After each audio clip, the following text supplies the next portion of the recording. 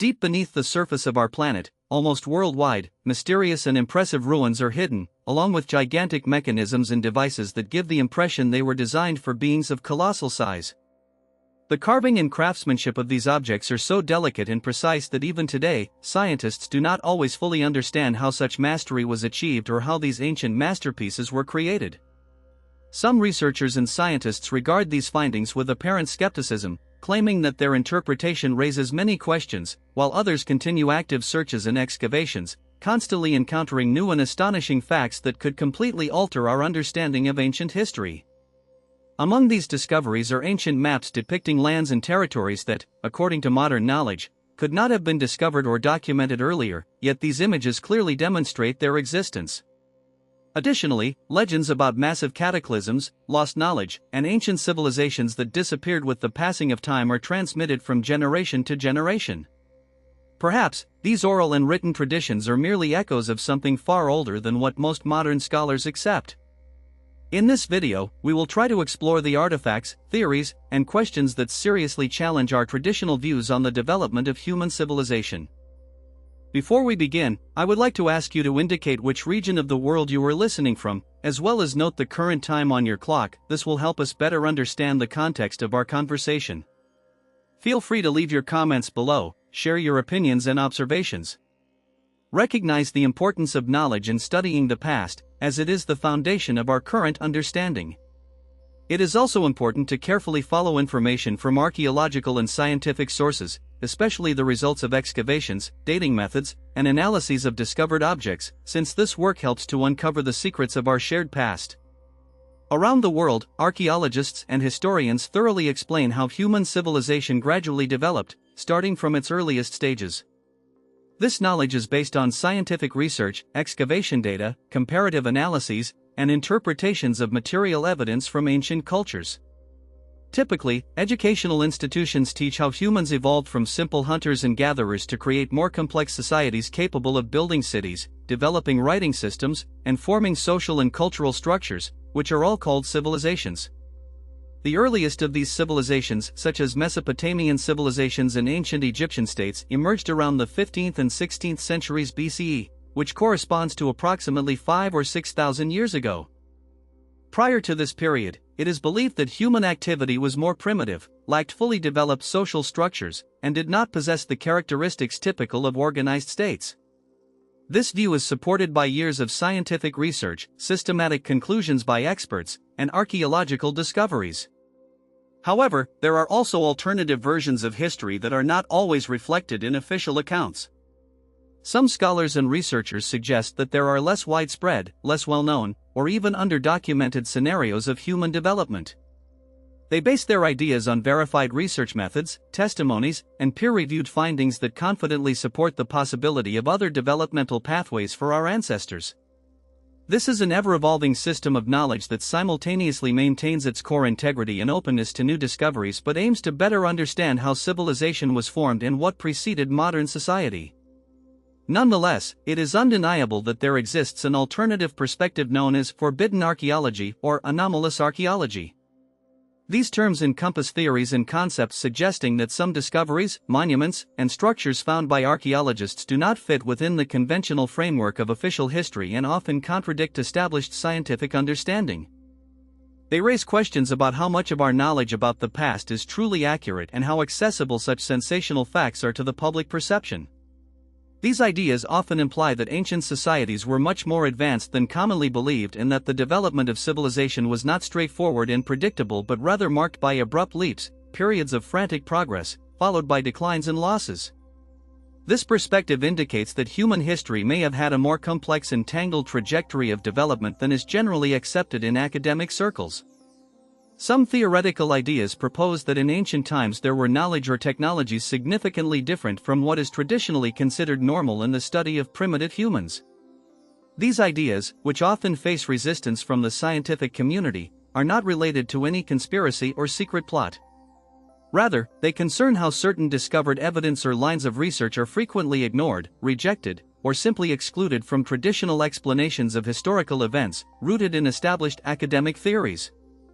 The reasons for this can be attributed to a variety of factors related both to the peculiarities of scientific progress and to an individual's internal resistance to new ideas that contradict their deeply ingrained beliefs. One of the key reasons why new discoveries may go unnoticed or be dismissed is the existence of a scientific paradigm, a specific set of assumptions, theories, and methods that define the boundaries of scientific thought at a particular point in time. In archaeology, for example, the widely accepted hypothesis is that human civilization emerged relatively recently, after a long period of development during the Stone Age, also known as the Paleolithic era. In this context, any findings that contradict this view are inevitably met with criticism or neglect. When scientists encounter new evidence that appears to challenge the existing paradigm, their reaction is often skeptical. This is not always indicative of bias, but rather a natural part of scientific development. Researchers trained to critically evaluate any data understand that to disprove established theories, it is necessary to present compelling, repeatedly verified, and irrefutable evidence. If a new discovery does not fit within current conceptual frameworks, it is often interpreted in a way that aligns with existing theories. Sometimes, its significance is diminished, its dating is questioned, or it is merely regarded as an isolated case of anomaly that does not warrant a revision of the entire body of knowledge. The scientific community values gradual and consistent development of theories, which is why various explanations are employed for new findings. For example, if an artifact appears inconsistent with its supposed age, archaeologists often attribute this to characteristics of its manufacture or technological processes. There are also cases where a found object is mistakenly identified as a tool or artificially created item, whereas it is actually a natural formation. It is quite possible that it was moved from another soil layer or time period due to geological processes or human intervention.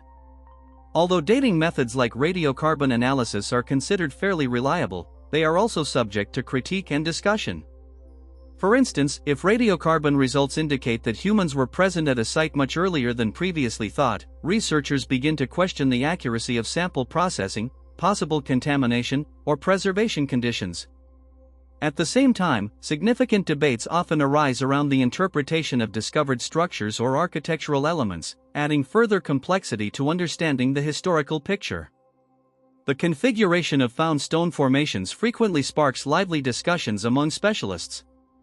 Traditional archaeologists regard such formations as natural outcroppings of rocks resulting from geological processes that occurred in the distant past.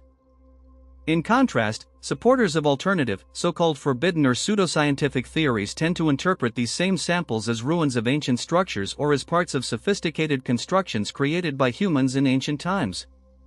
This difference in viewpoints often leads to heated debates and disagreements. The root of such disputes usually lies in the initial assumptions of each researcher. Those who believe that ruins can only contain primitive constructions corresponding to specific historical periods often collect evidence that supports their ideas. Funding allocated for archaeological research also plays a significant role in shaping the results. Many projects are carried out with the support of universities, government agencies, or private foundations. These entities generally prefer initiatives that easily fit into established scientific frameworks and promise to confirm known facts or provide new data worthy of publication in peer-reviewed scientific journals. The more radical and less conventional a study appears, the more difficult it is to secure funding for it. Projects proposing ideas that go beyond widely accepted temporal and cultural models often face significant obstacles in obtaining financial support. Since review committees tend to consider such work risky or insufficiently justified scientifically, this creates a vicious circle. Only research that confirms existing views and theories is funded. This approach reinforces the current paradigm and makes it difficult for alternative perspectives to emerge, especially those requiring more in-depth and independent analysis. While a strict peer review process serves as an important safeguard for maintaining high scientific standards, it also acts as a barrier to revolutionary ideas that could challenge established notions. When an article or study passes peer review and is published, it is examined by other experts in the same field. If these reviewers hold traditional, conservative views, they are more likely to reject materials that contain evidence contradicting the prevailing viewpoint or suggesting alternative, unconventional hypotheses. The reasons for this approach are not rooted in malicious intent but rather in the limitations or imperfections of research methods, as well as in the excessive speculative nature of interpretations, which appear unproven and questionable to them. As a result, proponents of alternative theories, including forbidden archaeology, face significant difficulties when attempting to publish their findings in popular and reputable scientific journals. These obstacles greatly limit their ability to present their ideas to a broad scientific audience and contribute to their marginalization, that is, their distancing from the mainstream of scientific discussion and recognition. To disseminate their conclusions, such researchers often resort to books, specialized journals, or online resources not directly affiliated with the academic community. This further complicates their integration into the scientific community and deprives them of opportunities to receive official approval or acknowledgement from leading scientists. The differences between traditional and alternative archaeology are evident not only in the interpretation of findings but also in the approaches to evidence collection, research methods, and the theoretical concepts underlying them. Traditional archaeology is generally based on the principle of uniformitarianism, which asserts that all natural and geological processes observed today operated in the same way in the distant past. This approach is characterized by conservatism and a tendency to rely on explanations that involve minimal assumptions and are most consistent with already confirmed data. In other words, scholars engaged in classical archaeology prefer theories that require fewer innovations and are grounded in existing facts obtained through research. New information is introduced into the scientific field cautiously, only after thorough verification and validation of its reliability. In contrast, so-called forbidden or alternative archaeology often rejects these traditional assumptions as dogma. It tends to question the fundamental principles of classical science and exhibits a much greater openness to hypotheses about catastrophic events that occurred in Earth's past. Within this framework, researchers may consider ideas about significant anomalies, unusual changes, or interventions of non-human origin, as well as the existence of more advanced and mysterious civilizations that traditional archaeology prefers to keep silent about. Forbidden archaeology pays particular attention to anomalies, viewing them as crucial points that, in its view, should not be dismissed as mere exceptions but rather seen as clues to a more complex and multifaceted history of our planet. Unlike traditional archaeology, which aims to clarify, supplement, and expand the existing chronological framework, proponents of alternative archaeology often seek to radically alter or even challenge it. They employ their methods based on certain starting points and key stages, but are also influenced by cultural beliefs, myths, and mythological stories characteristic of different peoples and communities. In various cultures, there are stories about the origins of the world, ancient giants, worldwide floods, or long-extinct civilizations with incredible achievements, which are perceived in the scientific community as symbolic or mythological. Unlike traditional archaeology, where such stories and myths are more often seen as illustrations of ancient beliefs, forbidden archaeology seeks tangible evidence that confirms their truthfulness. It suggests that many ancient legends and traditions may contain kernels of truth, which we have only unconsciously forgotten or misinterpreted. This willingness to consider ancient myths as potential historical evidence distinguishes it from the more skeptical approach of mainstream science, which tends to dismiss everything not supported by archaeological finds. In other words, alternative archaeology explores the possibility that oral traditions and ancient histories, passed down from generation to generation long before the advent of writing, hold significant keys to unlocking the mysteries of humanity's past. In deep antiquity, long before the appearance of the first written sources, people achieved remarkable heights in various fields and faced serious hardships and trials. Some discoveries, which currently provoke debates and disagreements among scientists, have the potential to overturn prevailing notions of history. For example, if the existence of highly developed civilizations from tens of thousands of years ago could be confirmed, it would require a complete re-evaluation not only of history but also of geological and anthropological scenarios. Such a scientific leap could alter perspectives on humanity, technological progress, and humanity's place in the universe, calling into question many established theories. Considering these grand prospects, the burden of proof for supporters of forbidden archaeology becomes particularly high and responsible, as their hypotheses require serious confirmation capable of convincing even the most skeptical scientists and experts. A single attempt to discover one mysterious artifact is not enough to understand that. It is essential to present a whole set of consistent and convincing evidence that cannot be explained by existing modern scientific hypotheses and theories. These high standards for research and interpretation of findings make the task very challenging. Many interesting assumptions and hypotheses do not meet the strict criteria of plausibility necessary to gain recognition in the scientific community. Essentially, the field known as forbidden archaeology questions the established timelines of human civilization's development by proposing interpretations of finds that challenge accepted historical dogmas. She focuses on the differences that exist between the research methods and interpretations used in traditional science and the approaches of proponents of alternative hypotheses, who believe that many important facts about humanity's past have been overlooked, misinterpreted, or underestimated.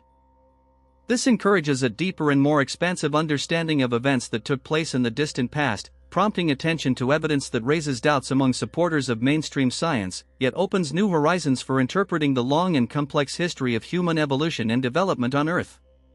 Such research often does not provide definitive or final answers but continually questions established notions and broadens our knowledge of the origins and prolonged existence of humans on the planet. This approach fosters a different perspective on what we consider to be verified historical truth, expanding our understanding of past eras and their significance. It is important to emphasize that these studies do not contradict the achievements of mainstream science but rather raise important questions about the completeness and comprehensiveness of ancient studies, including possible avenues that are still outside the scope of traditional science. In these two approaches to studying antiquity, the perception and evaluation of evidence differ fundamentally. Traditional archaeology relies on a large body of carefully collected and verified data, which is subjected to validation by independent experts. For example, the age of prehistoric objects is determined using various dating methods, such as radiocarbon or potassium-argon dating, and their context is strictly confirmed by geological layers. The anatomical features of fossils are compared with many known species, minimizing the possibility of errors or subjective interpretations. In contrast, supporters of forbidden archaeology often use less traditional forms of evidence. They refer to testimonies of individuals, unverified stories, artifacts with disputed dating, and contexts that raise doubts among specialists. Interpretations of ancient texts and legends, which are considered myths or symbolic narratives within mainstream science, are viewed as real historical evidence within alternative theories. An example is the exploration of the mystery of the Moche culture, a primitive civilization of Mesoamerica, which raises many questions and allows for various interpretations. Such significant differences in approaches and evaluations lead to difficulties in communication and mutual understanding between scientists adhering to different paradigms. A significant role in this is played by the level of education and the professional experience of researchers. Traditional archaeologists undergo extensive training at universities, where they study specialized theoretical foundations, research methods, and professional standards. At the same time, supporters of alternative hypotheses often employ more flexible and improvisational approaches, which sometimes lead to conflicts and misunderstandings. People engaged in the study of ancient history recognize the importance of relying on accumulated knowledge and seek to contribute to the continuous improvement of the existing narrative about humanity's past. However, their research paths are often obstructed by participants of movements associated with so-called forbidden archaeology. These researchers can have very diverse backgrounds. Sometimes, they lack any formal or academic education in archaeology or historical sciences altogether. Such a varied foundation often becomes a target for criticism from conventional scholars, who accuse proponents of forbidden archaeology of using unscientific methods, excessive speculation in interpretations, and weak rigor in their claims. In response, supporters of alternative approaches often argue that modern academic circles have become entrenched in an amorphous conservative stance. They supposedly are not ready to actively embrace new ideas and are too focused on preserving the established order, which prevents objective and unbiased consideration of controversial facts and evidence. This confrontation results in not so much an open dialogue as a cultural divide that hampers mutual understanding in discussions about history. Under such conditions, it becomes difficult to establish mutual respect and constructive openness, significantly complicating productive communication between the parties. Public perception of these issues also plays a crucial role. Modern media, whether television programs, books, articles, or online platforms, actively shape interest in ancient mysteries and theorize about lost civilizations, vanished cities, and ancient secrets. While such popularization helps attract attention to archaeological research and makes science more accessible to the general public, it often blurs the boundaries between reliable scientific facts and speculative theories. As a result, public opinion is formed under the influence of sensational theses, which often hampers the sober assessment of real scientific achievements. Researchers and scholars face the constant need to debunk or clarify widespread legends, which, in turn, only widens the gap between academic science and the perception of the broader public. This situation complicates the attention given to genuine discoveries that may not be as sensational but are well-founded and significant. Attempts to popularize knowledge carry both positive and negative consequences. On one hand, they help raise awareness of scientific achievements and open the door to exploring history, but on the other hand, they create an atmosphere where occasional sensationalism begins to overshadow more in-depth, empirically grounded research. Ultimately, the existence of forbidden archaeology highlights the dynamic and sometimes contradictory nature of scientific progress. Science is not static, it is an ongoing process of asking questions, conducting observations, and re-evaluating previously obtained data. Traditional archaeology, methodologically focused on carefully verified facts and the consistent development of knowledge, provides a reliable foundation for understanding our past. However, the challenges posed by proponents of alternative views serve as a catalyst for the emergence of new hypotheses and discoveries that expand the horizons of knowledge. This reminds us that our understanding of the past is always limited by the current level of technology and methods, and that it is important to remain open to new possibilities beyond our conventional notions. Such ideas motivate scientists to seek new facts, often contradicting established views, and stimulate rethinking human history on Earth. The discussion of various perspectives, often filled with tension, is an integral part of the search for the true picture. This continuous dialogue promotes the development of science and helps revise and refine existing theories. It allows for the consideration of new data that can radically alter our perception of the complex and lengthy history of humanity. Ultimately, it is this ongoing debate, whether among scholars or the broader public, that becomes a vital driver of progress and aims to foster a more accurate understanding of our roots and the development of civilization as a whole. The research methods employed by different parties in this diversity of discussions contribute to the formation of a variety of viewpoints and opinions, often oppositional and sometimes even conflicting. In traditional archaeology, great importance is attached to meticulous and systematic excavations conducted with carefully thought-out strategies for studying soil layers and rock formations. These methods enable not only the determination of the age of finds but also their cultural context through thorough artifact classification. Various scientific dating techniques are used as fundamental tools to establish chronological age, with radiocarbon, calibration, and dendrochronological dating playing especially vital roles. These techniques ensure high accuracy and reproducibility of results, significantly increasing the reliability of determining age frames and the context of discovered objects. Interpretation models of archaeological data that rely on the principle of parsimony imply a simple and logical explanation for all findings and events, without complicating them with unnecessary assumptions. This approach is often conservative, aiming to adhere to the principle of minimalism and avoiding excessive hypotheses. At the same time, there exists an alternative view of archaeological findings, in which the results of traditional dating methods are often questioned or mistrusted, especially when they conflict with the theories of alternative historians. Such researchers may focus not on individual artifacts but on a series of anomalies and inconsistencies that cast doubt on the overall framework of mainstream science. Even if each anomaly can be explained using standard methods, it is widely believed that the collection of such strange findings and phenomena suggests the existence of hidden aspects of history that have not yet been uncovered. This difference in approaches and interpretations of evidence forms the basis for an ongoing conflict between proponents of traditional science and advocates of alternative perspectives. Official science adheres to strict standards of proof, requiring a high degree of confirmation and reproducibility of results, which often draws criticism from those who consider these standards overly strict, especially regarding materials that could challenge established beliefs. Meanwhile, the focus of official archaeology tends to be on areas and time periods for which there is sufficient and convincing evidence to support the conclusions drawn. This approach involves gradually expanding our knowledge step by step, year by year.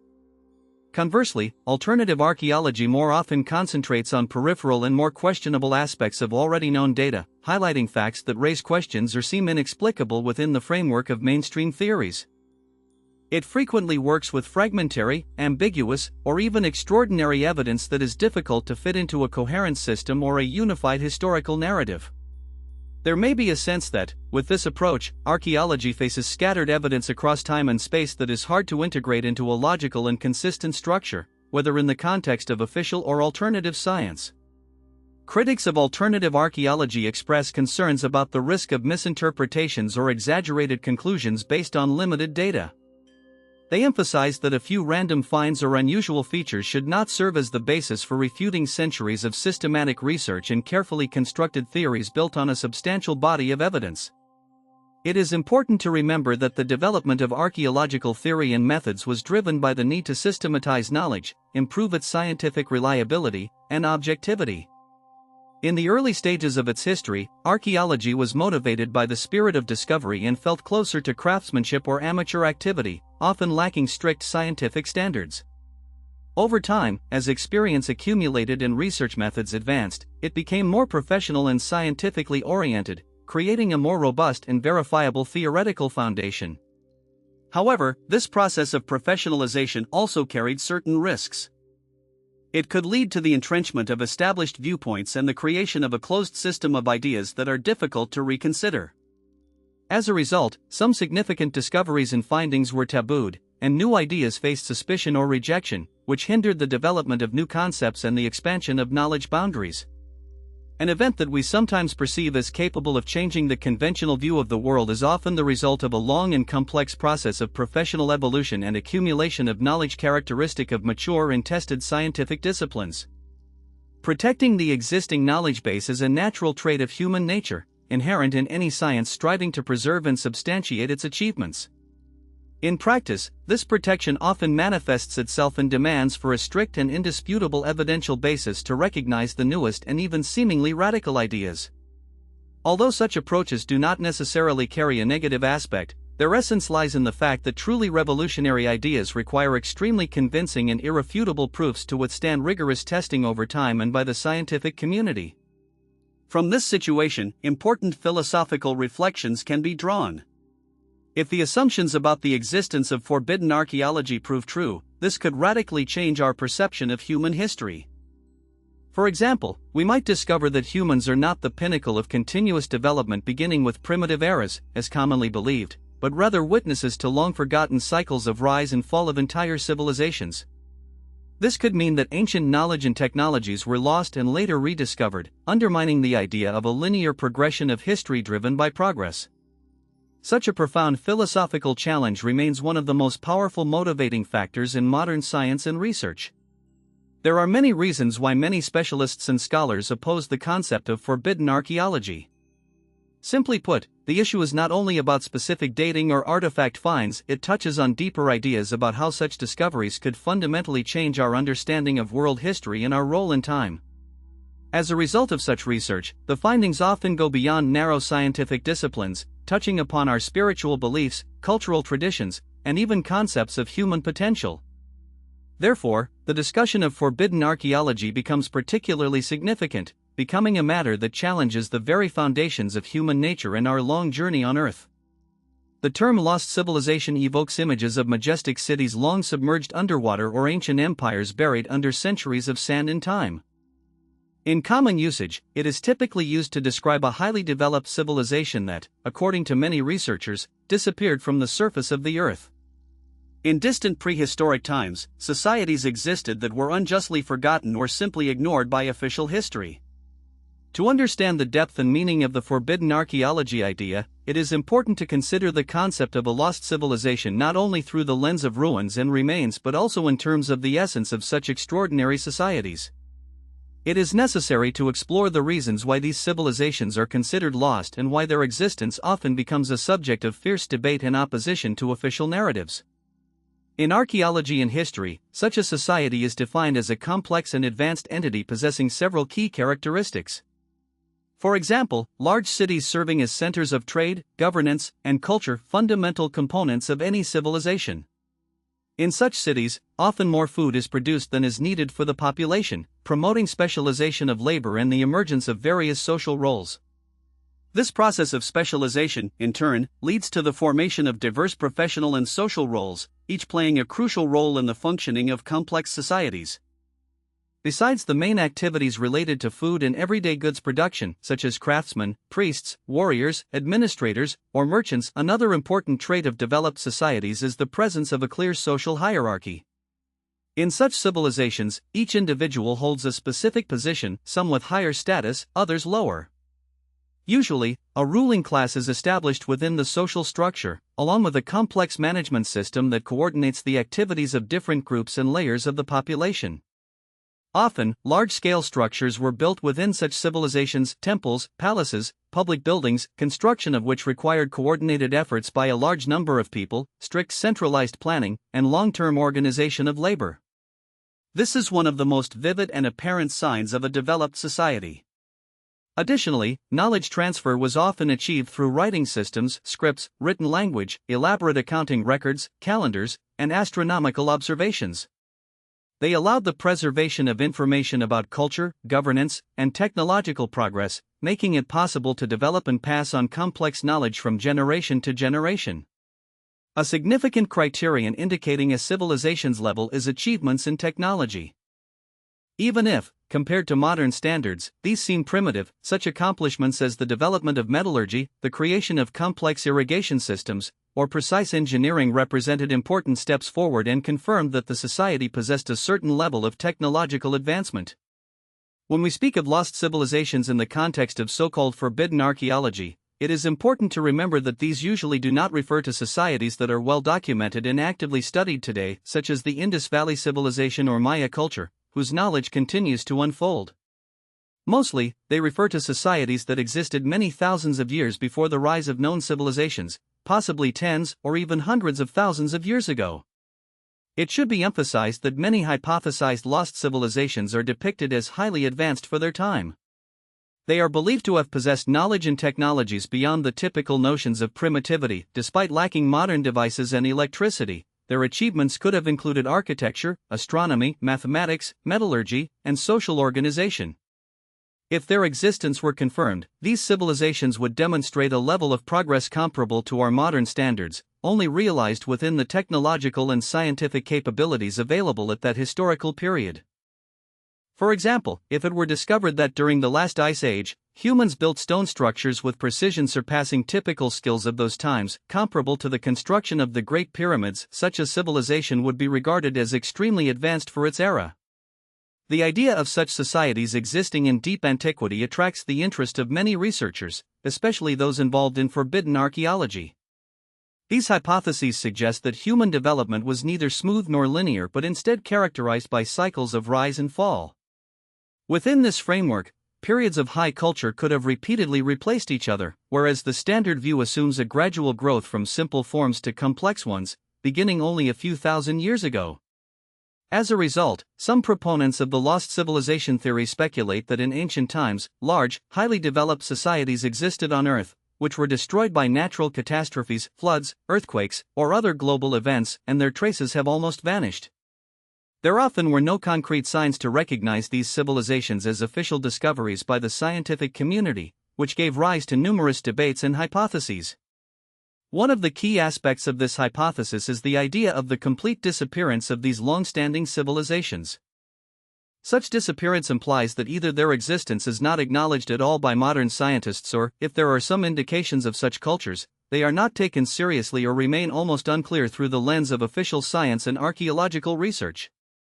Ultimately, these ancient societies were either entirely wiped from human memory or their traces are very difficult to detect in current archaeological sites. Today, there are several reasons that, according to scientists, could have led to such disappearance and oblivion. One of the most common theories is related to natural disasters capable of causing widespread destruction. For example, great floods, superheated volcanic eruptions, the impact of large meteors or comets. All these events could have resulted in the destruction of entire cities and peoples. Climate changes, such as the end of the last ice age, which caused a sharp rise in sea levels, were also significant. Such catastrophic changes could have effectively submerged coastal areas, leaving behind almost only underwater remnants. If a civilization was primarily concentrated along the coasts, a sudden sea level rise of hundreds of feet could have hidden or destroyed all of their infrastructure, making it almost inaccessible to modern researchers. Furthermore, long-term geological processes such as erosion, sediment accumulation, and tectonic shifts over time contributed to the destruction and erasure of physical evidence of ancient societies. An important factor capable of leading to the collapse of civilizations is also their internal decline or societal collapse. Such events, although not always completely erasing memories of the past, often result in significant loss of knowledge, technologies, and social structures. People who survived such crises often reverted to simpler ways of life, losing skills like reading, reproducing complex technologies, and even forgetting details and events from their past. Over centuries, oral traditions could transform into legends, and physical remains of buildings and structures became less noticeable or were repurposed by new cultures, significantly complicating their interpretation. This process, known as cultural collapse, creates substantial difficulties for future archaeologists, even if modern technologies allow the search for ancient artifacts and traces of highly developed civilizations.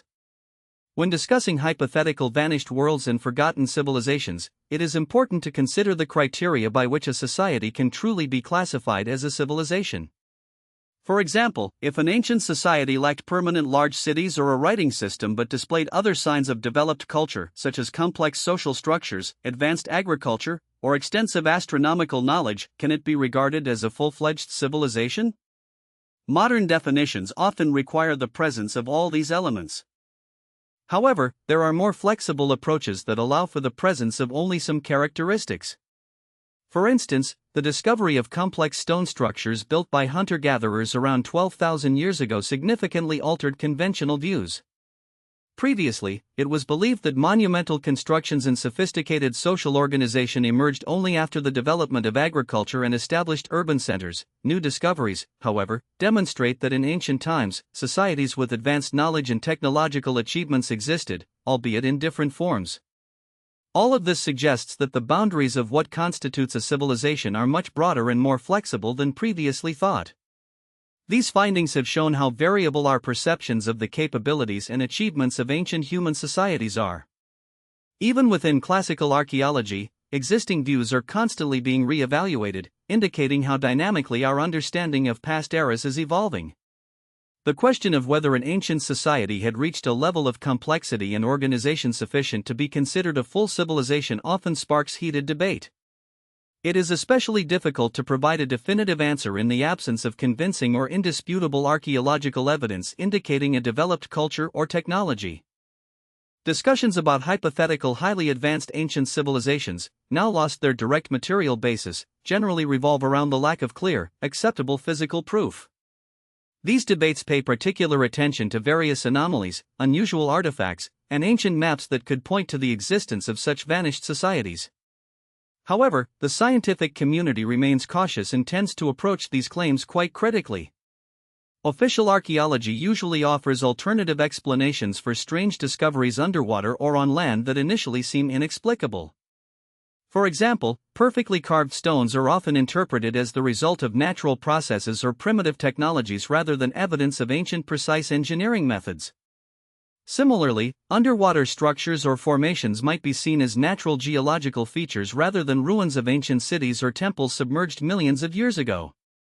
Dates of such anomalous objects spark considerable debate and criticism, especially regarding possible errors related to sample contamination, misinterpretation of layers, or even intentional mystification.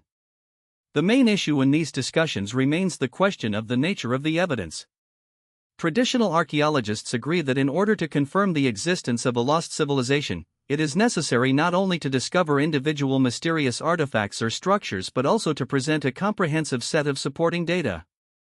This includes clear archaeological remains, tools, dwellings, as well as precise dating that allows confidently associating the findings with a long extinct period, significantly preceding the accepted history of humanity.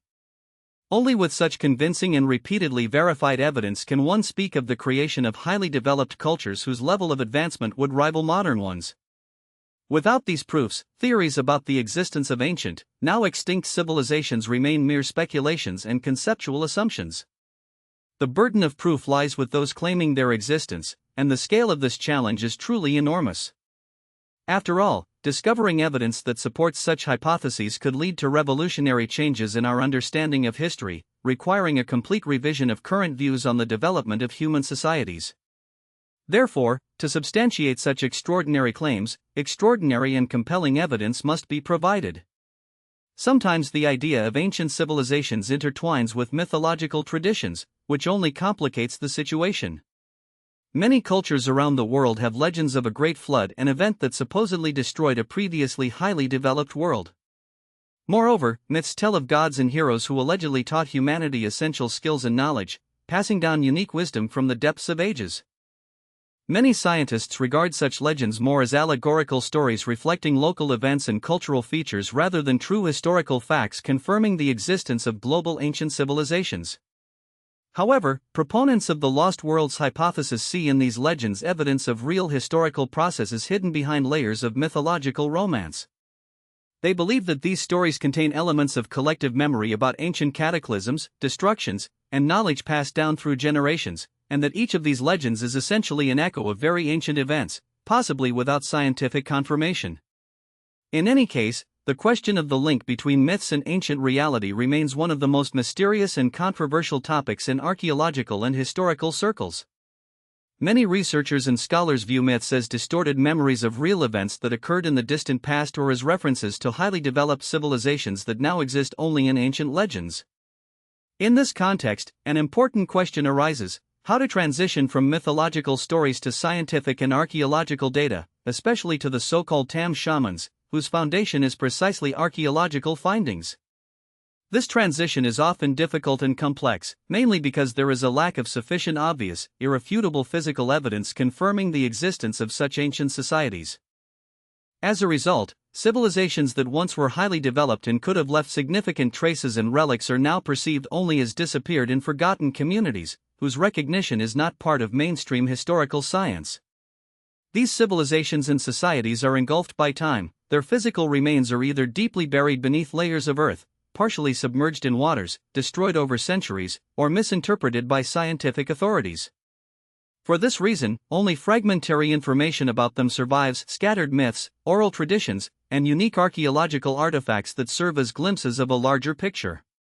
The debate over the existence of such ancient, vanished societies often boils down to interpreting ambiguous efforts by researchers, strict evidentiary standards set within academic archaeology, and concerns about too rapidly revising established models of human development.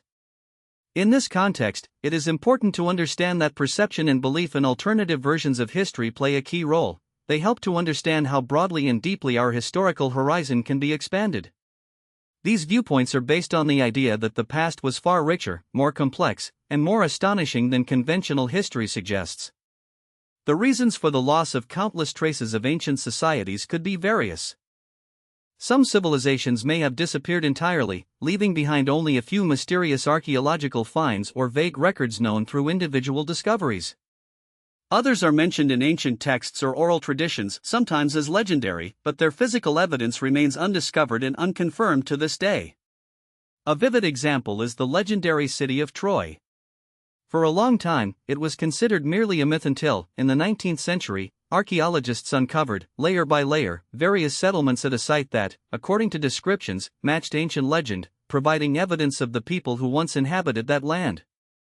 Even in this case, the level of civilization depicted in epic poems like the Iliad significantly differs from the archaeological layers uncovered during excavations. As for fully lost civilizations, discussed within the so-called forbidden archaeology, the gap between their presumed high complexity and the absence of conclusive evidence sometimes seems even more pronounced. Another important aspect when discussing lost worlds is the scale of their purported influence. What specific civilizations are we talking about? Isolated, highly developed communities or enormous empires spanning entire continents? In contemporary alternative archaeology, the dominant view is that of large-scale, global networks linking advanced peoples and cultures. According to these hypotheses, widespread and interconnected civilizations existed, covering vast territories and possessing high levels of technological and cultural development. This differs from the mainstream historical perspective, which holds that humanity initially developed in local or relatively small groups, and only much later did their influence and cultural exchange become extensive, during the eras of large empires and civilizations. Thus, the themes of vanished civilizations and ancient superpowers continue to inspire researchers who believe that our past may conceal far more secrets and astonishing discoveries than we typically assume. The scale of these supposed lost worlds and civilizations directly affects the volume and nature of evidence needed to convincingly confirm their existence. The larger the hypothetical world or civilization, the more substantial the convincing evidence required to establish its reality. That is why supporters of so-called forbidden archaeology face multiple additional challenges.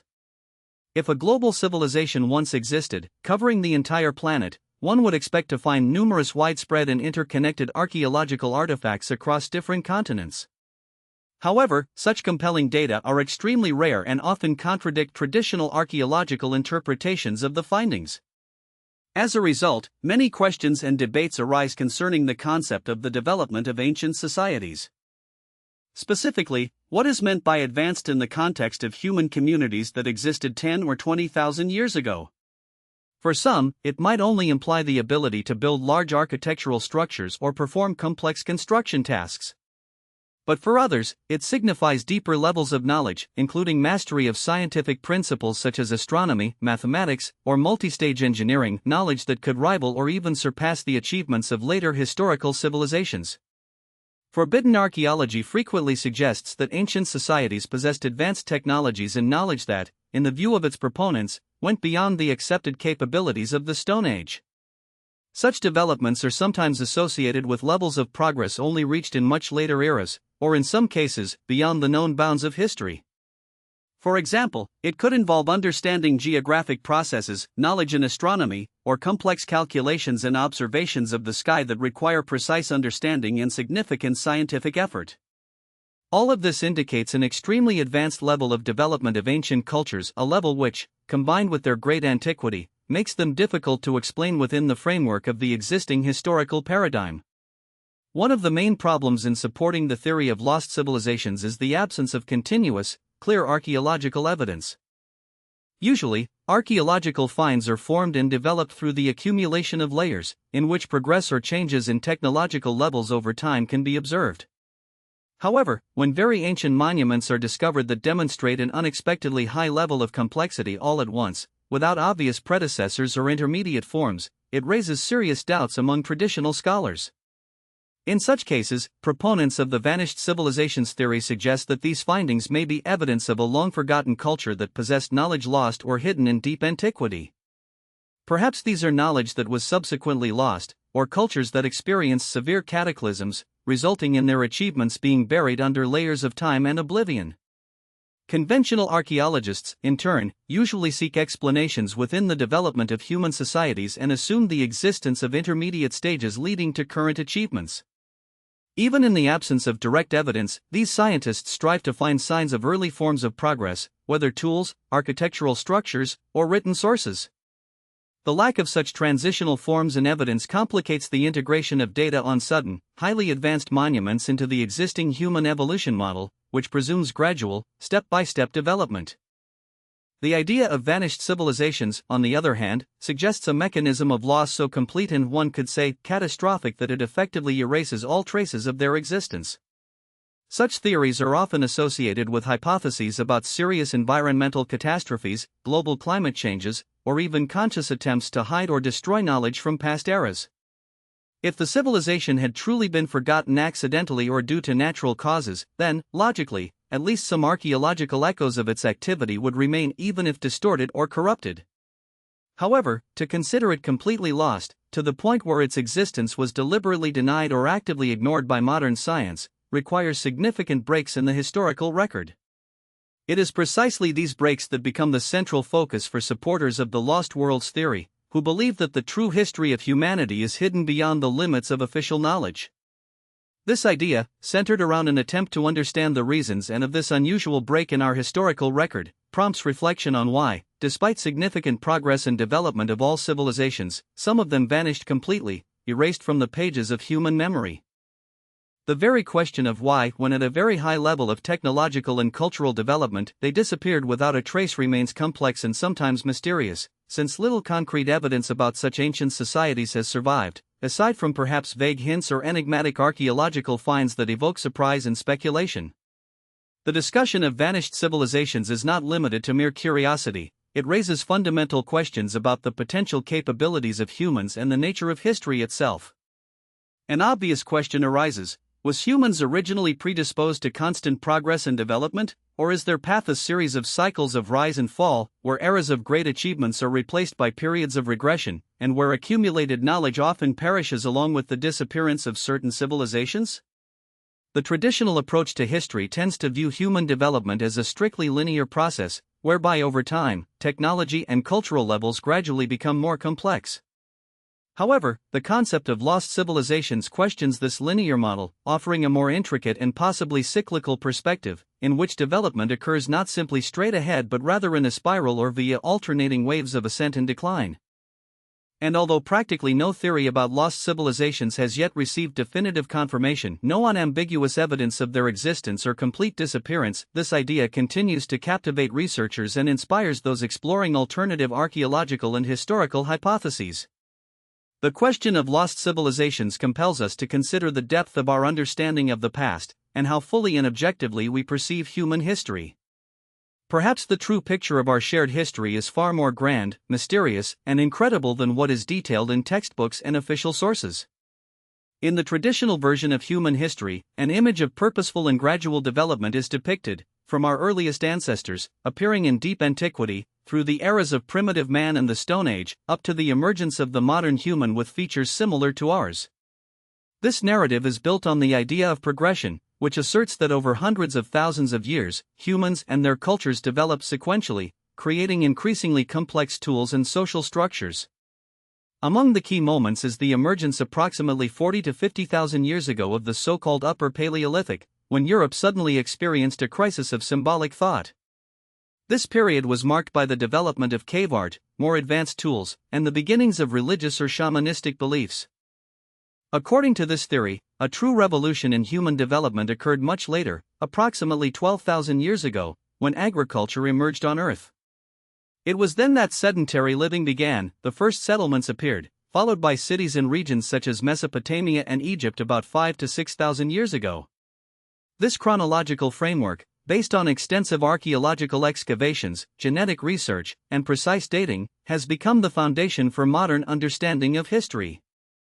It reflects a slow but steady increase in the complexity of human culture, technology, and cognitive abilities over thousands of years. However, despite the clear evidence supporting this model, contradictions and misunderstandings arise due to archaeological discoveries that do not fully fit into the accepted chronological timeline. This issue is known as the oldness problem, as it concerns sites, artifacts, or evidence of human activity that appear significantly older from a distance than the traditional timeline suggests. These findings generate controversy and require careful attention because they can fundamentally change our perspective on history and challenge established ideas about the origins and development of human civilization. Such discoveries suggest that humans may have inhabited certain regions much earlier than previously believed, or that they possessed highly advanced technological and cognitive skills. When, according to conventional understanding, humans should have exhibited more primitive development, these findings provoke serious surprise. The difficulty lies in the fact that these anomalies challenge the concept of gradual and steady progress in human evolutionary history. They lead to the assumption that the development of human culture and technology was more uneven, with periods of sharp breakthroughs. At the same time, it is possible that knowledge and skills during certain eras not only accelerated progress but could also have been lost and resurrected through complex processes of decline and renewal. Such a scenario involves long periods during which humanity experienced rises and falls, an idea that completely overturns the simplistic, linear view of evolution. The presence of these discoveries demands a reassessment of the traditional understanding of human civilization's development, as they question the chronological framework upon which our entire narrative of the past is built. Over centuries of studying humanity, we have accumulated much knowledge about its evolutionary path. The methods used to determine the age of archaeological finds remain largely reliable in most cases, but they are not without limitations. Sometimes dating results generate debates and doubts, especially when anomalies outside expected ranges are discovered. One of the most common methods is radiocarbon dating, which is based on measuring the decay of the isotope carbon-14 present in organic materials. This method demonstrates high accuracy for samples up to 50,000 years old. For older samples, particularly volcanic rock or ash, other methods such as potassium-argon or argon-argon dating are used. These techniques allow precise determination of the ages of geological layers where traces of human activity or artifacts may be found. Another method is thermoluminescence, measuring the light emitted by heated minerals, which helps establish the age of fired stone or ceramics. Optically stimulated luminescence, OSL, is also widely employed. It assists in identifying the time since sediment or cultural layers were last exposed to sunlight. This method is especially important for establishing time frames related to changes in material usage. Despite their effectiveness, the accuracy of these methods largely depends on the condition of the sample, its location, and the absence of contamination or damage accumulated over millennia. When the obtained dates significantly exceed the presumed age associated with known human technologies or achievements, scientists approach such results with particular caution. In such cases, they carry out additional checks, examining possible disturbances of the layer, contamination, or incorrect interpretations of geological data. This critical, sometimes meticulous approach is an essential element of scientific rigor. However, it often leads to the neglect of real anomalies that could seriously challenge existing theories. The question of human settlement in the Americas is especially controversial and intriguing. For many decades, the Clovis model prevailed, proposing that the first people arrived in North America from Asia by land around 13,000 years ago and quickly dispersed across the continent. For years, spear points with distinctive fluting, known as Clovis points, were considered the earliest and most convincing evidence of human presence in this region. These findings were regarded as clear proof that humans inhabited the area in ancient times, and their appearance was believed to mark the beginning of human settlements in this part of the world. However, in recent decades, archaeological discoveries and new research have begun to challenge the long-held view of early settlement history. One prominent example of such paradigm shifts is the Monte Verde site in Chile. During extensive excavations conducted from 1970 to 1980 at this archaeological site, well-preserved organic materials were discovered. Among them were wooden tools, mammoth bones, and plant remains, which were carefully documented and studied by specialists. Dating of these finds indicated an age of approximately 14,500 years, significantly earlier than previously assumed settlement dates. The context of these discoveries, their archaeological significance, and the thorough investigations carried out by leading experts sparked widespread interest in the scientific community and drew considerable attention. The research process of this site began in the late 1990s and quickly gained broad recognition. The presence of such a well-preserved complex in South America at a time when the Clovis culture was just beginning to migrate into North America raised revolutionary questions. Could humans have migrated here earlier than previously believed? Perhaps migrations occurred even earlier or multiple times, along the Pacific coast, before the discovery of an ice-free corridor that allowed passage from Asia into the Americas. Similar issues arose in other regions as well. For example, at the Batter Kirk site in central Texas, archaeologists found thousands of stone tools and debris, which were located beneath layers dating to the Clovis culture. Optical luminescence dating in that area indicated these artifacts were around 75,000 years old, providing compelling evidence of human presence in North America prior to the advent of the Clovis culture, thereby suggesting a much earlier, pre-Clovis occupation. Another important piece of evidence was the discovery in Pennsylvania at the Meadow Stone Shelter, excavated in the 19th century. Materials there were dated to between 16 and 19,000 years ago. Radiocarbon analysis of organic materials and finds of tools different from Clovis artifacts formed the basis for the hypothesis of an earlier settlement of the region. These discoveries sparked great interest and stimulated a new perspective on the history of America's settlement. Despite this, excavations at Meadow continue to be controversial. The primary concern is the potential contamination of groundwater, which could distort radiocarbon dating results and cast doubt on the age determinations. These disagreements highlight how challenging it is to challenge established timelines concerning ancient artifacts and evidence.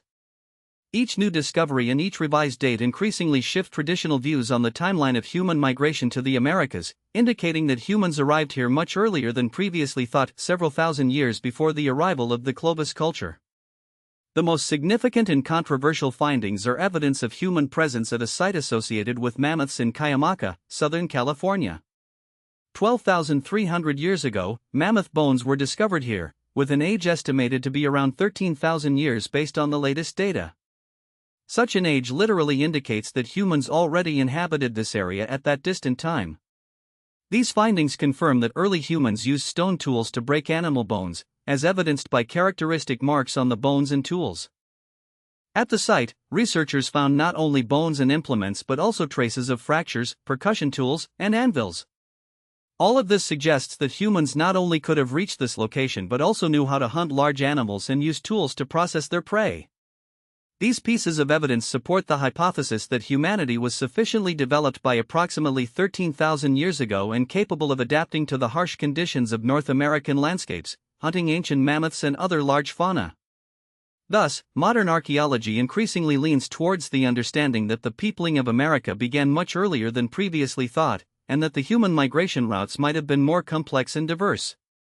These discoveries not only confirm that the first explorers appeared in the New World almost at its very beginning but also call for a re-evaluation of the entire history of ancient migrations, expanding our knowledge of the age and scale of human settlement on Earth.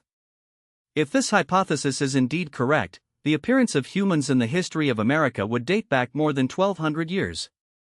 Such an assumption could imply that very ancient types of humans crossed the ocean into the New World, possibly Homo erectus or Neanderthals, who could theoretically have traversed the Pacific to arrive there.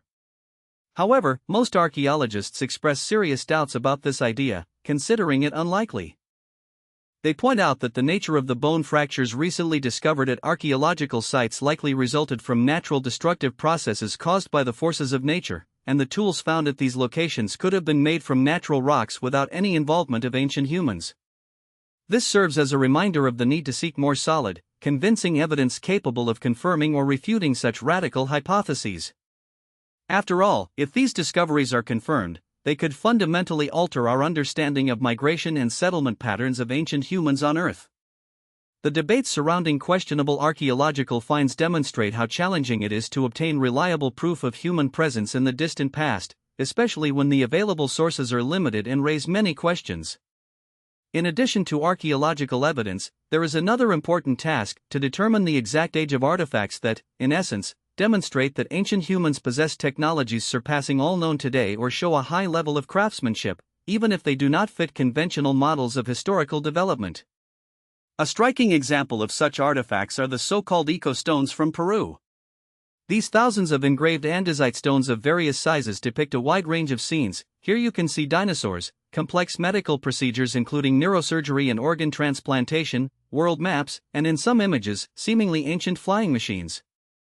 Defenders of these mysterious stones argue that they prove the existence of a highly developed civilization that could have coexisted with dinosaurs or possessed such advanced medical knowledge. On the other hand, most specialists in archaeology perceive these finds as modern fakes. The primary reason is the lack of confirmed context for their discovery. Most of these stones were collected by local doctors or treasure hunters digging ancient tombs, which raises serious questions about the authenticity and dating of these objects. Additionally, the images on the stones are subject to controversy, as they appear unconvincing according to archaeological standards. Especially contradictory is the presence of dinosaurs alongside humans, since paleontological data unambiguously show that dinosaurs went extinct long before humans appeared. While these images evoke curiosity, most scientists consider them forgeries or modern fabrications, no more. Another mysterious find is associated with figures of mosquitoes discovered in Mexico. In the 1940s, scientist Walter Gerlrud reported the discovery of thousands of clay figurines depicting various animals, sometimes resembling dinosaurs, as well as strange hybrids of humans and unfamiliar creatures. Radiocarbon dating of the material accompanying these figurines indicates they could be between 2 and 6,500 years old. If these artifacts are authentic, they could suggest that ancient Mexico was inhabited by humans capable of interacting with dinosaurs, which directly contradicts all known information about their extinction times and the ancient history of terrestrial species. However, most scientists and archaeologists dismiss these figurines as forgeries and products of human imagination. The number of specimens found, their diverse styles of craftsmanship, and the lack of sufficient archaeological documentation for most of them make it easy to doubt their authenticity.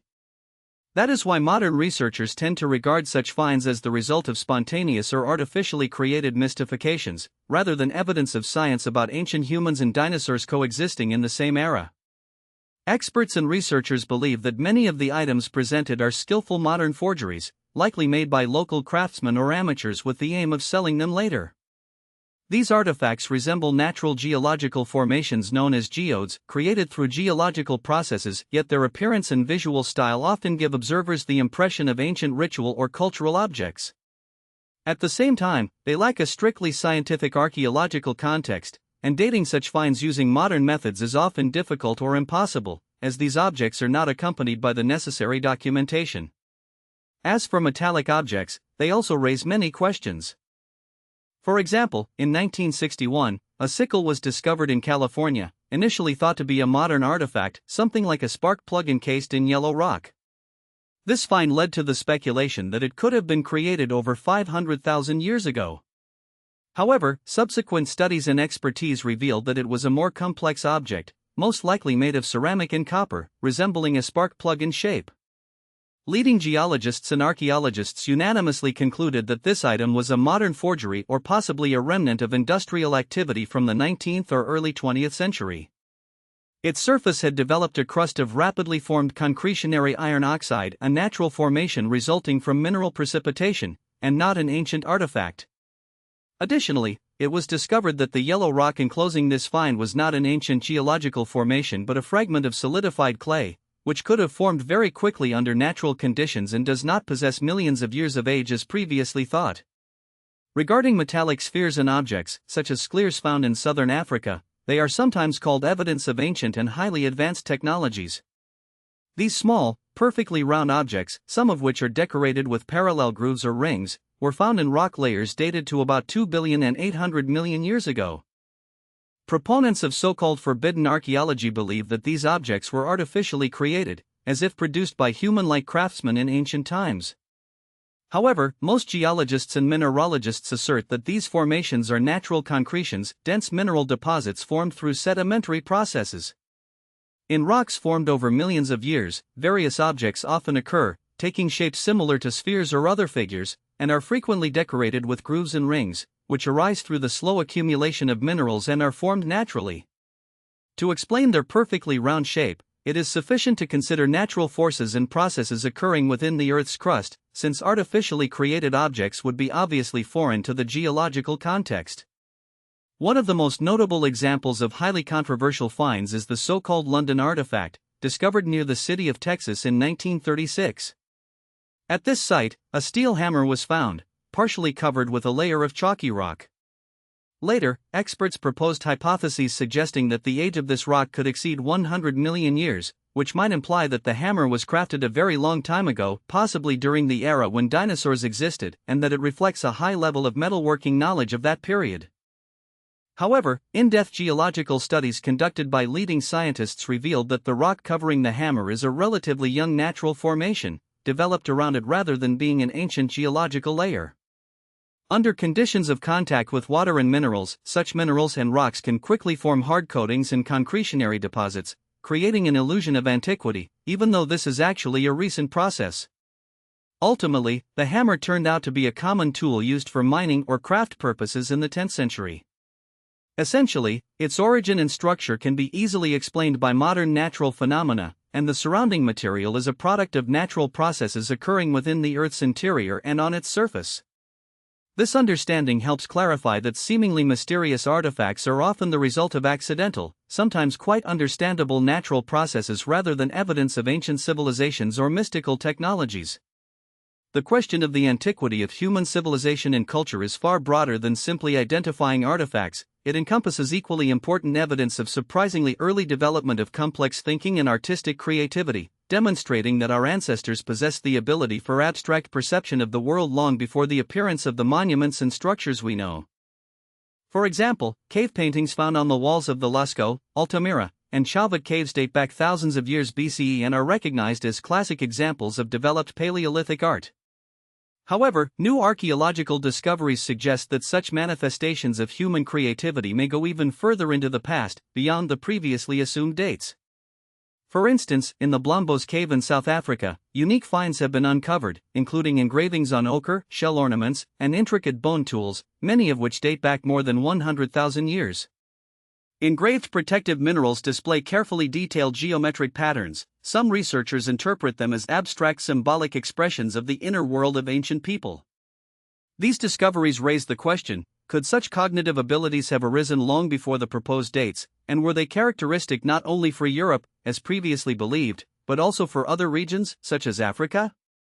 Perforated shell beads found in the same archaeological layers are considered the earliest evidence of personal adornments and, at the same time, symbolic communication. This fact changes our perspective on the development of human intelligence and culture because it proves that abstract thinking, the need for self-expression, and symbolism already emerged in those distant times. Thanks to these discoveries, it can be hypothesized that human intellect developed faster than previously thought, and that features considered unique to modern humans may have appeared much earlier, long before the rise of civilizations in Europe. Although this information is widely recognized in archaeology, it constantly refines our understanding of early human capabilities, expanding the boundaries of what was previously regarded as primitive. In addition to achievements in art and symbolism, an important aspect of the earliest cultural stages is related to architectural and engineering structures. Modern research persistently shows that dating plays a crucial role in these fields as well. A striking example is the giant complex of Göbekli Tepe, located in southeastern Turkey, first discovered in the late 1990s. This monumental monument consists of massive stone structures, among which stand out large T-shaped pillars with intricate carvings, some weighing several tens of tons. Radiocarbon dating indicates that this site is over 4,000 years old. The Göbekli Tepe construction, which is more than 11,000 years old, surpasses even Stonehenge and many other well-known megalithic monuments in age. It is intriguing that its creators were hunters and gatherers living before the appearance of settled agricultural peoples, the historical basis for organized labor and the erection of large structures. This fact prompts a serious rethinking of traditional ideas about the cradle of human civilization. The conventional view claims that complex religious, social, and cultural structures appeared only with the transition from nomadic life to settled agriculture. However, archaeological excavations show that such forms of organization could have arisen much earlier. The Göbekli Tepe complex confirms that religion, rituals, and organized social life may have existed even before humanity settled permanently in one place. This makes us reconsider theories about the origins of civilization. It turns out that the capacity for complex spiritual practices, symbolic rituals, and beliefs may have existed even before the emergence of agricultural societies. Thus, archaeological discoveries at Göbekli Tepe and other ancient sites indicate that the development of human culture and consciousness occurred long before we traditionally believed, opening a new chapter in the history of human societal origins.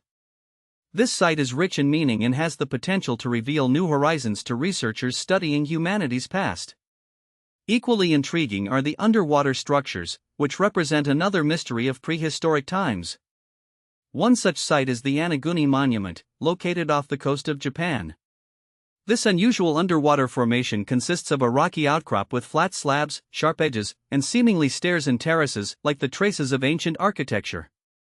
Some scholars believe this to be an ancient man-made structure, either constructed by humans or heavily altered over time. According to certain researchers, the age of this find may range from 8 to 10,000 years. Theories about how it ended up at the sea bottom often link it to the end of the last ice age, suggesting it was submerged due to rising ocean levels. However, most leading geologists argue the opposite. These formations are natural, resulting from geological processes driven by tectonic movements and erosion, which shape them along natural fault lines in the sandstone. Moreover, experts point out that similar natural formations can be found in other regions, further supporting their natural origin. Nevertheless, debates persist regarding the precise geometric shapes observed in these objects, whether they are so perfect as to indicate human intervention, or whether they are simply natural formations that occasionally produce astonishing shapes and patterns. The discoveries near the shore evoke an entirely different level of discussion. One of these is a road. Imeni is a long chain of large rectangular limestone blocks visible in the coastal zone of the Bahamas. This structure has also been the subject of numerous debates and speculations. Some suggest that it is the remains of an ancient wall or perhaps a road dating back to the time of the mythical Atlantis. According to one hypothesis, it could be a coastal fragment of that legendary submerged civilization, which existed about 12,000 years ago, when sea levels were significantly lower than today. At the same time, most geologists tend to believe that this chain of blocks is a natural formation resulting from natural processes in coastal rocks. In humid coastal zones, limestone sands and shell fragments gradually harden into solid rock formations, creating linear patterns shaped by waves, tides, and erosion. The uniform appearance of these blocks is often explained by natural cracks that develop due to weathering and pressure. Despite ongoing debates and sometimes complete disregard, these objects allow a better understanding of the processes involved in landscape formation and raise questions about the timing of their appearance. Overall, such discoveries serve as a reminder of the complexity of interpreting ancient history, challenging the conventional notion of a linear and sequential development of humanity. The standard scientific model suggests that technological progress and social complexity develop gradually, with major achievements occurring in specific periods that are easily recognizable and defined. However, the entire group of similar finds questions such as simple developmental picture. Many researchers propose a more complex explanation, namely that human potential might have been expressed much earlier, often in isolated conditions, or that some of these achievements were part of extensive cultural traditions that subsequently vanished. A particular aspect of such discussions involves the possibility of losing unique knowledge due to natural disasters, social upheavals, or simply the vast time span that has elapsed since then. This supports the idea that human history may not have always been a straight line of gradual progress, but rather a series of cycles of rise and decline. In such conditions, many achievements created by our ancestors either completely disappeared or remain hidden beneath layers of archaeological finds, which are often interpreted differently by modern scientists. Therefore, contemporary knowledge of ancient civilizations may only partially reflect the true scale of achievements and their level of development, justifying the continuation of research and further re-evaluation of existing concepts about the paths of historical progress. The official scientific community displays caution and skepticism toward a number of claims related to the antiquity of various finds and theories. This caution is primarily due to the prevailing scientific conservatism, within which new ideas and hypotheses capable of radically altering established views on humanity's past require compelling and repeatedly confirmed evidence.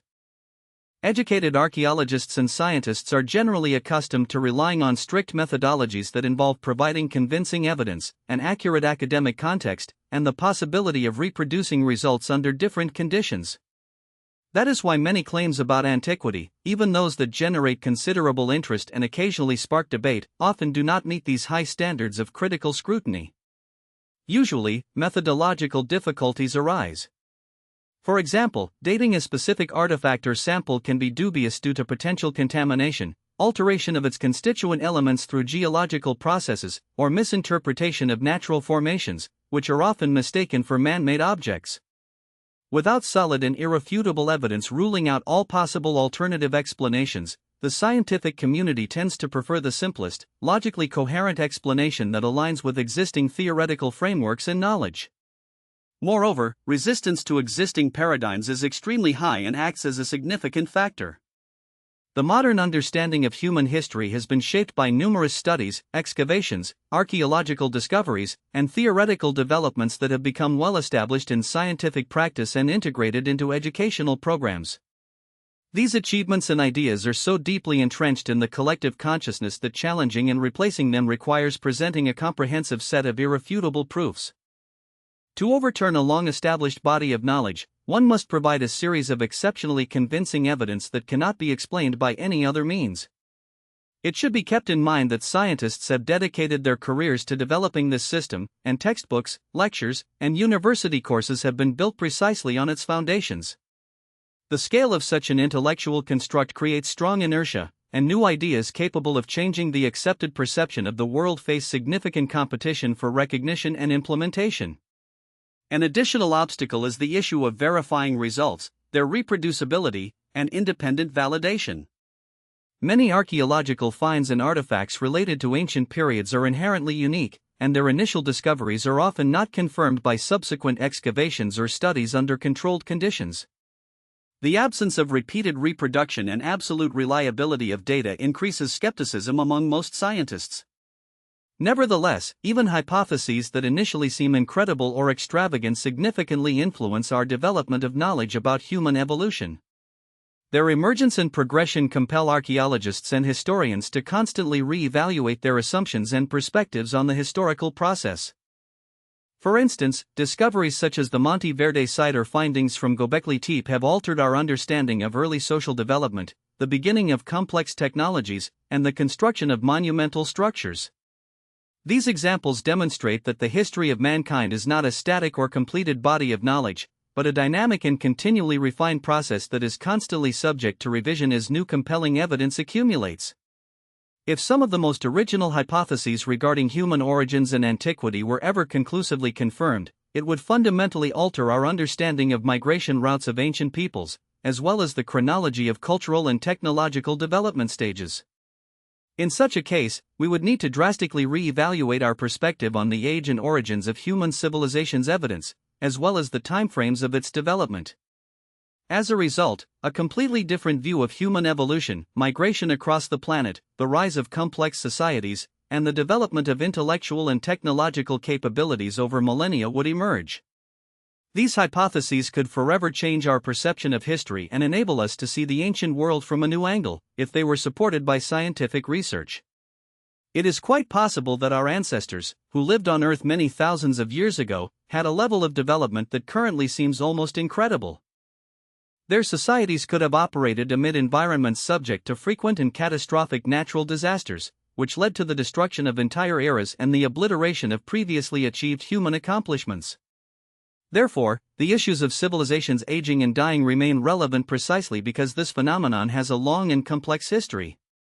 This topic broadens our knowledge of the past and constantly reminds us that many mysteries of antiquity still await discovery, hidden deep within the folds of time. Our modern perception of history is merely a brief starting point that can change under the influence of new archaeological finds and scientific breakthroughs. Earth is a planet that is constantly changing. Its surface undergoes transformations reaching back millions of years. One of the most striking and significant changes is the fluctuation in sea and ocean levels. During the last glacial period, its end approximately 10 or 12,000 years ago, the greatest ice sheets covered vast areas of what is now land. As a result of this ice age, the level of the world's oceans was significantly lower than today, sometimes dropping by as much as 90 to 120 meters. When the climate warmed and the melting of ice began, water rapidly returned to the seas, flooding extensive coastal lowlands and river valleys that, in earlier epochs, had served as dry land. This natural cycle indicates that all human settlements and cultural centers existing along coastlines during the Ice Age are now submerged underwater. Part 33 of 133. This water level fluctuation leaves its traces in numerous archaeological finds, providing scientists with grounds to suggest the existence of highly developed civilizations in these flooded areas. However, the question of the possibility of ancient societies with advanced technologies existing in regions now hidden beneath ocean waters continues to be a subject of heated scientific debate. Particularly intense discussions revolve around so-called forbidden archaeology, a field that examines structures discovered on the seafloor, raising questions about rhythmic patterns and engineering solutions. Many of these structures indicate that their creators possessed technologies significantly beyond conventional understandings of ancient humans' capabilities. The image of an ancient society with far more advanced engineering skills and technologies than traditionally assumed is increasingly capturing interest. Nevertheless, research related to underwater monuments faces serious challenges. Depth of immersion, strong currents, and the difficulty in distinguishing man-made remains from natural geological formations create obstacles for scientists, complicating the unraveling of these mysteries. Among the most discussed underwater enigmas is the Yonaguni Monument located off the coast of the Japanese island of the same name. This anomaly sparks numerous debates among researchers, as its origins and age raise many questions and hypotheses. Thus, the idea of ancient civilizations and their possible development on now submerged lands remains one of the most fascinating and intriguing topics in modern science. Many discoveries still lie ahead that could completely transform our understanding of what our ancestors were like and what technology they used in the distant past. A diver, who first discovered this unusual formation, noted that it appears to be a massive, complex layer of rock situated underwater. This structure astonishes researchers due to its features, which, according to some experts, appear so harmonious and precisely designed that it's hard to believe natural forces could have formed such shapes. The formation features even terraces, straight walls, 90-degree angles, parallel lines, well-defined step structures, and column-like elements resembling pillars.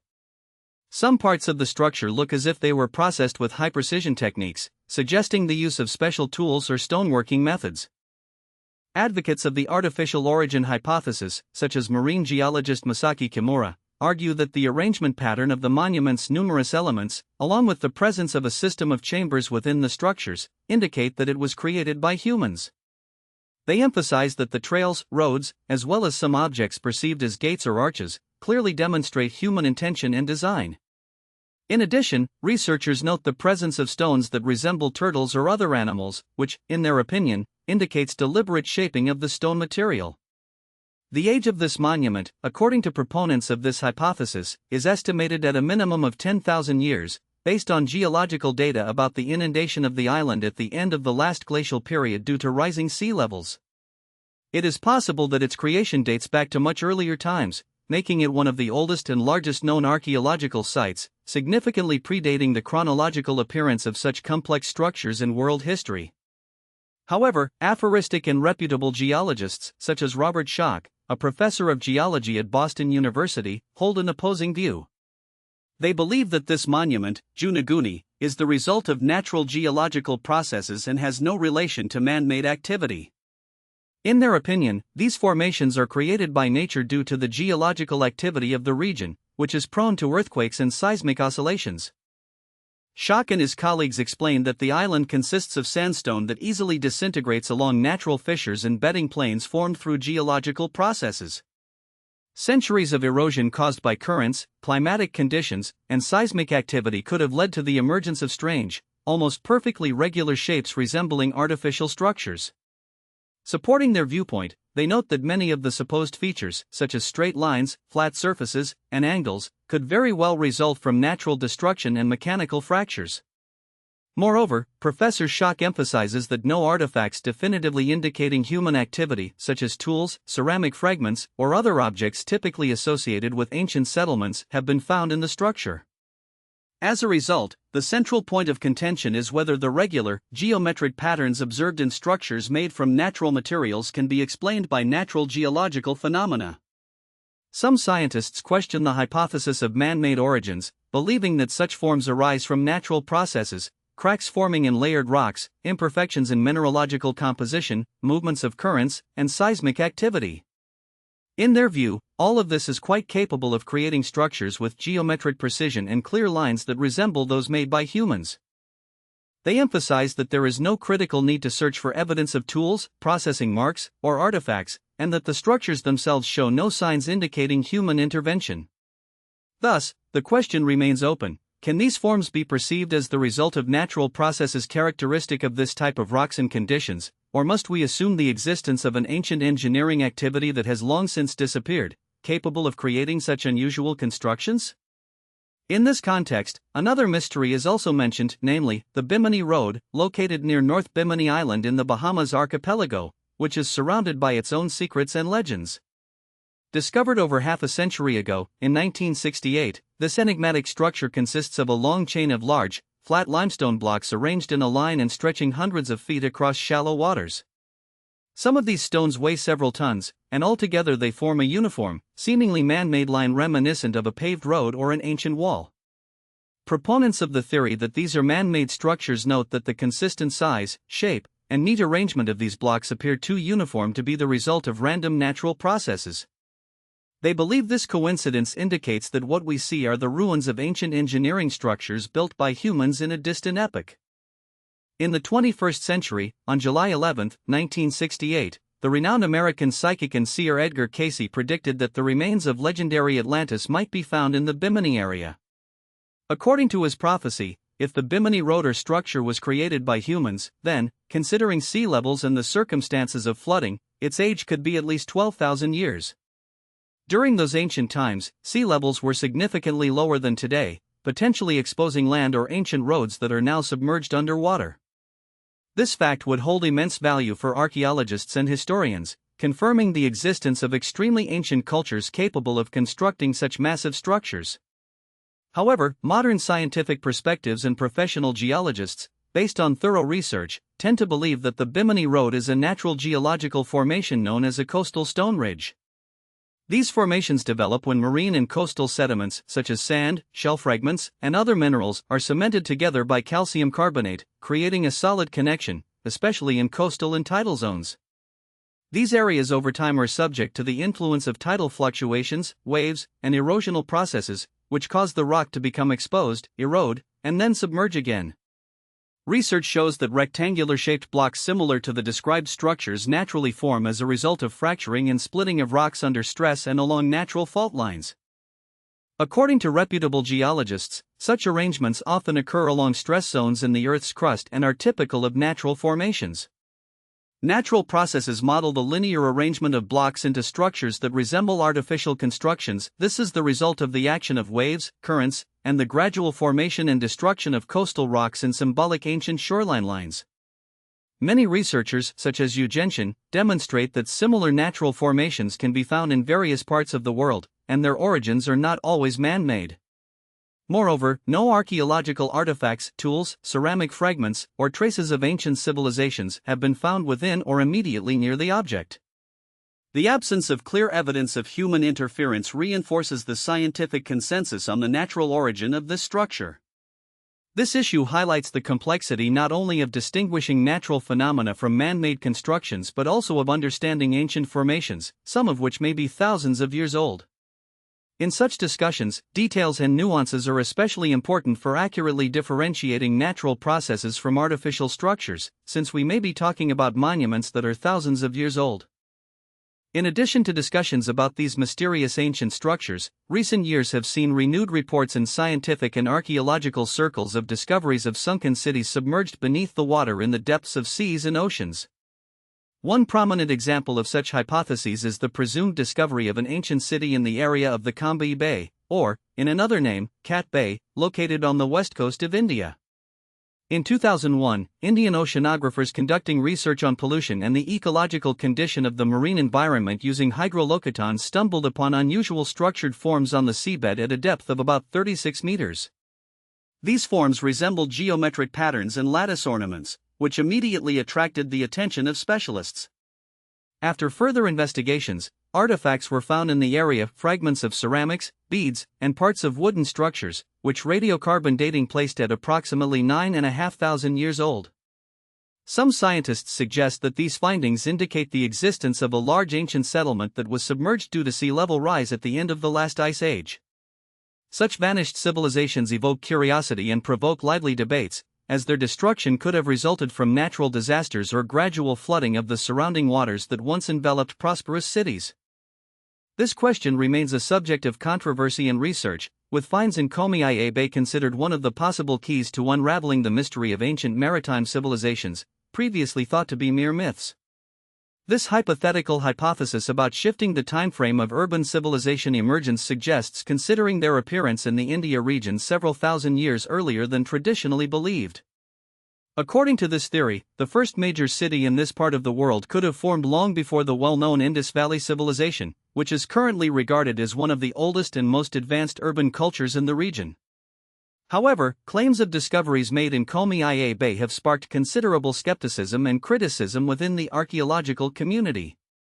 Experts have expressed concerns about the interpretation methods of the data obtained via side-scan sonar. They point out that such structures could very well be natural geological formations resulting from erosion processes and sediment deposits.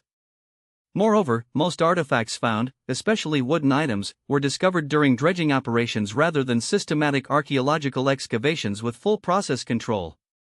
This raises doubts about their direct connection to the supposed ancient urban structures, as they could have ended up on the bay's seabed as a result of natural phenomena or later human activity.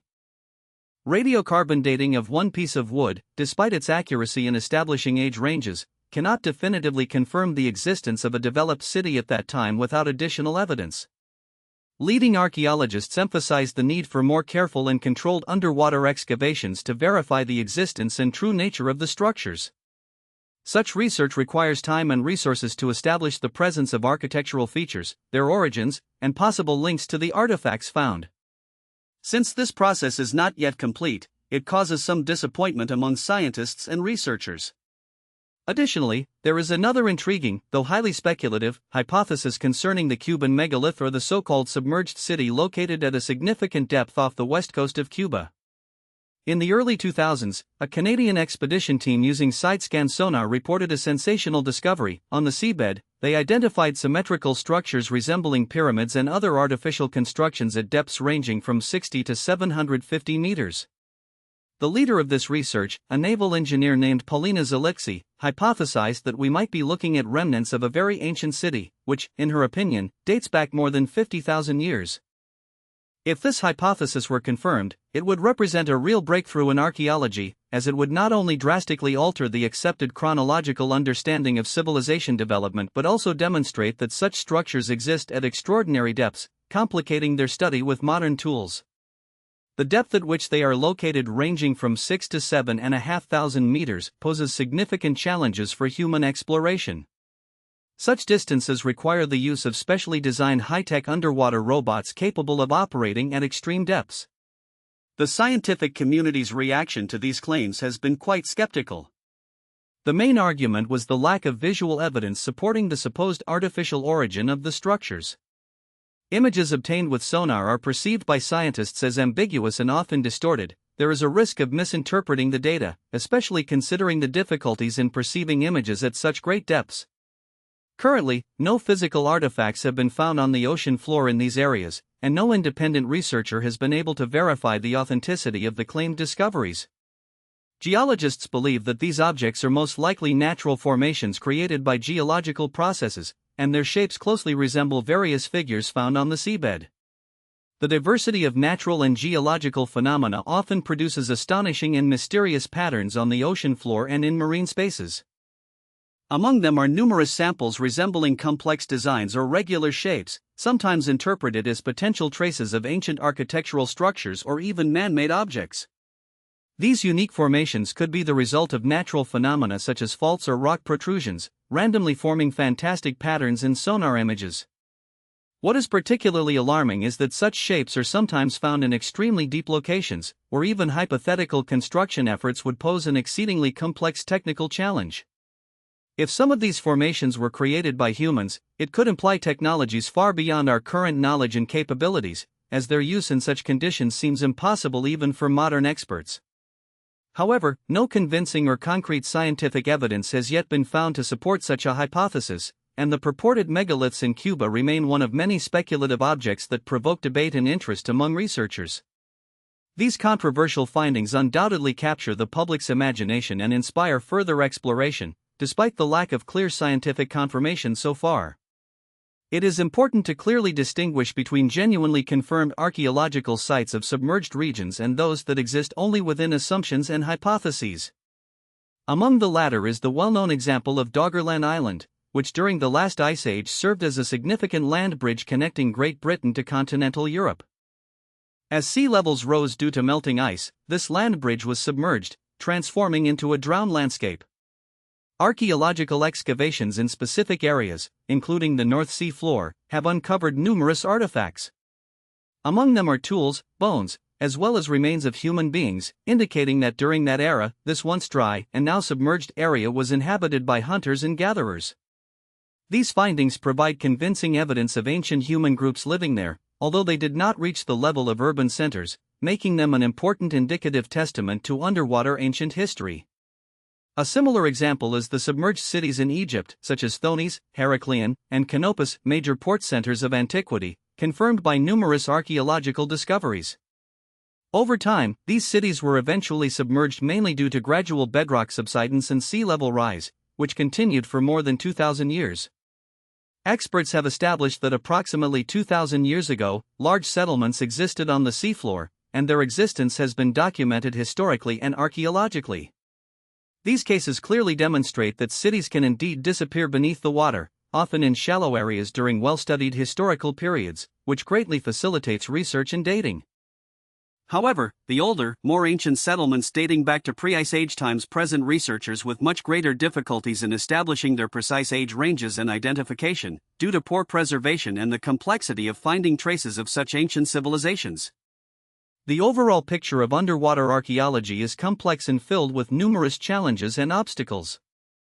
Access to studied objects and their examination require not only high professional skills but also significant financial investments. For deep-sea work, specialized underwater vehicles, mobile platforms, and remote sensing methods are used, making such research very expensive and complicated. Additionally, conditions of the underwater environment, such as poor visibility, strong currents, and unstable sediments, create further difficulties, hindering thorough study even of relatively well-known objects. At the same time, the problem of distinguishing artificial structures left by humans from natural formations arises. Archaeologists frequently face the challenge of determining whether a structure is an ancient man-made monument or a natural formation formed by natural processes. All this makes the investigation of underwater monuments not only labor-intensive but also highly responsible, requiring careful analysis and confirmation of each hypothesis. Geological processes such as gradual erosion, crack formation, as well as the deposition of various minerals and substances, can create remarkable patterns and shapes that sometimes resemble artificial constructions built by humans. These natural forms often look as if they were created according to a carefully planned design, and their symmetrical or orderly peripheral patterns can evoke amazement and sometimes even admiration. However, despite their complex and attractive external appearance, archaeologists and scientific researchers face a serious problem: the lack of clear signs indicating artificial origin. For example, such objects rarely show traces of tools, construction materials, or other artifacts that could confirm human creation. This significantly limits the ability to confidently assert that these structures are man-made monuments rather than the result of random natural processes. Additionally, preserving such objects is an important and quite complex task. Organic materials sometimes remaining within these formations tend to decompose rapidly, especially in the case of ancient settlements that have existed for millennia. Stone structures, in turn, undergo gradual erosion due to natural factors such as biological intrusion, the appearance of mosses and lichens, as well as acid rain, wind, and water, which gradually wear down their surfaces over time. As a result, reconstructing the original shape of such finds is often very difficult, and their initial appearance becomes almost irretrievable over time. Furthermore, one of the most significant problems is the precise dating of such samples. Without organic materials suitable for radiocarbon analysis, determining their age is nearly impossible. Sometimes, discoveries made on the seabed are accidental or dislodged deposits that are disconnected from their context and do not provide a clear understanding of whether they are related to proposed underwater architectural objects. To date, there is no convincing scientific evidence linking these finds to any specific civilization or culture. Since radiocarbon dating is only possible when organic remains are present, and new samples are often the result of contemporary geological processes, the question of the connection between the identified objects and hypothetical marine civilizations remains complex and ambiguous. In order for scientists to widely and confidently accept certain hypotheses, there must be convincing and reliable evidence at their disposal. Unfortunately, at present, many findings of coastal or underwater structures do not meet strict scientific standards. They remain a subject of debate and skepticism, raising concerns that legends or myths about a lost and advanced marine civilization, popularly called Atlantis, sometimes hinder an objective assessment of genuinely existing archaeological sites. This powerful and enduring myth encourages searches for underwater sites and mysterious ruins, but at the same time, it leads many researchers to misinterpret ambiguous discoveries, complicating honest and scientific evaluation. Human art and engineering mastery have created an impressive array of historical monuments over the centuries, which still amaze with their scale, beauty, and durability. From the mysterious pyramids built by the ancient Egyptians to the grand amphitheaters like the Colosseum in Rome, all these structures testify to the indomitable spirit of ingenuity and organizational skill of our ancestors. These monuments served not only practical and religious purposes but also shaped the civilization's appearance, leaving the world with invaluable heritage. Among ancient constructions, special prominence belongs to so-called stone giants, monumental structures made from enormous, often very heavy stone blocks. Due to their colossal size and precise craftsmanship, these megalithic structures evoke not only admiration but also deep reflections on the technological level of the society, its capabilities, and construction methods. These unique objects were often erected without the use of cement mortars or other modern binding agents, adding to the mystery of their creation. The size and precision of these monoliths raise questions about the tools and skills possessed by ancient builders, how they transported and assembled such heavy elements.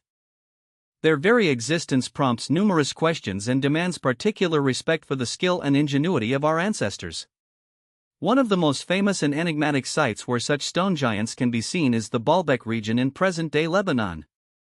This ancient city is renowned for its rich architectural heritage, primarily for the magnificent Roman temples dedicated to Jupiter, Bacchus, and Venus. However, beneath the surface of these grand structures lies a true mystery: the massive foundation blocks used to construct the Temple of Jupiter. It is precisely because of their monumentality and precise craftsmanship that the entire structure evokes genuine interest and admiration among researchers, as it gives the impression that ancient artisans possessed unparalleled knowledge and skills for their time. Over the centuries, natural factors and the passage of time continue to slowly erode these facades, transforming these historical monuments into symbols of human engineering genius, worthy of respect and deep study. On the western side of the famous retaining wall are three enormous limestone blocks, which scientists have dubbed the trilithons. Each of them measures approximately 6,365 feet in length, with a height of around 14 feet and a thickness of about 12 feet. This seemingly rough estimate indicates incredible scale, as the weight of each of these giants exceeds 700 tons. The precise fitting of these massive stone blocks with minimal gaps remains a mystery, still causing experts to doubt the abilities of ancient craftsmen. The distances between these blocks are truly impressive. They are clearly not accidental and apparently require specialized transportation and installation technologies. Near this structure are even more imposing worked stones located in a quarry. Among them stands out one known as the Pregnant Woman's Stone, or Hajar al-Hibla. It measures about 20 meters in length and weighs around 1,000 tons. Recently, in the year 2004, a larger monolith was discovered in the same quarry, called the Southern Stone.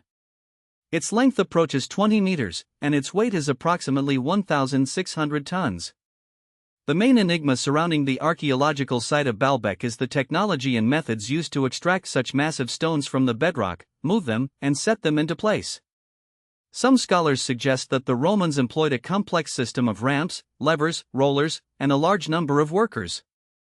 This theory proposes that earthen inclined embankments, so-called ramps, surrounded the construction site in order to facilitate the movement of the trilithons. It is possible that this was a sophisticated engineering mechanism enabling the manipulation and precise placement of such heavy loads. Traditionally, it is believed that hundreds or even thousands of laborers pulled ropes to move and fix these stones using levers and inclined structures. However, researchers question the feasibility of such technologies, given the limited resources and knowledge of ancient builders. Archaeological evidence for the existence of ramps at Baalbek is scarce, only isolated references have survived. At the same time, the very fact that such large stones weighing hundreds of tons require complex logistics for their processing, transportation, and installation is significant. Even with a large workforce, it seems an incredibly challenging task. Some scholarly critics express doubts about the ability of Roman technologies to deliver such grand results. They argue that the known engineering methods of that time are clearly insufficient to explain how these massive blocks were processed, moved, and precisely installed. This leads to hypotheses about an older, possibly lost civilization that possessed more advanced technologies. Similar mysteries are present in other regions as well. For example, in Peru, the so-called Wanda ancient monuments contain massive stone structures built in a polygonal masonry style. There are also huge irregularly shaped blocks, each weighing over 100 tons. They are fitted together so tightly that inserting a sheet of paper becomes impossible. These constructions exhibit excellent earthquake resistance, a crucial factor in the seismically active Andean region. Naturally, a question arises: how could ancient craftsmen process and precisely cut such complex polyhedral stones for a perfect fit? Classic archaeologists suppose that the Incas used stronger stone tools, diorite or basalt chisels, and employed grinding, sand, and water for slow processing and shaping of the surfaces.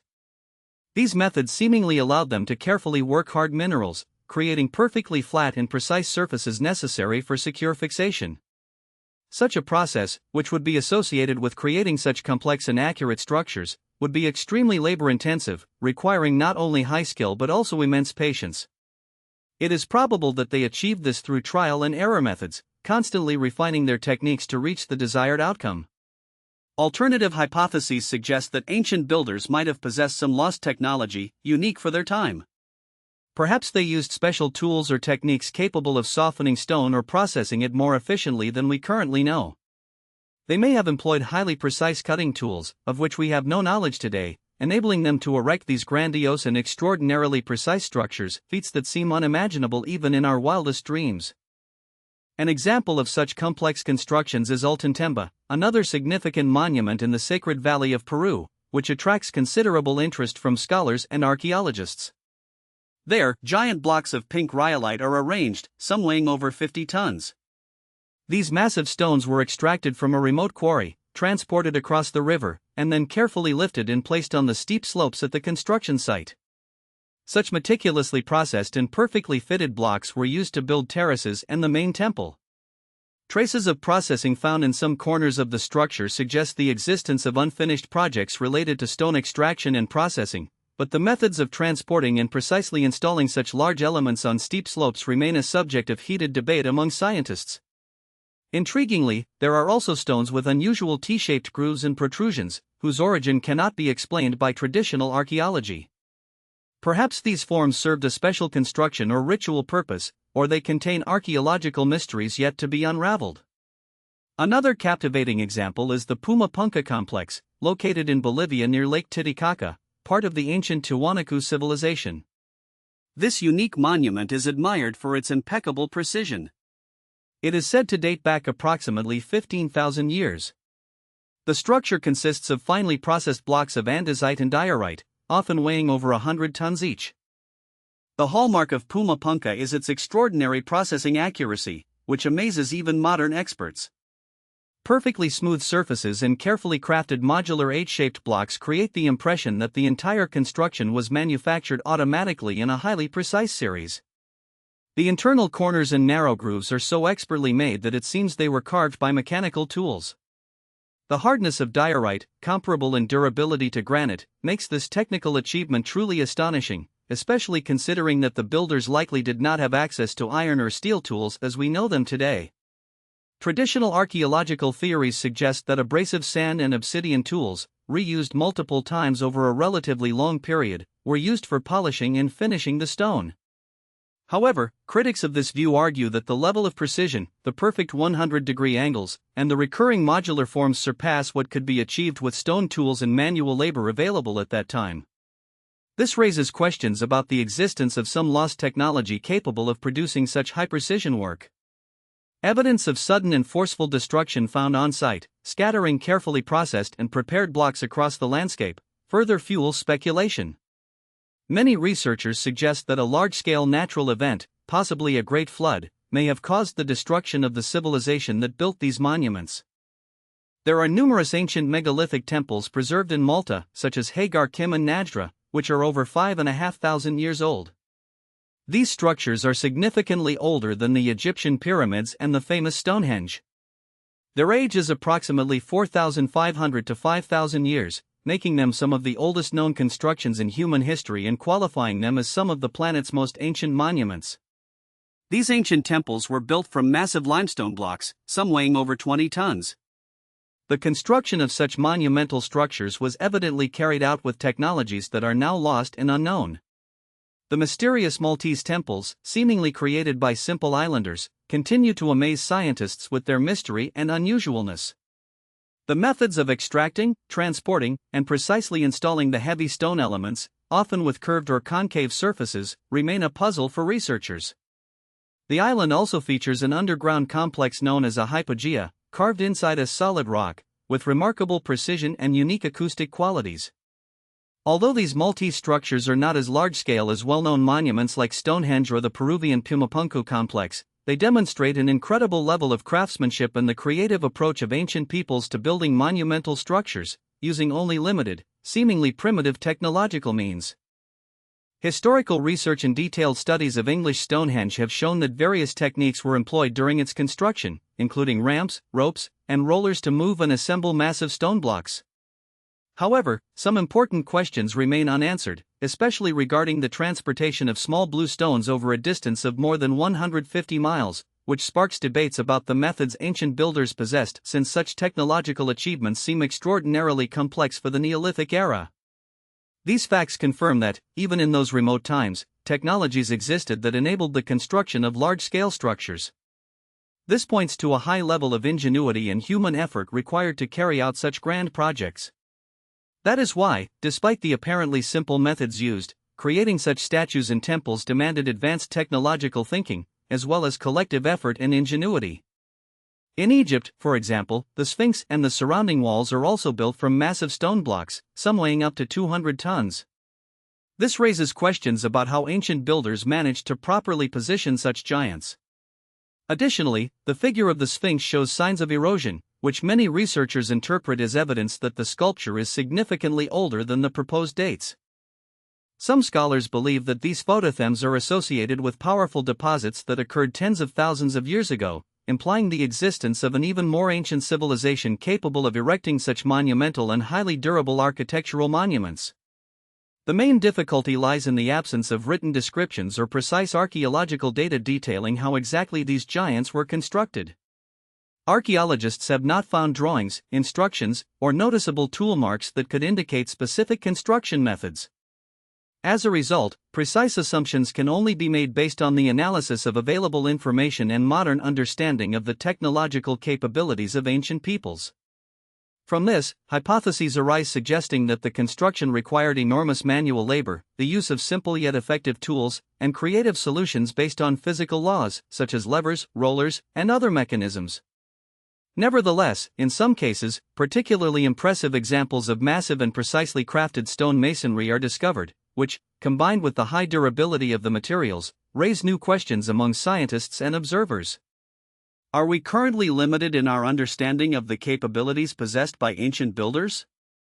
Is the mystery of their methods so profound that many of them remain inaccessible to modern knowledge? These reflections evoke wonder and prompt reconsideration of perspectives on the history and development of ancient civilizations, as well as their level of technological expertise, despite the seemingly primitive or simple tools used in those distant times. A long and complex question arises: did ancient people truly possess such astonishing knowledge and skills that they could create the most intricate structures and influence their environment using only the simplest tools available to them at that time? Or could existing archaeological findings and studies point to deeper, unjustly lost human abilities, perhaps higher levels of understanding of materials and natural forces that our ancestors possessed in the distant past? This is where the mystery of the stone giants lies, structures that cause confusion and cast doubt on traditional ideas about how human technology and labor organization developed. In eras when, according to established science, humanity was making gradual steps toward technological progress, there are assumptions about a period when humans might have already possessed incredible engineering knowledge beyond our current reach. All of this raises an important question: should we reconsider our views on history and the potential horizons of the earliest civilizations? The science that studies the history of our planet is based on an understanding of disciplines such as geology and paleontology. These fields examine Earth's past by investigating rocks, landform structures, and fossilized remains of life, aiming to reconstruct the sequence of events and processes that took place millions of years ago. The main foundation of modern geological theories is uniformitarianism, the concept that natural processes like erosion, sedimentation, and volcanic activity have operated over centuries, often without significant change. These ideas, supported by radiometric dating methods of rocks and numerous fossil finds, have allowed the creation of a strict timeline spanning billions of years of Earth's history. This timeline makes it possible to trace the development of life, from the first single-celled organisms that appeared approximately 3.5 billion years ago to the emergence of a vast diversity of complex life forms, and ultimately, humanity itself, whose history occupies only a tiny fraction of this timescale. Moreover, according to this timeline, life on Earth began around 3.5 billion years ago. Today, most scientists believe that the development of advanced civilizations, especially human ones, is a relatively recent phenomenon, typically within the last few thousand, or even tens of thousands, of years. However, among researchers, there exists an exceptional and unconventional perspective called forbidden archaeology. It questions the conventional timeline, proposing that evidence of the world's earliest, possibly highly advanced civilizations, those that could have existed millions or even billions of years ago, may be found in geological layers. Advocates of this view interpret unusual rock layers, fossilized artifacts, and formations as evidence that intelligent life or high-tech civilizations may have existed in ancient times. They believe that signs of intelligent activity hidden within certain geological formations could originate from long before the appearance of humans or other known intelligent species. If these hypotheses are confirmed, they could fundamentally alter our understanding of Earth's distant past and the timeline of life's evolution on it. Central to this discussion are discoveries of human-made or artificially shaped elements found in layers of the Earth at depths once thought unreachable. Examples include findings of objects made by humans in strata associated with the formation of coal deposits. These are remnants of ancient plants transformed into coal over millions of years under intense heat and pressure. Thus, discovering human-made objects or artifacts with dates that seem archaeologically implausible in these layers is a significant piece of evidence. It has the potential to indicate that a person or their ancestors existed on Earth much earlier than commonly believed. Throughout history, various reports have documented findings in coal seams. Among these are claims of discovering iron tools, chains, and thimbles. Specifically, in 1881, a gold chain was allegedly found in a small town called Morrisonville in Illinois, and in 1912, an iron pot was discovered in Oklahoma. While these accounts generate interest, most such reports are based on limited evidence and often lack sufficient scientific confirmation to be regarded as reliable. Nevertheless, these findings and claims continue to spark debates and inspire a desire to study Earth's layers more closely, even to consider the possibility of encountering mysteries from the past still hidden deep within our planet. Conventional science, as presented by geologists and archaeologists, often explains mysterious discoveries by suggesting that modern objects were introduced into cracks and fractures within coal beds long after their formation, becoming part of their structure. These objects, found within thin shells or embedded within the rocks, are frequently perceived as alien inclusions that did not form in the coal itself, but appeared later through geological processes. Without performing extensive archaeological excavations, detailed analysis of the surrounding strata, and accurate dating of both the finds and the rocks in which they are found, such claims remain speculative and are met with skepticism by many experts. In some cases, more radical hypotheses involve finds in Proterozoic layers, whose ages are counted in hundreds of millions or even billions of years, significantly predating the appearance of complex life and humans on Earth.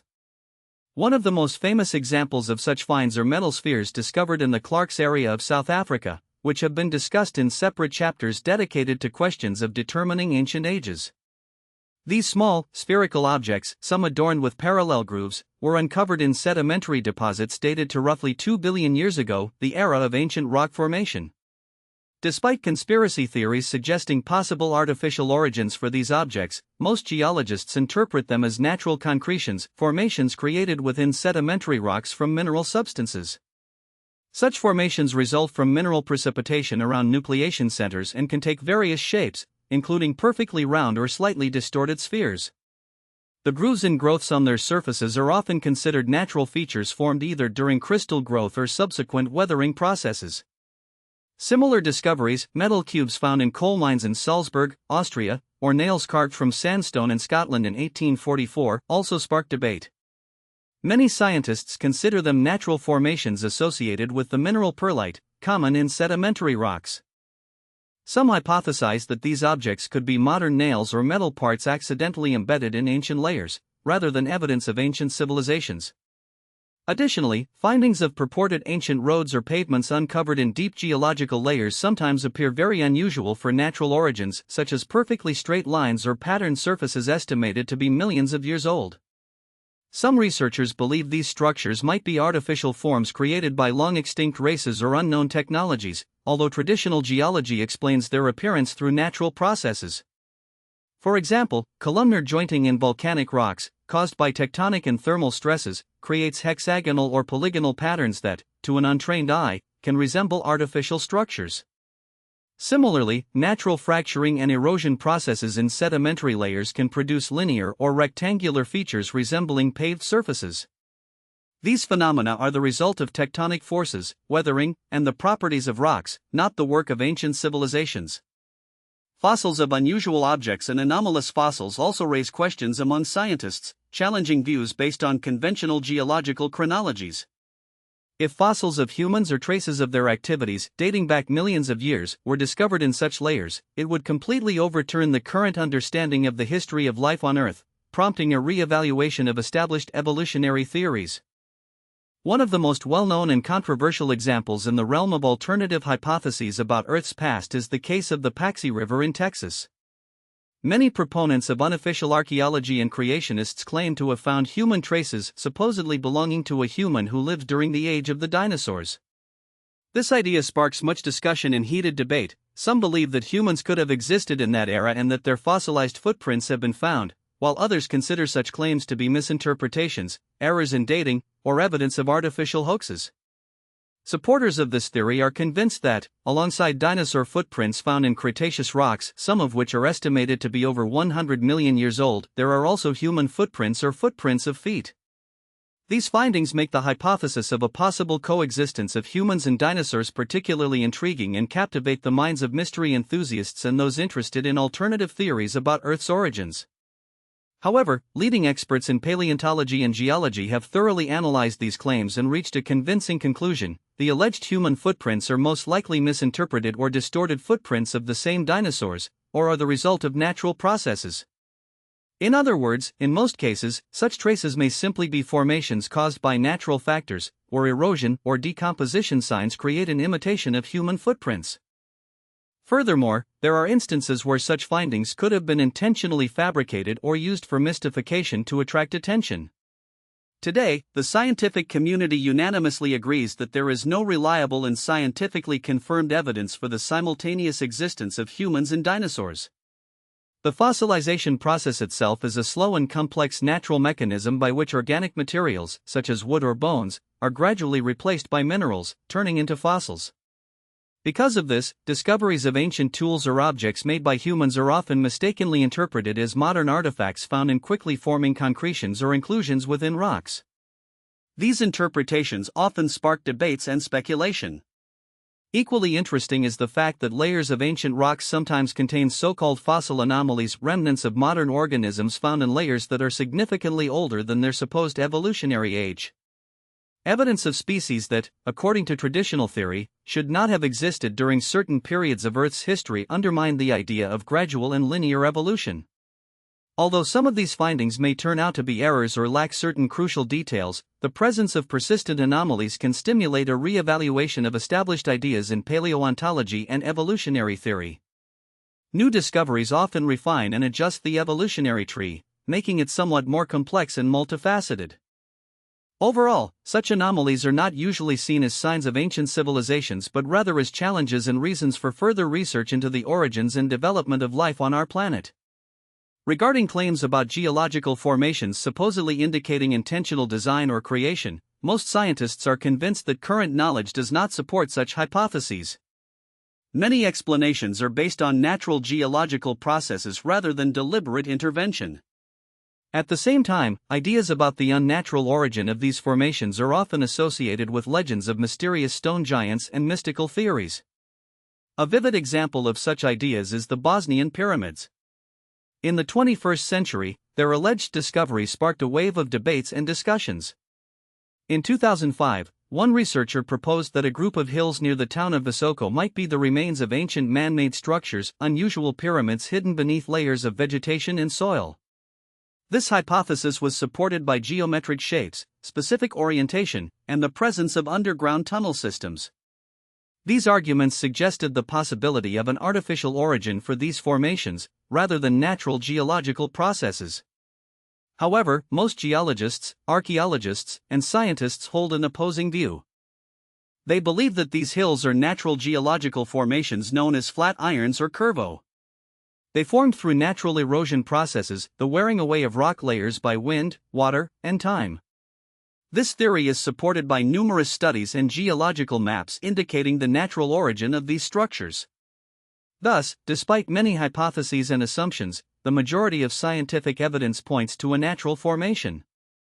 There is no convincing proof that these structures were created by humans or are remnants of ancient civilizations, which supports the view of Earth's gradual and natural development.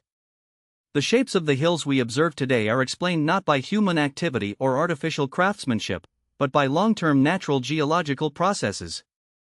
These formations resulted from complex geological mechanisms and natural weathering, as confirmed by numerous scientific investigations and excavations.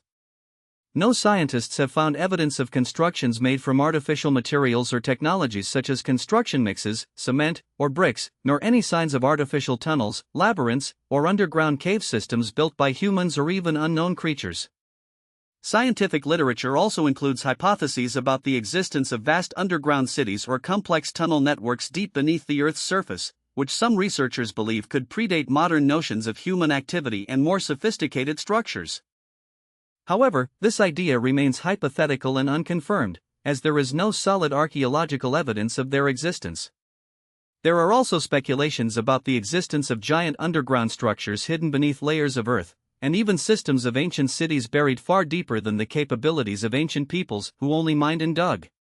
All these ideas give rise to numerous speculations and fantasies. Natural cave systems, which are truly widespread around the world, are enormous and sometimes contain signs of long-forgotten forms of human activity, such as ancient settlements or traces of usage. However, claiming that they were created as artificial, planetary-scale, or highly technological underground complexes is to follow a path of unfounded assumptions. This idea is not supported by archaeological findings or rigorous geological research but is rather based on personal hypotheses, myths, and legends passed down through generations. The main controversy between advocates of ancient history and mainstream science revolves around the opposition of two fundamental paradigms: uniformitarianism and catastrophism. Traditional geology, based on the principles of uniformitarianism, suggests that the development of the Earth and its surface mostly occurred through slow, gradual processes such as erosion, weathering, tectonic shifts, and metamorphism of rocks. This viewpoint implies that even the most fragile and man-made structures ever formed on the planet, if they existed, would not have been able to survive to the present day without destruction over a long period of time measured in millions of years. During such an extended time frame, many structures would have been affected by the most powerful natural disasters, destructive earthquakes, landslides, water flows, and other natural calamities that transform or destroy any man-made or natural formations.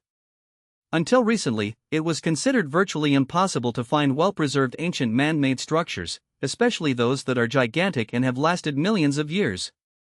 On the other hand, there are alternative views, the catastrophism theory, which suggests that Earth has experienced sudden and large-scale cataclysms at different periods.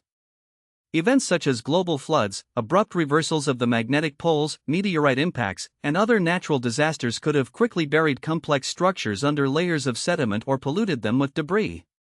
According to proponents of the catastrophic hypothesis, these apocalyptic events not only explain the rapid disappearance of some ancient cultures and civilizations but also account for the preservation of their remnants within geological layers, often at great depths. For example, one popular hypothesis, known as the Younger Dryas theory, asserts that around 12,900 years BCE, a collision with a comet or large asteroid caused catastrophic environmental changes and a sudden climate cooling. This theory posits that such disasters contributed to the rapid burial of monuments and even remains of ancient civilizations' constructions, which now seems incredible, but many researchers consider it plausible. In scientific circles, such hypotheses are actively discussed. However, many archaeologists and geologists doubt the possibility of preserving such complex and distant architectural structures amidst million-year processes. At the same time, unfriendly research, sometimes called forbidden archaeology, considers major catastrophes as a possible explanation for the beginning of new stages of human development or, at least, suggests that their consequences could have led to a reset of existing civilizations. Any evidence of earlier stages of history might have been either concealed or destroyed by impulsive actions of those seeking to keep the secrets of the past. Despite the variety of hypotheses and theories, it remains an undeniable fact that the preservation of intricate and elaborate man-made structures poses a huge mystery for modern geology and archaeology. It is especially difficult to explain how such structures could have survived for millions of years, given the wide range of natural destructive processes that typically erase all human-made objects from the face of the Earth. The reason is that traditional geology mainly relies on the principles of natural and slow processes, often rejecting ideas of interference by intelligence or technological impact in the creation of ancient monuments. The scientific basis for such resistance lies in the fundamental principle of explaining everything through natural phenomena and laws, assuming that primary causes are natural forces rather than deliberate or human-made actions. Training for geologists involves mastering methods to identify natural causes behind various geological formations, as well as developing skills to establish connections between the characteristics of rocks, fossil artifacts, or features of ancient layers. This involves a systematic and logical approach based on sound reasoning, which contradicts the foundations of modern geology if there is no clear and undeniable evidence that these formations were deliberately constructed or formed through purposeful processes. In other words, any hypotheses suggesting artificial origin must be supported by convincing archaeological, structural, and stratigraphic evidence. Fundamental roles in this field are assigned to precise dating and the use of methods that can accurately determine the age of formations and artifacts. Such tools provide an objective basis for interpretations. In most cases, when it comes to ancient finds, particularly those discovered within fossil remains or in ancient petrified objects, such objects are traditionally interpreted as the result of natural processes without the involvement of intelligent beings. The causes of unusual features are generally attributed to either natural phenomena leading to the formation of such structures, or to modern interventions that may have accidentally or intentionally affected the fossil layers, or to errors in identifying natural forms as artificial objects. An important factor is the possibility of misinterpreting the geological context, since without an accurate understanding of the time period, formation conditions, and associated processes, it is difficult to draw definitive conclusions. Additional difficulties arise from the lack or complete absence of archaeological evidence directly confirming the presence of certain artifacts within a layer associated with a specific period. If truly ancient civilizations had existed, their traces should manifest as a consistent and logical pattern in both geological and archaeological finds. However, often observed anomalies, individual artifacts and fragments appear more as random exceptions rather than confirmations of broader theories. Moreover, long time spans covering hundreds of thousands or millions of years make the preservation of such fragile human constructions and tools unlikely without destruction and burial in the earth. The passage of such a vast period is traditionally seen as an insurmountable barrier to the preservation of delicate and intricate structures, leading most scientists to believe that any evidence of ancient civilizations does not withstand rigorous scientific scrutiny and is more likely the result of natural processes or misinterpretations. If it were fully proven that certain geological anomalies resulted from the activity of intelligent beings in deep antiquity, it would radically alter all current notions of Earth's history. Such a discovery could serve as a prelude to a fundamental revision of accepted concepts regarding the timescale of intelligent life and even the development of human civilization. We would find ourselves on the threshold of a new era, compelling us to rethink the entire evolutionary cycle, the age of intelligent beings, and humanity's role in the planet's history. The civilization that developed along the banks of the Indus River, the Harappan culture, left behind ruins and cities impressive in scale and architectural achievement, far surpassing the construction norms of their time. These ancient megalithic complexes occupy a special place among scientific and cultural monuments, raising many questions about the roles played by the ancient inhabitants of this territory and what knowledge enabled them to create such structures. Reflecting on possible scenarios of the emergence and development of such cultures, as well as their connections to modern humans, leads to the need to reconsider traditional views. Significant shifts in the perception of the history of natural and man-made formations extend beyond pure geology or archaeology. They touch upon biology, expand our understanding of humans and their evolutionary development, and also give rise to new philosophical reflections on the nature of the mind and its possible manifestations in the distant past. Nevertheless, in order to speak about the existence of intelligent life in ancient eras in a justified scientific manner, truly irrefutable evidence capable of passing all rigorous examinations and reviews is necessary. Without it, any hypotheses about ancient intelligent activity remain merely a halo of speculative assumptions. They clearly highlight how many mysteries cover the depths of our planet and how much remains to be discovered in an effort to understand the full history of our planet and the origin of life on it. The development of human civilization is often traced through the successive improvement of tools and technologies. Starting from primitive napped stones created by the first humans millions of years ago, we can see how tools became increasingly labor-intensive and complex. As they passed through different eras, humans improved methods of processing materials and produced ever more precise and efficient instruments. From the first stone implements made with natural stone tools to carefully polished and ground tools of the Neolithic era, each new generation of technology demonstrated the growing ingenuity of our ancestors. Over time, development reached the age of metals, including copper, bronze, and iron. Each of these periods was marked by a significant leap in technological and cultural progress, confirming humanity's extraordinary ability to create increasingly advanced tools and devices. This continuous development underscores that humanity has refined its techniques century after century, ultimately forming the basis of modern civilization and technological progress. Traditional archaeology holds that human development and progress proceed along a certain sequential line. According to this view, in ancient times, the first simple stone tools appeared, serving people for everyday needs in hunting. Later, with the advancement of technological skills, copper tools emerged, which had a soft structure and required constant sharpening and adjustment. The next stage of historical development was the appearance of more durable and long-lasting bronze objects, enabling more complex and precise work. Subsequently, humanity learned to extensively use iron and steel, which greatly expanded material processing capabilities, improved the quality of products, and opened new horizons in construction and engineering. In accordance with this widely accepted chronology, people in ancient times mastered technologies corresponding to their level of knowledge and material resources. This process spanned thousands of years, and each stage became a step toward the development of increasingly sophisticated tools and methods.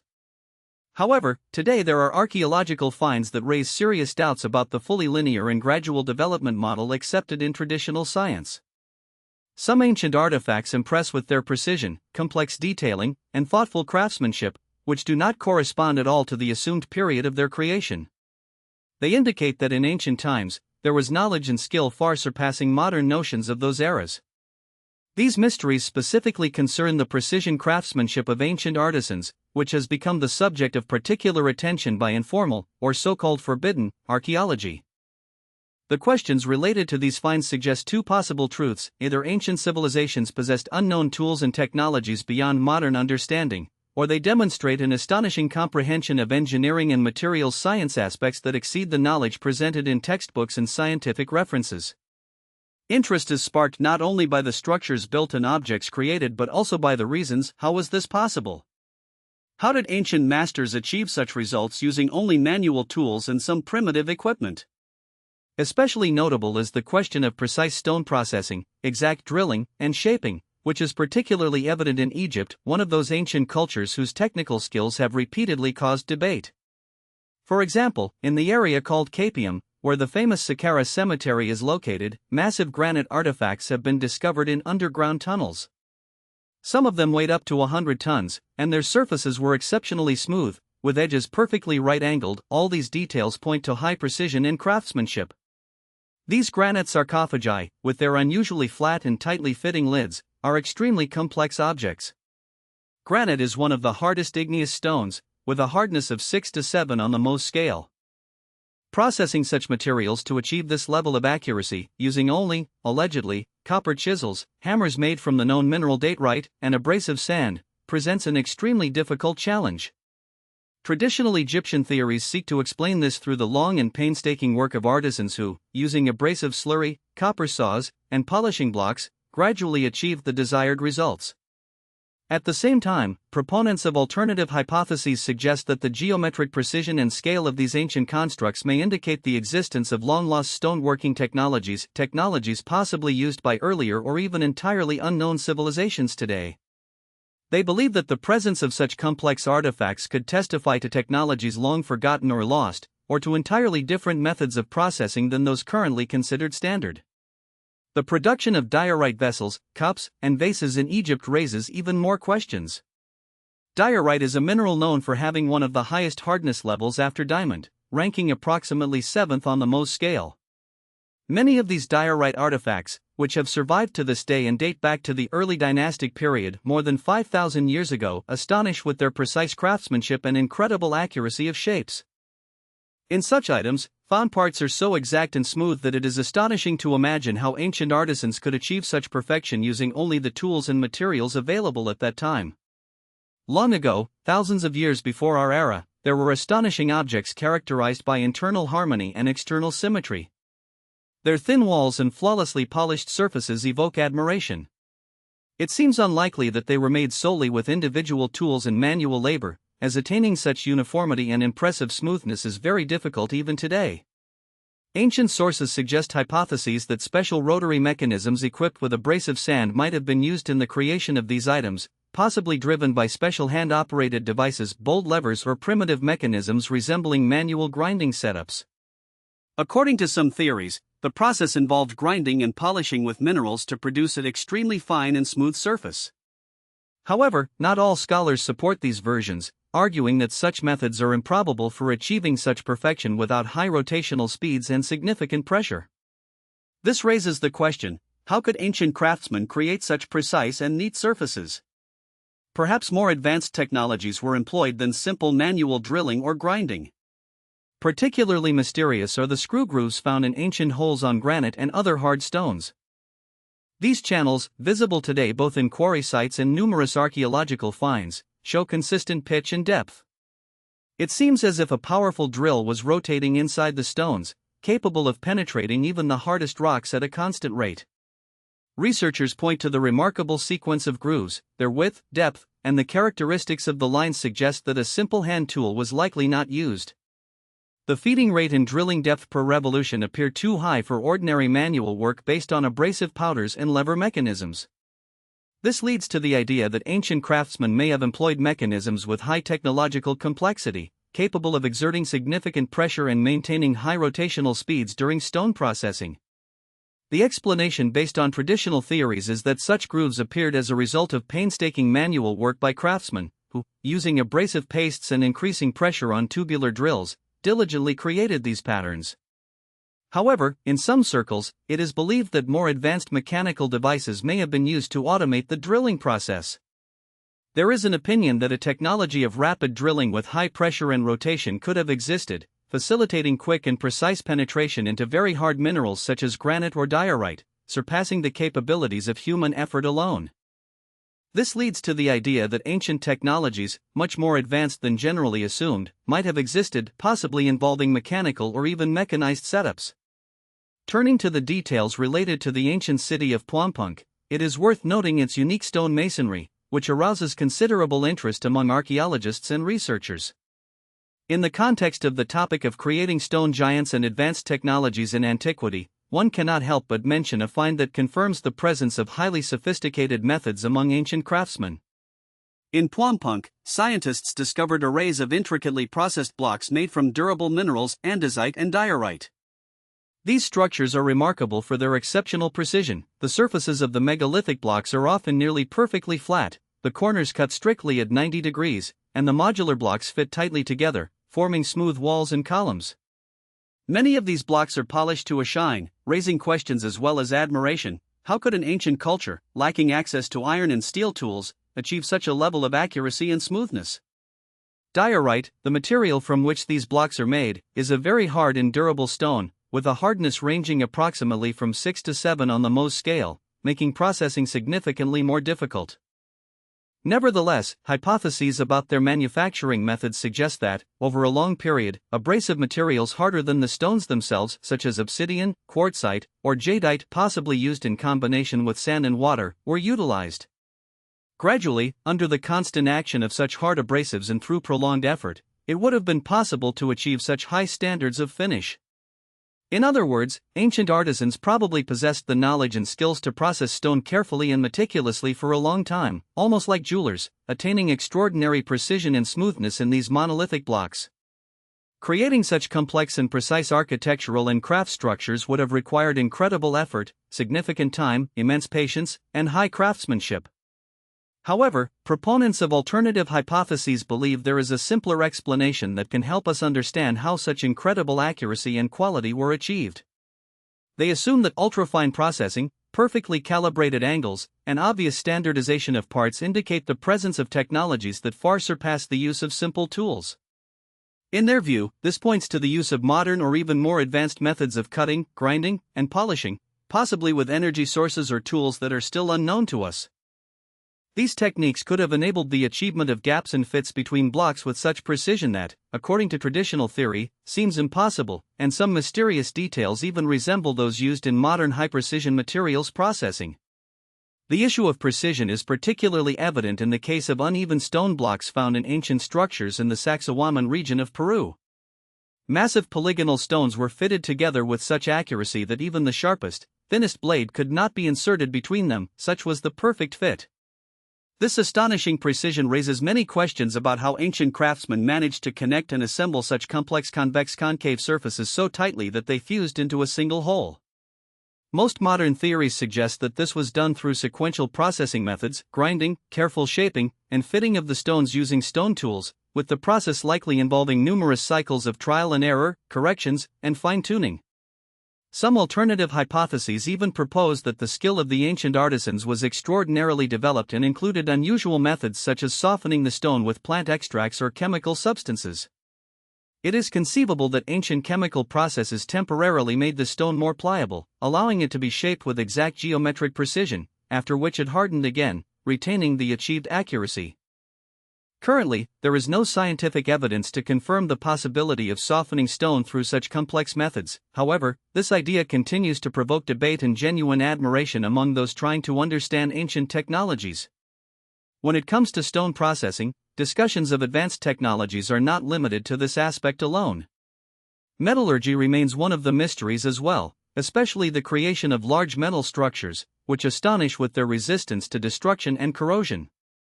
For example, the iron column located in India is an unparalleled example of ancient metallurgical culture. Its height exceeds 7 meters, and its weight reaches over 6 tons. Less than 6 centuries have passed since its creation, which is traditionally dated to the early 5th century AD. Even after such a long period, this column continues to impress with its resistance to moisture and rust, sparking numerous debates and speculations. The main thing that surprises scientists is that this column is made up of nearly 99.7% pure iron. It also contains a high percentage of phosphorus, which creates a stable oxide layer on the surface, protecting the metal from rapid deterioration and corrosion. Despite the incompatibility between modern science and the ancient concepts of constructing such large-scale structures, it remains a mystery how craftsmen of those times, without access to high-temperature modern furnaces or contemporary knowledge, managed to produce such a durable and pure metal object. The creation of this colossal iron column would be an extraordinary achievement even today.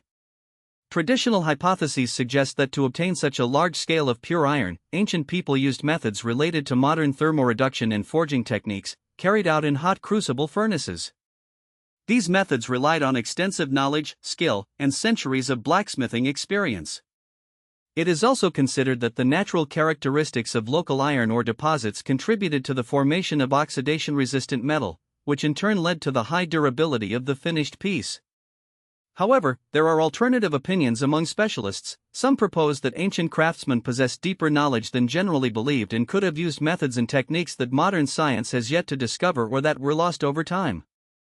There are also hypotheses suggesting that the secrets of manufacturing such unique metallic artifacts were lost, or that ancient metallurgists had knowledge of special additives or processes that enabled the production of metal alloys with particular properties. In any case, these examples are vivid evidence that ancient cultures reached incredible heights in the processing of metals and stone materials, often ahead of their time, leaving behind mysteries that continue to intrigue modern researchers. Another enigma shrouded in the secrets of ancient metallurgy is the remarkable platinum artifacts found at pre-Columbian archaeological sites in South America, especially in regions now known as Ecuador and Colombia. These discoveries attract interest not only because of their age, dating back approximately 3,000 to 4,000 years BC, but also due to the peculiarities of metalworking methods that defy classical techniques. The ancient artisans of the Latalite culture, which existed around 500 BC to AD, worked with platinum and created delicate jewelry, often quite intricate and sophisticated in shape. What is truly astonishing, however, is the exceedingly high melting temperature of this metal. Platinum melts at temperatures exceeding 3,200 degrees Fahrenheit, far beyond the capabilities of ancient flames in furnaces built without modern technology. This creates a challenging puzzle. How, by what methods, did ancient masters possess enough technological ingenuity to process such an intractable metal, considering that the fires and furnaces of that time could not reach such high temperatures? Traditional hypotheses suggest that they used complex techniques based on casting or powder metallurgy. According to these assumptions, the dam with added gold was created by mixing gold powder with platinum and heating it under special conditions. The process involved heating the mixture to a temperature below the melting point of platinum but high enough to fuse the metals, followed by repeated forging and reheating, which allowed the grain structure of the dam to be compressed and form an alloy suitable for subsequent processing.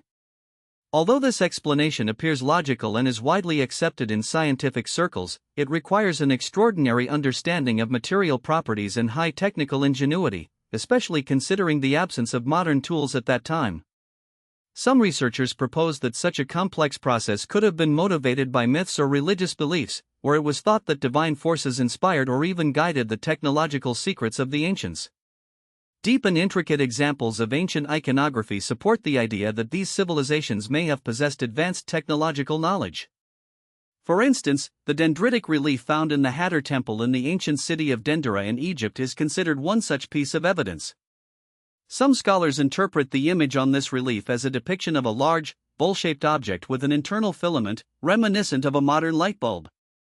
In their view, this could indicate knowledge of electricity and luminous principles by the Egyptians. However, this hypothesis is rejected by most Egyptologists.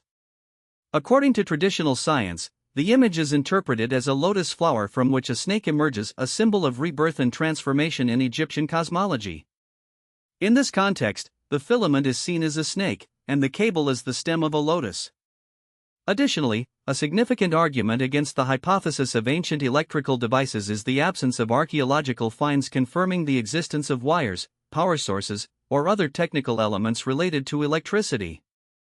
Therefore, most scholars believe that the image on the relief is more likely to have a mythological or symbolic meaning rather than a technological one.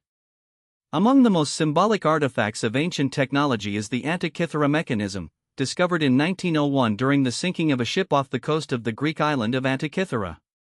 This bronze mechanism, heavily corroded, dates approximately to the 1st or 2nd century BC. It represents an extremely complex device with gear transmissions, mechanisms, and rotating elements, built according to engineering schemes that are today considered the epitome of the highest technological ingenuity of the ancient world. Extensive research, including modern X-ray tomography techniques, allows us to draw impressive conclusions that this unique artifact was a genuine astronomical calculator capable of predicting major celestial events and cycles. Thanks to its precise mechanical parts and intricate gears, its construction demonstrates exceptional accuracy and perfection, remarkable for devices of similar purpose created long ago. Some of its teeth are shaped as simple numbers, indicating a high level of mathematical and engineering knowledge known only to specialists or ancient craftsmen of that era. The question that excites researchers is not whether it is a forgery or a natural phenomenon, as its authenticity has long been confirmed by scientific tests. The true mystery lies in why no similar devices have been found in ancient history more than 1,000 years later, that is, centuries after the creation of this complex mechanism. This deviation from the typical archetype suggests a high level of technological development, either preserved by very rare civilizations or lost over centuries that left no trace. Such findings force us to consider that, in ancient times, technologies could have developed independently in different regions or remained unseen by the general population. Additionally, a special group of enigmatic artifacts consists of so-called crystal skulls. These are collections of perfectly formed human skulls carved from transparent or milky quartz, astonishing in their precision and craftsmanship. Unique examples of such skulls can be found in museums on almost every continent, each evoking sincere admiration from scientists and history enthusiasts. Quartz, one of the hardest materials on Earth, ranks 7th on the Mohs scale, making it difficult to process. Creating such intricate forms requires either diamond tools or very hard abrasive sand, which was unavailable in ancient times, when many assumed these items were manufactured. Some skulls feature astonishingly detailed carvings, faces, eye sockets, teeth, all crafted so neatly that it's hard to believe they are the work of vanished civilizations possessing advanced technologies and knowledge. Over the years, there has been speculation that these artifacts were created thousands of years ago, perhaps even much earlier, by extinct cultures employing unknown methods of stone and crystal processing, which defies traditional notions of ancient craftsmanship. However, later scientific studies conducted by the British Museum and the Simison Archaeological Research Institute at the end of the 20th century produced quite convincing results. The vast majority of known crystal skulls are modern fakes. Analyses using modern technology revealed traces of tools that were not available to ancient civilizations, particularly rotating devices equipped with abrasive grains used for their creation. Tiny traces of modern tools were also found on supposed ancient skulls, casting doubt on their antiquity. As a result of these studies, it became clear that most of them are products of the 19th or early 20th century, created with technological equipment unavailable even to the most advanced ancient cultures. These findings demonstrate that some ideas about the existence of sophisticated tools and technologies in the past, often based on assumptions and legends, may be myths or misunderstandings. The concept that ancient peoples possessed highly developed techniques and precise tools raises serious questions. Numerous unique artifacts, striking in their accuracy, craftsmanship, and materials, largely contradict the conventional notions of slow, incremental technological progress characteristic of human culture. Traditional archaeology often explains these achievements as the result of hard manual labor, skillful use of simple but reliable tools, and the patience of craftsmen. However, despite convincing archaeological excavations in ancient materials, some finds continue to raise doubts and spark debate. The finesse of execution and the unmatched quality of details captured in ancient artifacts, despite their supposed antiquity, lead one to consider the existence of more complex and advanced technologies in deep antiquity that may have disappeared or been lost over time.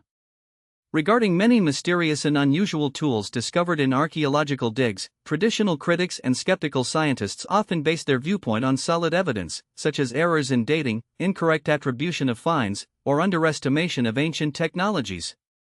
When it comes to technological achievements of the past, especially in antiquity, attention is often drawn to manual labor, patience, and the ability to accumulate unique local knowledge. These skills often contradict modern ideas about technological development, creating the impression that ancient people possessed skills and abilities comparable to or even superior to ours.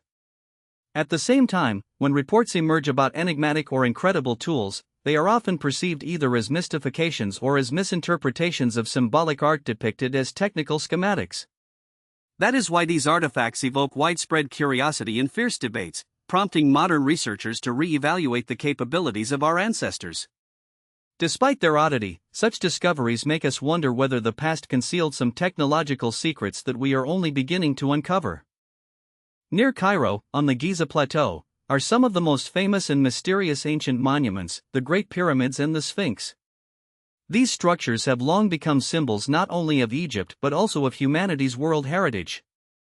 Mainstream Egyptian archaeology holds a well-established view about the origins of these monumental edifices. According to this view, the three main pyramids, those of Khufu, Khafre, and Menkaure, were built approximately 4,500 years ago during the Old Kingdom period. They served as tombs for the pharaohs of that era and were constructed during the 4th dynasty. The most noble and imposing among them is Khufu's pyramid, or the Great Pyramid, which took roughly 20 to 30 years to complete. Its construction was only possible through the mobilization of large crews, extensive use of copper tools and various devices, so-called ramps, designed for lifting and moving massive stone blocks. Building this pyramid was a grand engineering and organizational achievement that still amazes contemporaries today. The giant Sphinx, a colossal image carved from natural bedrock, is traditionally associated with Pharaoh Khafre, who ruled after Khufu. This view is supported by numerous archaeological finds, ruins of workers' settlements near the monuments, remnants of tools, and inscriptions discovered at excavation sites, confirming that these structures were indeed built during that period. Nevertheless, the discoveries of stone tools and written inscriptions from excavated Giza areas and other regions generate many questions that remain unanswered. Despite a broad scientific consensus regarding the complexity of the methods and the precision of the construction technologies used for these monuments, alternative theories are still actively proposed. These theories question traditional explanations of how such grand structures could have been built, their chronological dating, and their historical purpose. Some researchers offer hypotheses that significantly diverge from the mainstream, even casting doubt on whether the ancient Egyptians had access to the technological capabilities required for constructing such massive and precise edifices. It is remarkable that the mysteries surrounding these monuments continue to inspire scientists and enthusiasts to seek new answers beyond conventional explanations. Constant questions regarding how ancient builders managed to move and assemble stone blocks weighing up to 70 tons, as well as how they extracted and processed the materials, direct research into new avenues. The most famous and mysterious of these structures is the Great Pyramid of Giza, or as it is also called, the Pyramid of Khufu.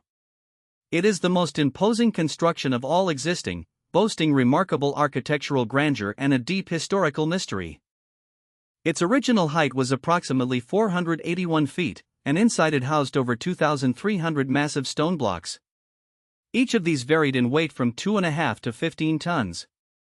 However, within are the so-called royal chambers, where granite blocks are found, some of which can weigh 70 tons or more. All these technical challenges associated with quarrying, processing, and laying such enormous stone blocks give rise to numerous alternative theories. One of the main issues remains the extraction of millions of stone fragments, since using copper tools for this purpose is a highly limited and inadequate solution, which has sparked many debates and hypotheses about the advanced and hidden construction technologies that the ancient builders may have employed. Finally, an important unresolved question concerns how such massive stone blocks were transported over long distances and precisely fitted together, a topic that continues to generate much debate among scientists and researchers. The internal architectural solutions, measurement accuracy, and arrangement of the blocks largely attest to the high building skills of the ancient Egyptians.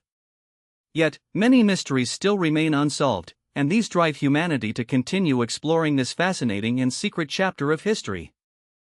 Copper is a relatively soft metal, with a hardness of about 3 on the Mohs scale, whereas limestone, used for most of the pyramid blocks, had a hardness ranging from 3 to 4 on the same scale. Most of these stone blocks measured between 3 and 4 feet, approximately matching 30 to 35 meters. The granite blocks used in the pyramid's construction were even larger in size and weight. This stone's hardness ranged from 6 to 7 on the Mohs scale, making it significantly denser and more difficult to process. Typically, blocks weighing several tons were used for construction, requiring substantial effort for their transportation and assembly.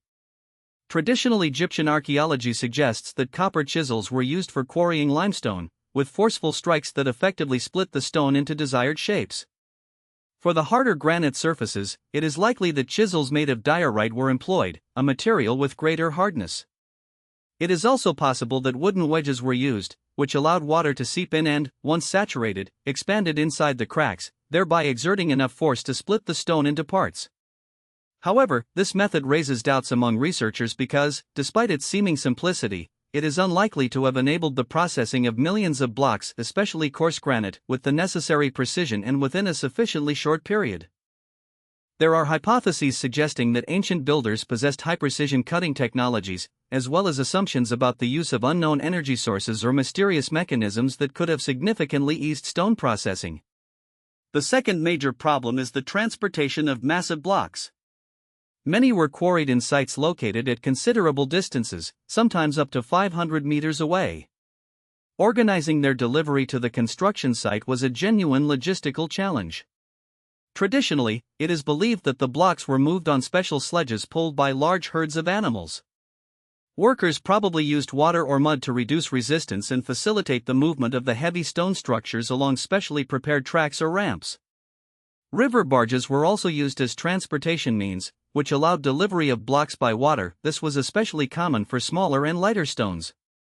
However, moving 70-ton granite blocks over land without wheels, which was a common practice at the time for heavy loads, posed a colossal challenge.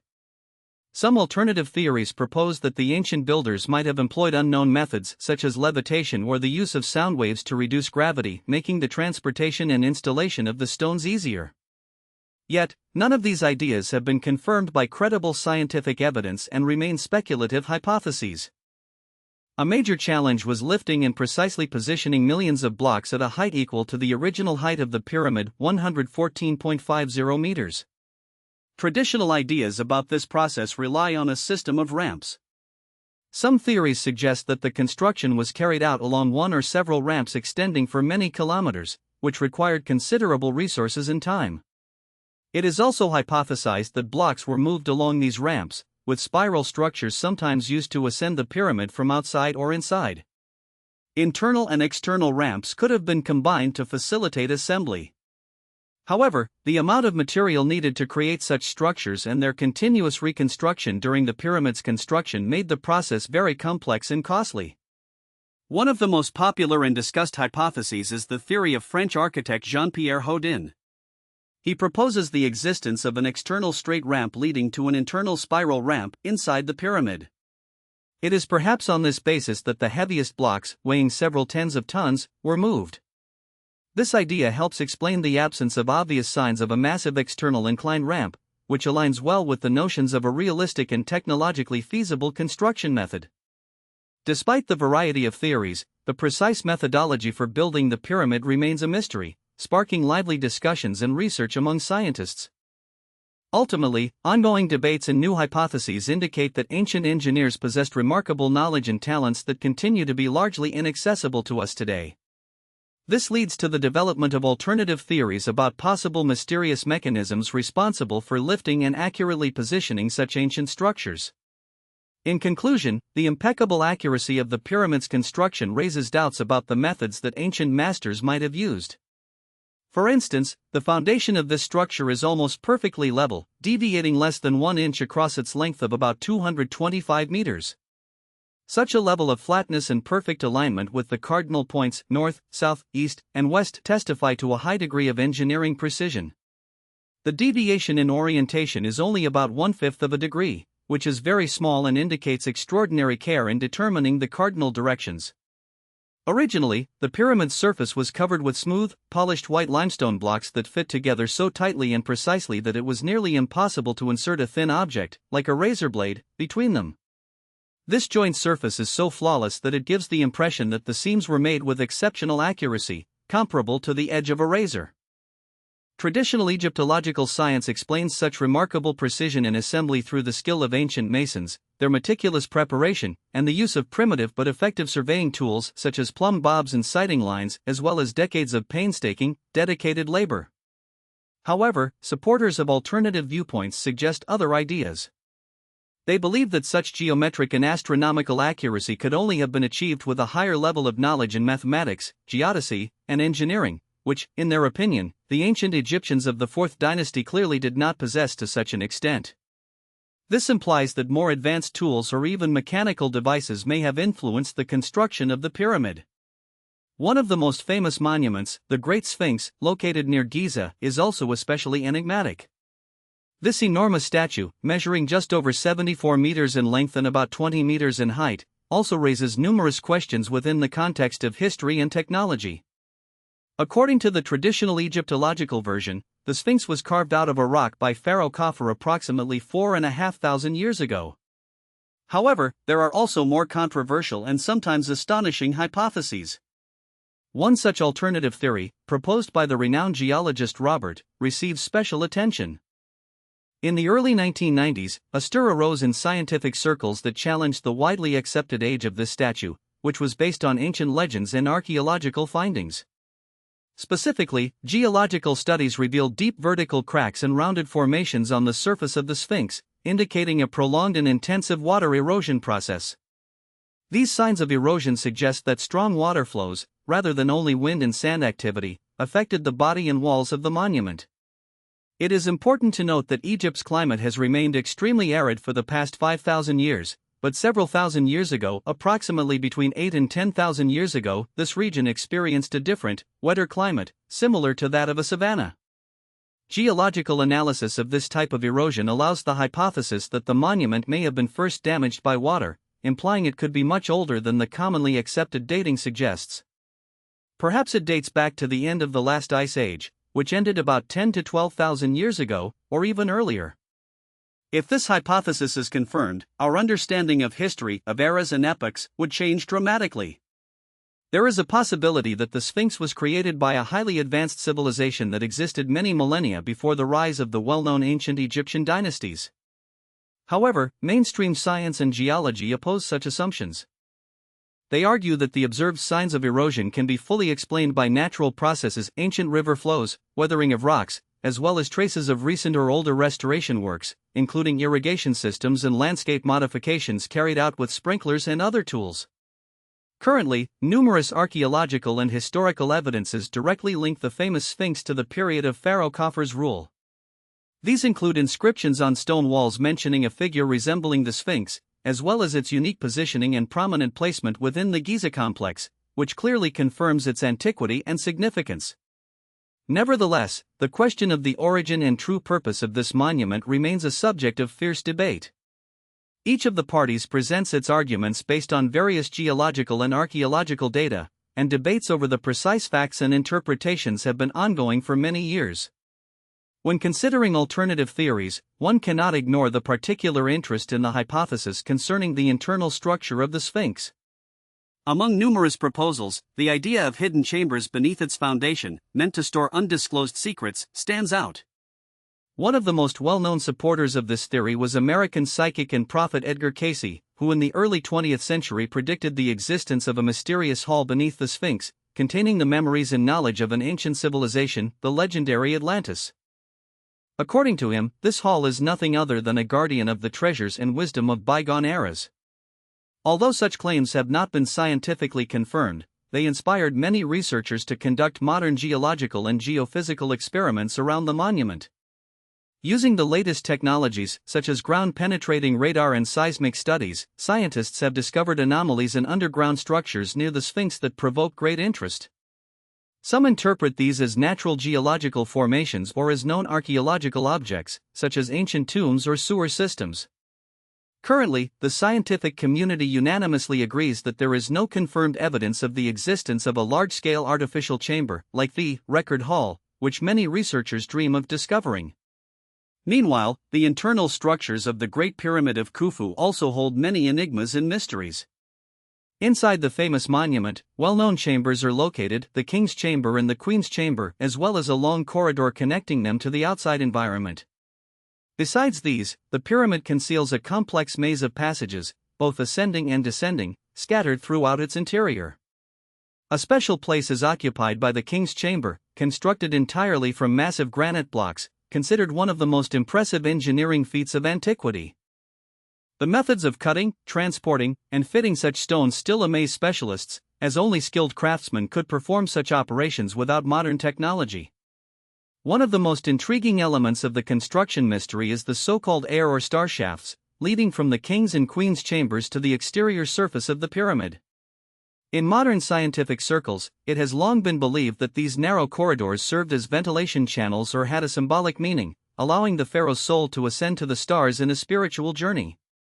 However, some researchers hypothesize that these shafts may have served as astronomical observatories, intended for stargazing, or fulfilled entirely different functions unrelated to the tomb. Recent archaeological experiments involving robotics have led to the discovery of tiny doors, stone barriers, and copper handles inside these shafts, suggesting the presence of complex passage systems or hidden chambers within the pyramid. These findings further highlight the mysterious nature of the structure and continue to fuel the desire to uncover all its secrets, as the possible existence of yet unexplored rooms or tunnels remains a fascinating enigma. The overall significance and purpose of the Gigezi pyramids go beyond their traditional role as tombs for pharaohs. In Egyptian history and culture, these granite and limestone monuments served as symbols of authority, divinity, and the immense glory of rulers. However, modern research and theories suggest that their functions could have had radically different symbolic meanings. While opinions are divided, most scholars lean toward the idea that the pyramids are not only tombs but perhaps also sacred centers, symbols of cosmic harmony, and holders of deeper, more mysterious knowledge hidden from outsiders. One of the most well-known and debated hypotheses, proposed by engineer Christopher Dunn, suggests that the Great Pyramid of Giza served not only as a tomb for ancient Egyptian pharaohs. In his view, this majestic architectural monument was a far more complex and multifunctional structure than traditionally thought. Dunn put forward the theory that the pyramid could operate as a massive machine, an actual power plant or energy generator capable of converting and storing planetary energy in the form of microwaves. In his work, the engineer conducts a detailed analysis of the dimensions and internal structure of the monument, attempting to understand its true purpose. He relies on precise measurements, structural features, and selected materials, hypothesizing that all these elements served a specific function. According to his hypothesis, the main gallery inside the pyramid acts as a resonator or waveguide, allowing it to concentrate and amplify energy. The granite chambers, including the King's Chamber, are considered by him as acoustic chambers designed for capturing and transforming energy waves. This hypothesis is based on the assumption of a complex resonance system and the interaction of the pyramid's elements with Earth's energetic structure.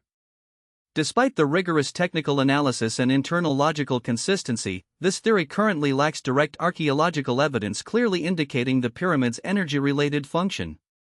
Furthermore, it is not supported by ancient Egyptian texts or well-known historical sources, making it more speculative.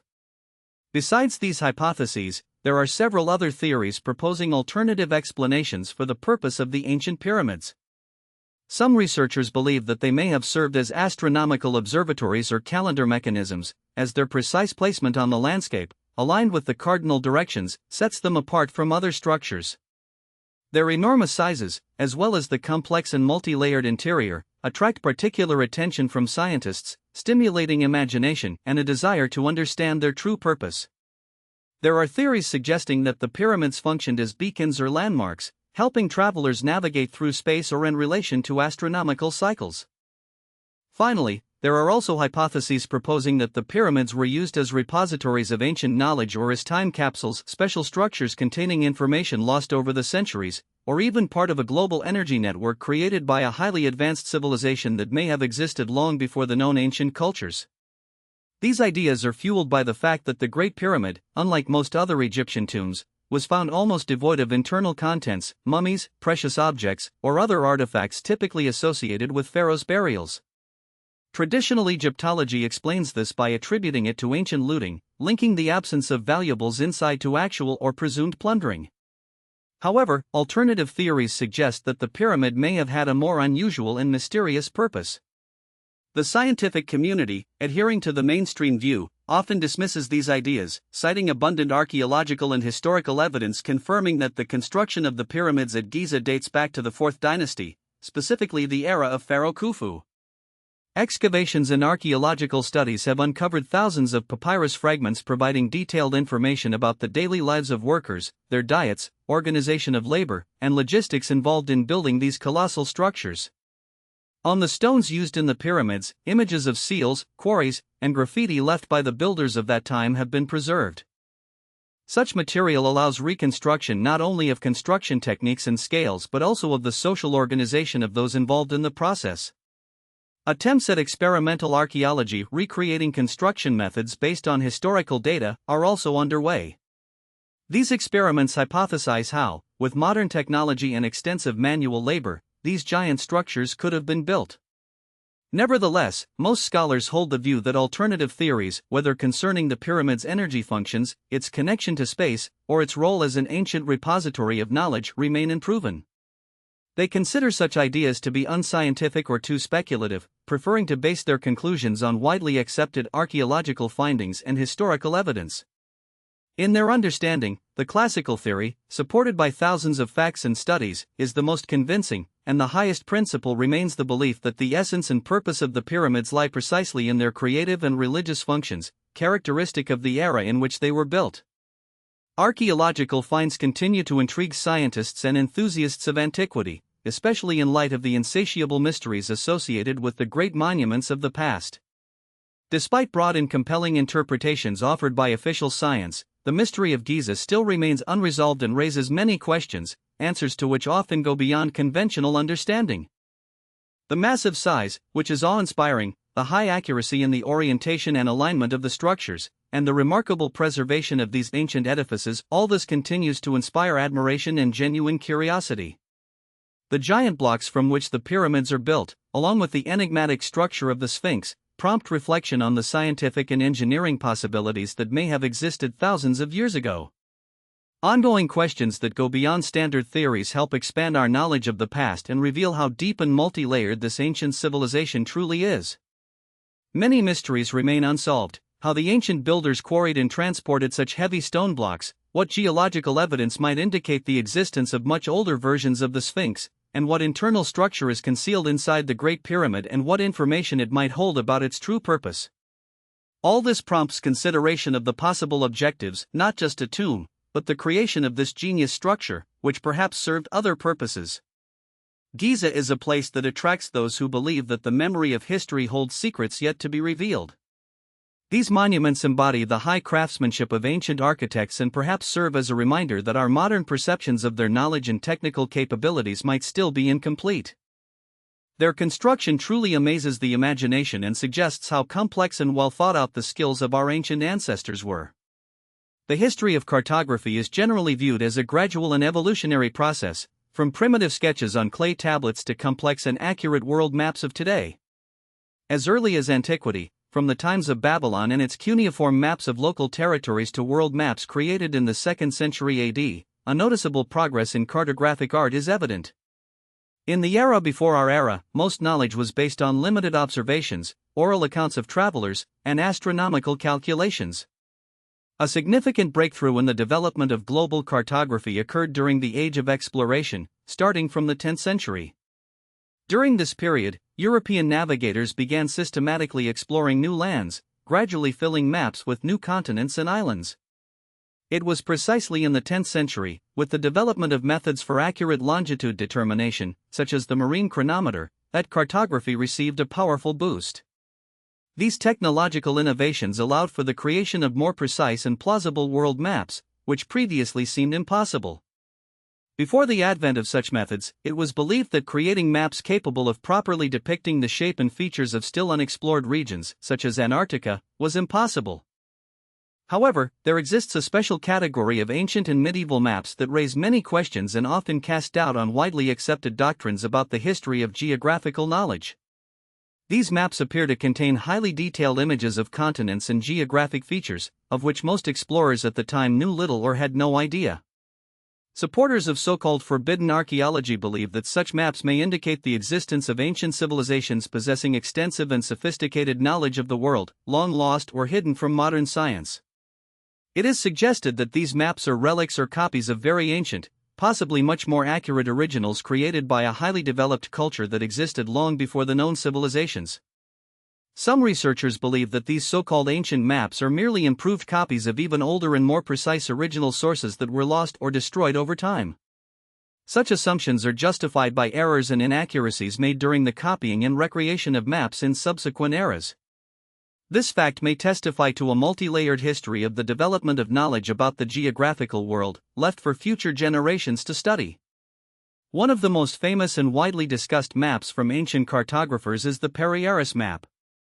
Discovered in 1929, it was found in one of the libraries of the main palace located in Istanbul, which attests to its importance and historical value.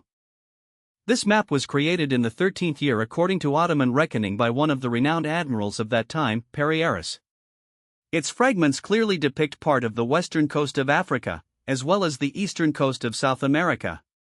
However, the most astonishing aspect is a landmass occupying the southern part of the map, which some researchers believe to be an oceanic line mimicking the coastline of Antarctica.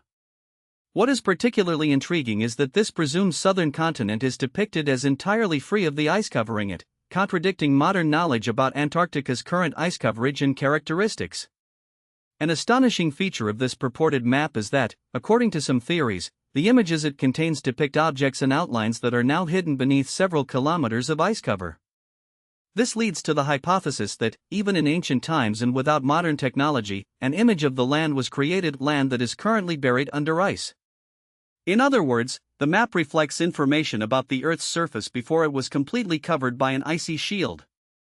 This hypothesis suggests that the original map may have been made approximately 10 or 12,000 years ago, or even earlier, during a time when the last ice age was ending or had not yet begun.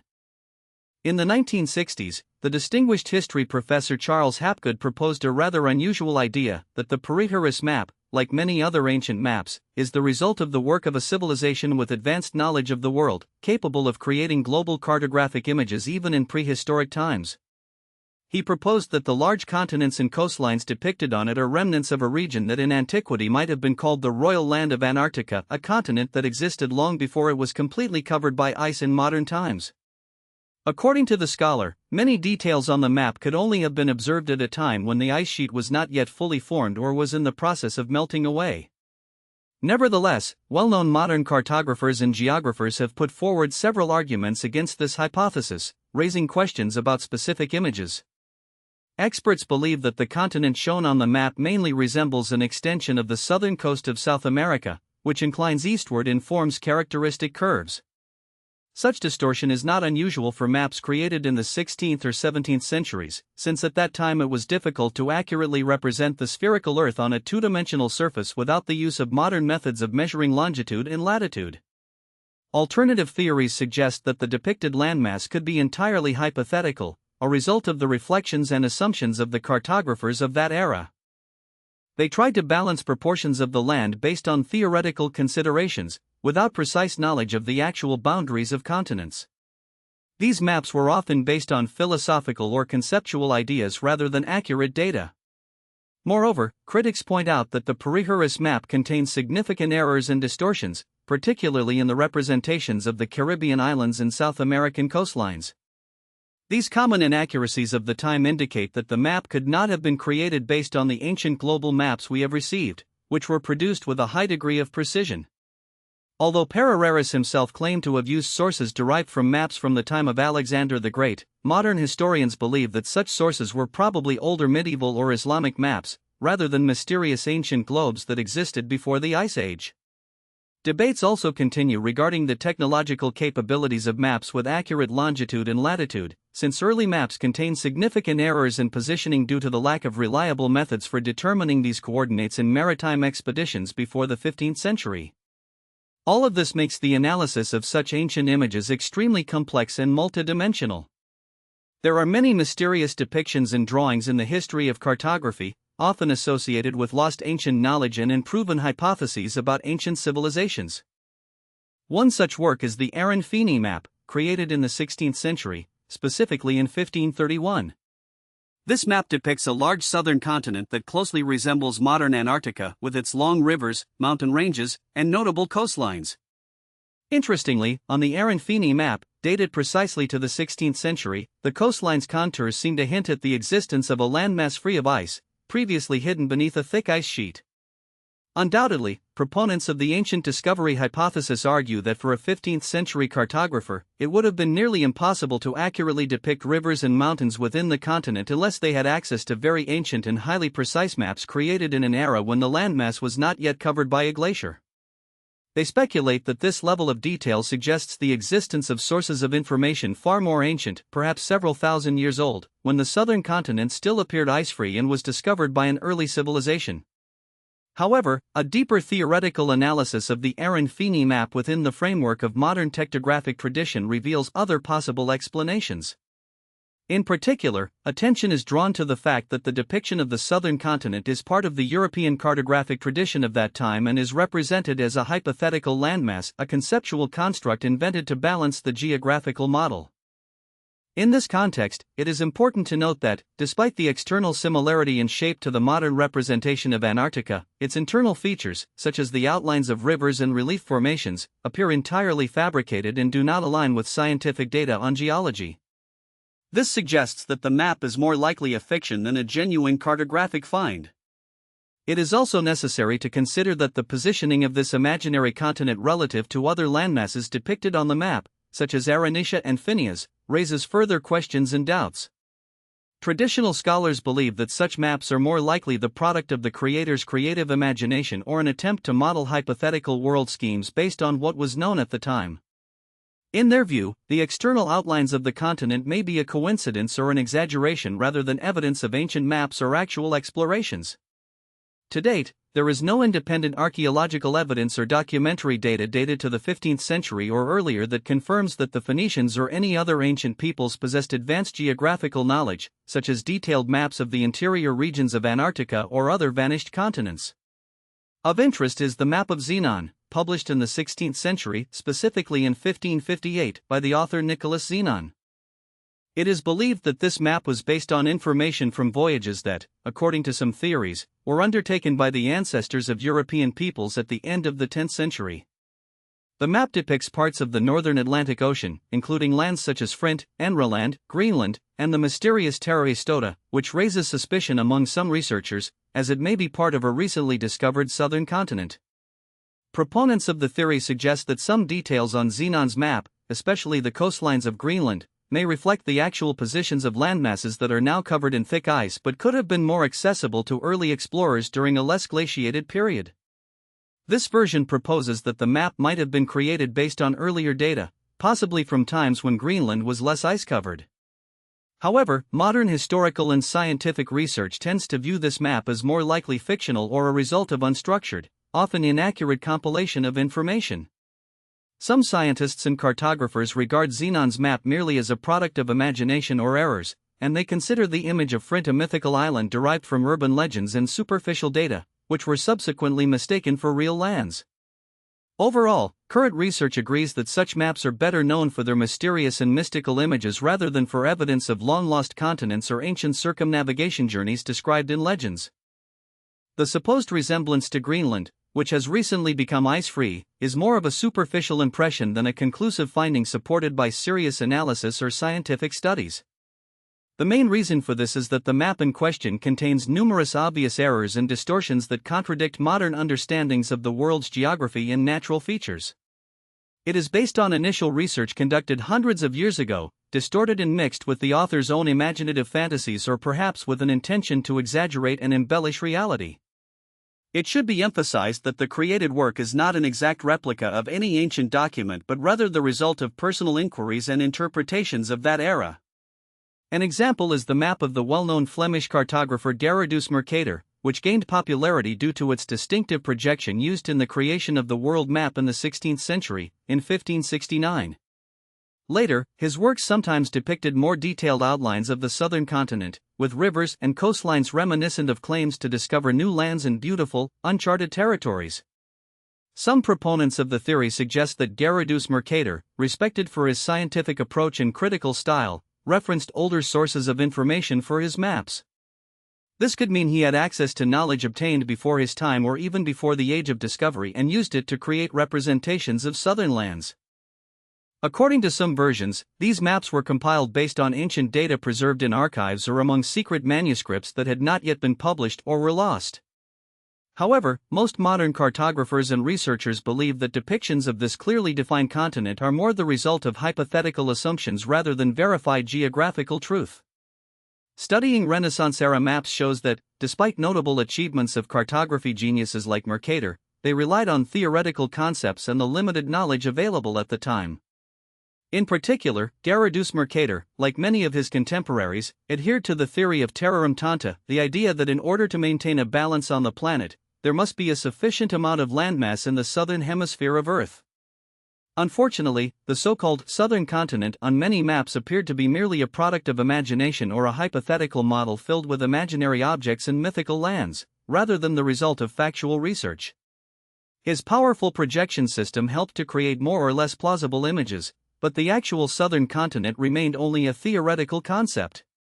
In this context, maps of Mercator and similar cartographers often contained many distortions, which subsequently fueled speculation and fantasy. Nonetheless, it is worth noting that all these maps, with all their errors and inaccuracies, were built upon knowledge that was considered current at the time, and often the only accessible information. There are no indications that Gerardus Mercator or his contemporaries used secret ancient sources or ultra-precise data from global investigations, which may have been lost over the centuries.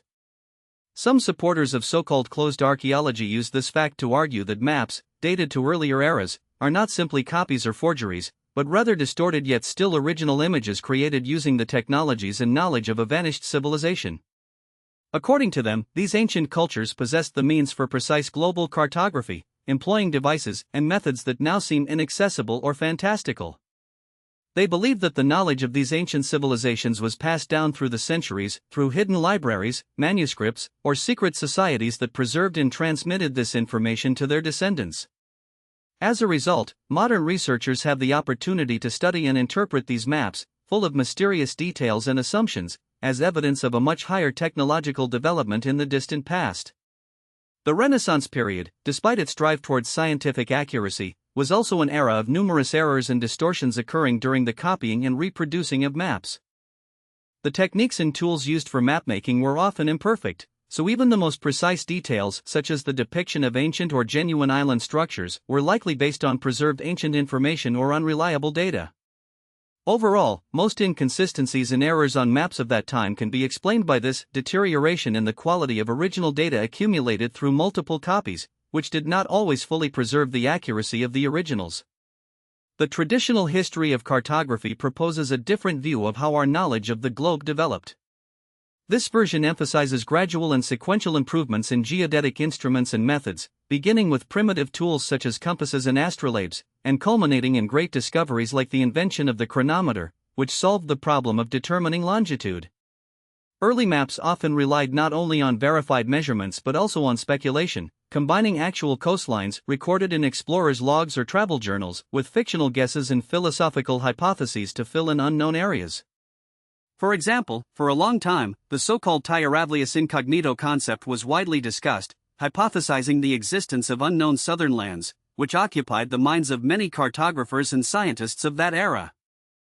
Many geographers sought to find not only practical descriptions of the terrain but also a certain spiritual and philosophical balance, blending science with ancient ideas about the world. However, despite these efforts, at the earliest stages of mapmaking, some distortions and inaccuracies were inevitably present. This was primarily explained by the lack of precise methods for determining longitude and the limited capabilities of the geodetic tools available at that time. Additionally, the difficulty of accurately projecting a three-dimensional Earth surface onto a two-dimensional map also played a role, generating errors and distortions. Misinterpretations of geographic features such as continental ice shelves, distant islands, and intricate coastlines often led to maps depicting land areas that did not actually exist or expanding known territories, often as a result of errors, but sometimes as a deliberate creative interpretation. The desire to create a comprehensive, vivid portrayal of the world, often hypothetical, led to a tendency to depict regions lacking reliable data in the most detailed manner possible, sometimes freely interpreting the available information. Cartography offers great potential and a variety of ways to represent the world. However, there are serious reasons to doubt the existence of complete, highly accurate maps created by civilizations before the Ice Age. Today, archaeology has not found a single original map that could be verified as authentic and dated to a distant era. Furthermore, the numerous errors, distortions, and inaccuracies present in well-known maps, such as the World Map by Artusius Fow or Harrison's map, even considered among the better examples in cartography history, often surpass in volume and precision the supposed information contained within them. Analysis suggests that explanations based on coincidences, guesses, or misinterpretations of available data are far more plausible. All this casts greater doubt on hypotheses claiming the existence of an advanced global mapping civilization in antiquity. If such a civilization truly existed, one would expect today to find numerous archaeological evidence, advanced technologies, maps, and devices scattered across various continents. However, such evidence has not been discovered by mainstream science. All attempts to find similar artifacts face a lack of convincing confirmation. The idea that highly accurate knowledge of the world's geography could have been preserved almost unchanged for thousands of years solely through repeated copying and transcription without an understanding of the underlying technology or historical context is also questionable. Usually, to preserve such knowledge, the transfer of data must be accompanied by technological development based on it, which is only confirmed within known historical periods. Currently, most scientists agree that these maps, although interesting archaeological finds and evidence of the past, cannot serve as definitive proof of the existence of an ancient, long-lost civilization that possessed such sophisticated methods of cartography and then disappeared. The modern official theory of human historical development describes the evolution of civilization and knowledge as a gradual chain of events, starting from the simplest forms and gradually progressing to more complex ones. This process is seen as a sequence of discoveries that allow humanity to study and depict the surrounding world more accurately over time. In this chronological order, the development of technologies, research methods, and understanding of nature go hand in hand, creating a clear and logical picture of historical evolution. The history of human tools and technological achievements is rich with examples, beginning as early as the era of stone tools, which are much older than metal ones. At the same time, primitive forms of art preceded more complex and diverse artistic expressions. In prehistoric times, living organisms appeared long before the species existing today, and their development occurred over a much earlier geological timeframe than that of modern species. One of the mysterious examples is the Anasazi population, ancient ancestors of the Pueblo people, who left behind unique cliff dwellings. Their disappearance is shrouded in mystery, as archaeological finds often indicate sudden cultural disappearances that leave many questions unanswered. However, some discoveries cast doubt on the strict chronological order of the development of historical epochs. These finds are known as so-called out-of-place artifacts or anomalous objects. Under this term are items found in archaeological, geological, or historical layers that seem to contradict established views on the sequence of time and the technological level of ancient people. These enigmatic artifacts suggest that intelligent beings, such as humans, possessed highly advanced knowledge or used sophisticated technologies much earlier than commonly believed. Sometimes, it is hypothesized that certain life forms existed or had technological development well before traditional estimates, which challenges conventional views of linear and gradual human progress. In the fields of archaeology and paleontology, there are objects that attract special attention because of signs of high technological complexity discovered in periods when corresponding technologies were thought not to exist. Some artifacts indicate unexpected presences of humans or hominids, ancient beings, in territories where, according to traditional theories, they should not have been. There are also discoveries that seem entirely incompatible with natural geological layer formation or the creation of objects through natural forces. Apparently, they were crafted manually. Of course, some of these mysterious objects can be explained by simple reasons: misidentification, hoaxes, or modern interventions. However, not all finds are easily explained, which fuels passionate debates among scientists and enthusiasts alike. They support the hypothesis that the ancient world was much more complex and technologically advanced than mainstream science suggests. Regarding technologies, some mysterious discoveries include parts that go beyond conventional mechanisms, such as ancient electromagnetic devices or batteries, known as the Baghdad battery. Examples of such objects inspire researchers to pursue new studies and reassess ancient technologies. One striking case is an artifact named Kos, discovered in 1990. It is an intriguing item that has become increasingly mysterious over time. In 2010, near Talanchi, California, an unusual object resembling a spark plug was found. It was hidden inside geological rock, initially identified as dating back millions of years. Accordingly, there were hypotheses about the existence of highly advanced civilizations hundreds of thousands or even millions of years before our era. However, subsequent analysis by leading experts in geology and archaeology yielded a different result. The geode containing the object turned out to be a rough deposit of rapidly forming iron oxide. The artifact itself was very simple, a standard 21st century spark plug that had been lost by a young person in the early 20th century. A quick buildup of oxide formed around the spark plug, creating the illusion of its ancient origin and safety for interpretation. This case has become a clear example of how crucial strict adherence to scientific methods is in dating cultural and geological finds, as objects can mistakenly be perceived as ancient artifacts. Another similar example is the so-called Dorchester pot. In 1852, during a rockburst caused by an explosion, a metal vessel of unusual shape, resembling a bell, was discovered. Its shape and materials intrigued researchers. Some suggested that the object could have a high-tech origin that does not fit its layer's age. All these discoveries, despite sparking numerous debates, clearly indicate that the history of human technological development and the existence of various life forms could be much more complex and extraordinary than what official scientific sources describe. Overall, modern archaeology and paleontology face many mysteries that require rethinking existing theories and expanding the boundaries of scientific exploration. Although such discoveries often spark debate and skepticism, they stimulate scientific progress and serve as a reminder of how many secrets remain hidden within the Earth's depths and deep in time. An interesting case occurred a few kilometers from the city of Dorchester, Massachusetts, involving the discovery of an unusual type of rock. Evidence suggests that this rock could be hundreds of millions of years old. If such information were confirmed by science, it would be a truly sensational discovery, opening new horizons in understanding the Earth's historical development. Such a conclusion would imply that humans and other complex life forms, perhaps even humans themselves, appeared much later than the knowledge in metalworking, which, according to this theory, could have existed in ancient times long before the emergence of modern organisms. Nevertheless, it is emphasized that these claims remain at the level of assumptions, as no specific and reliable scientific studies have yet confirmed the age of the Dorchester pot or its original location. As a result, scientists lack a solid context and concrete evidence of its antiquity, and without such proof, this entire theory remains only a hypothesis. In this case, no geological or archaeological expeditions have been conducted to determine the exact origin or age of the discovered rock. It is presumed that the rock could be part of a fragment of modern coal or a rapidly formed concretion that, either by chance or by mistake, concealed a modern object beneath it. Similar situations occur in other cases where findings in ancient layers may turn out to be the result of natural processes rather than evidence of past life or technologies. This approach helps explain why, in the absence of specific and verifiable evidence, such discoveries raise more questions than answers within the scientific community. Undoubtedly, these cases provoke much debate and reflection, as they once again reveal the complexity of determining the true age and purpose of finds discovered in layers presumed to be much older.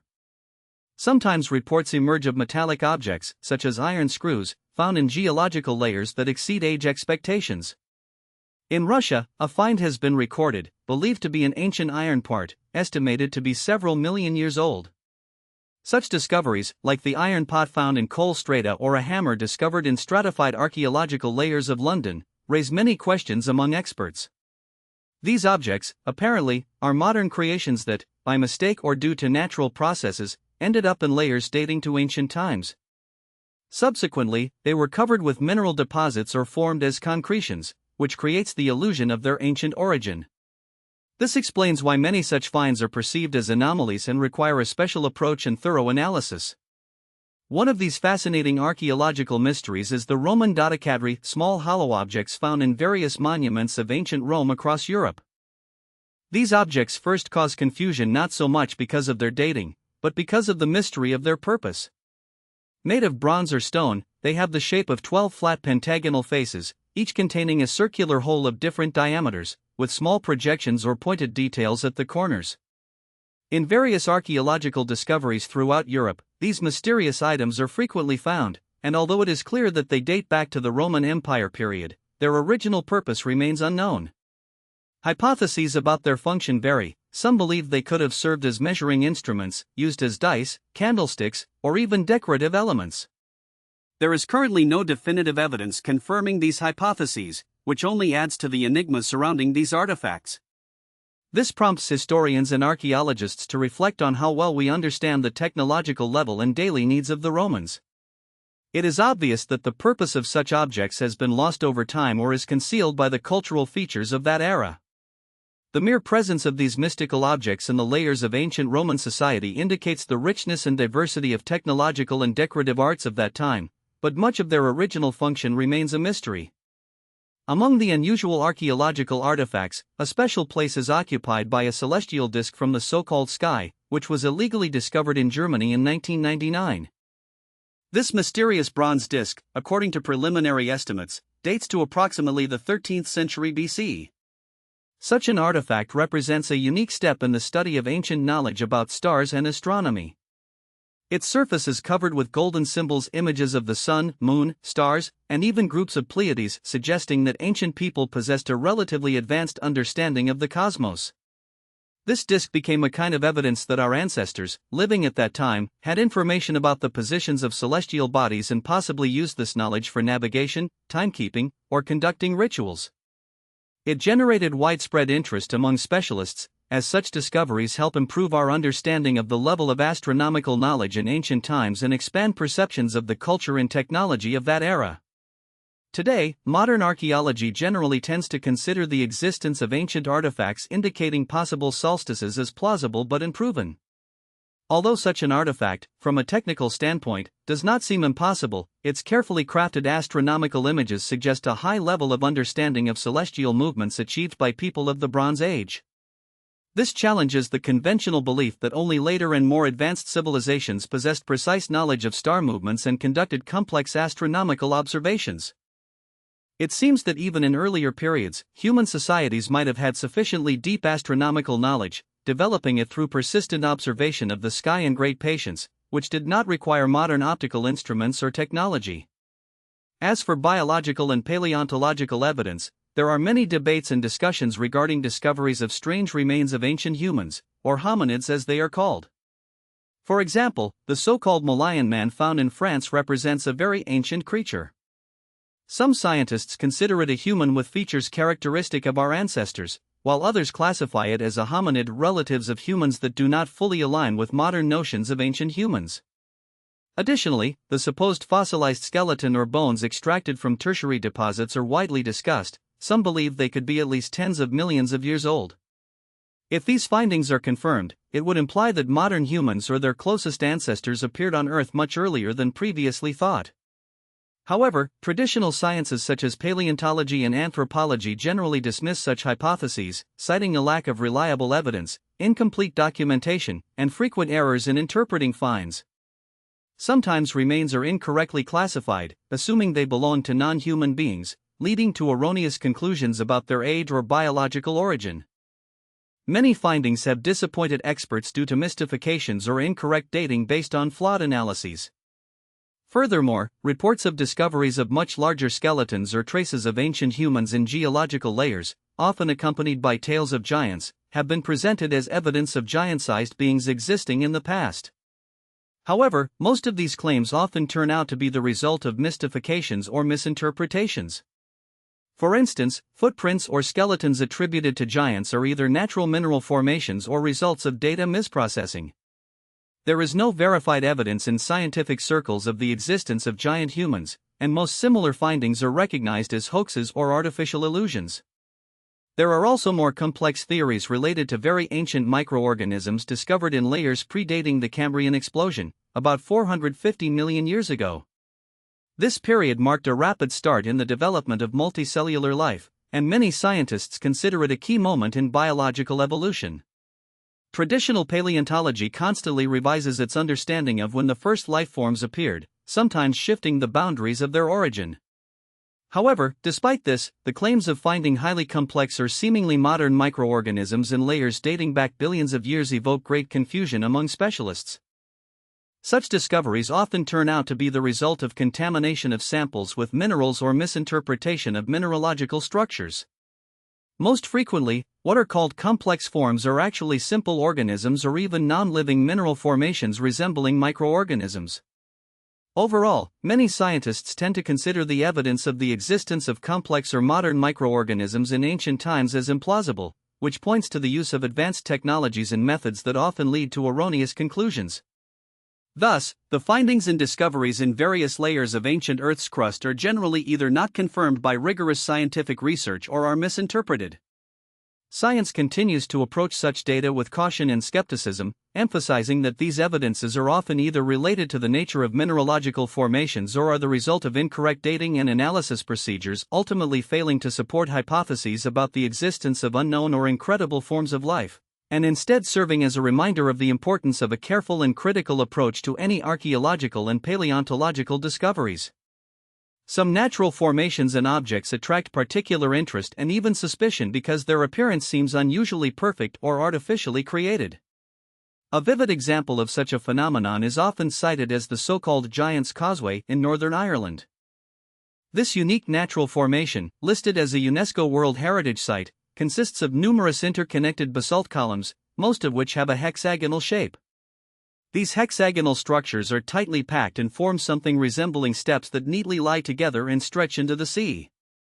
Such an astonishing sight contributes to the impression that this formation was created by human hands.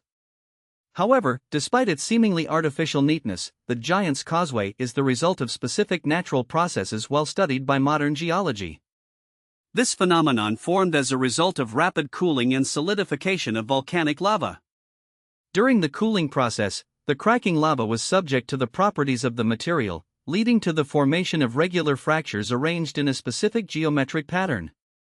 Special crack formation processes in basalt result in the appearance of polygonal shapes, often hexagonal, which create this recognizable effect. Such patterns are an example of how natural geological phenomena can produce complex and symmetrical figures that often resemble man-made creations. This feature acts as a trap for those unfamiliar with the mechanisms behind these structures, making them believe that they were crafted by human hands. Moreover, among natural formations, there are concretions, dense accumulations of minerals formed through the deposition of substances within sediments or rocks. They are widespread and often evoke associations with artificial objects. Concretions can take on a variety of shapes, from perfectly smooth spheres and disks to intricate forms that sometimes strongly resemble man-made artifacts. Particularly striking are the smooth, spherical shapes that frequently result from the natural growth of minerals under certain conditions, creating the impression that the object was originally artificial. Such formations are often found in layers of ancient geological deposits that date back to very old periods. Among them are geodes, hollow stones filled with crystals, and metallic spheres, the origins of which often puzzle modern researchers. All this prompts a re-evaluation of the possibility that ancient layers of Earth contain forms and objects beyond the usual understanding. Sometimes, these findings challenge established scientific paradigms, particularly the principles of uniformitarianism and the notion of gradual evolutionary development of technologies and species. If the so-called antique objects discovered are truly artificial, it implies the existence of long-extinct civilizations with incredible capabilities, about which little is known to this day. This, in turn, calls for a reconsideration of traditional timelines of history, possibly even a complete overhaul of the broader picture of Earth's evolution and ancient history. Such discoveries lead scientists and enthusiasts of antiquity to rethink chronology and the origins of many artifacts, suggesting that in the past there may have been periods of technological or biological progress that have practically vanished over time. They have left behind only fragmentary evidence, sometimes mysterious and difficult to explain. Traditionally, most scientific explanations for the emergence of such mysterious findings are based on known principles of geology and archaeology. Often, the cause lies in misperception or incorrect identification of objects. Attentive researchers have noted that natural forms or structures can sometimes be misinterpreted as man-made due to the pareidolia effect, the tendency of the human brain to find familiar images and shapes in unusual or random objects. This psychological mechanism can be misleading, causing one to see artificial features in natural formations where none actually exist. Additionally, incorrect interpretation of the geological context, dating, or characteristics of a structure can lead to false conclusions about its origin. Nonetheless, these patterns and errors merely highlight the complexity and multifaceted nature of investigating mysterious natural formations. For example, an artifact may be found near ancient soil layers, however, its true age is often much younger than assumed because it may belong to a more recent layer that was accidentally mixed or disturbed during excavations or natural processes. Sometimes, age is determined using methods that do not always produce precise results, further complicating accurate interpretation. There are numerous cases in archaeological history where objects have been forged or artificially created to achieve fame, gain benefits, or support certain ideological positions. Such falsifications were often aimed at aligning scientific explanations with specific views or hypotheses, frequently for personal gain or propaganda. Later, instances are discovered where more recent objects appear in older layers due to cracks, burrows, animal activity, or even human activity, such as mining operations.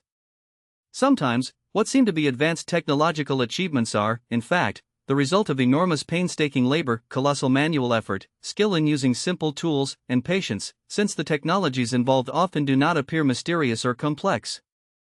All of this clearly demonstrates that the capabilities of our ancient ancestors are often underestimated or undervalued in the interpretation of their achievements.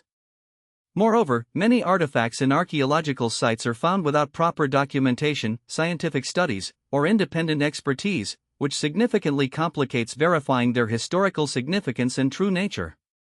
A scientific approach requires strict standards of evidence, verified by independent findings, reproducibility of results, and in-depth analysis of the context.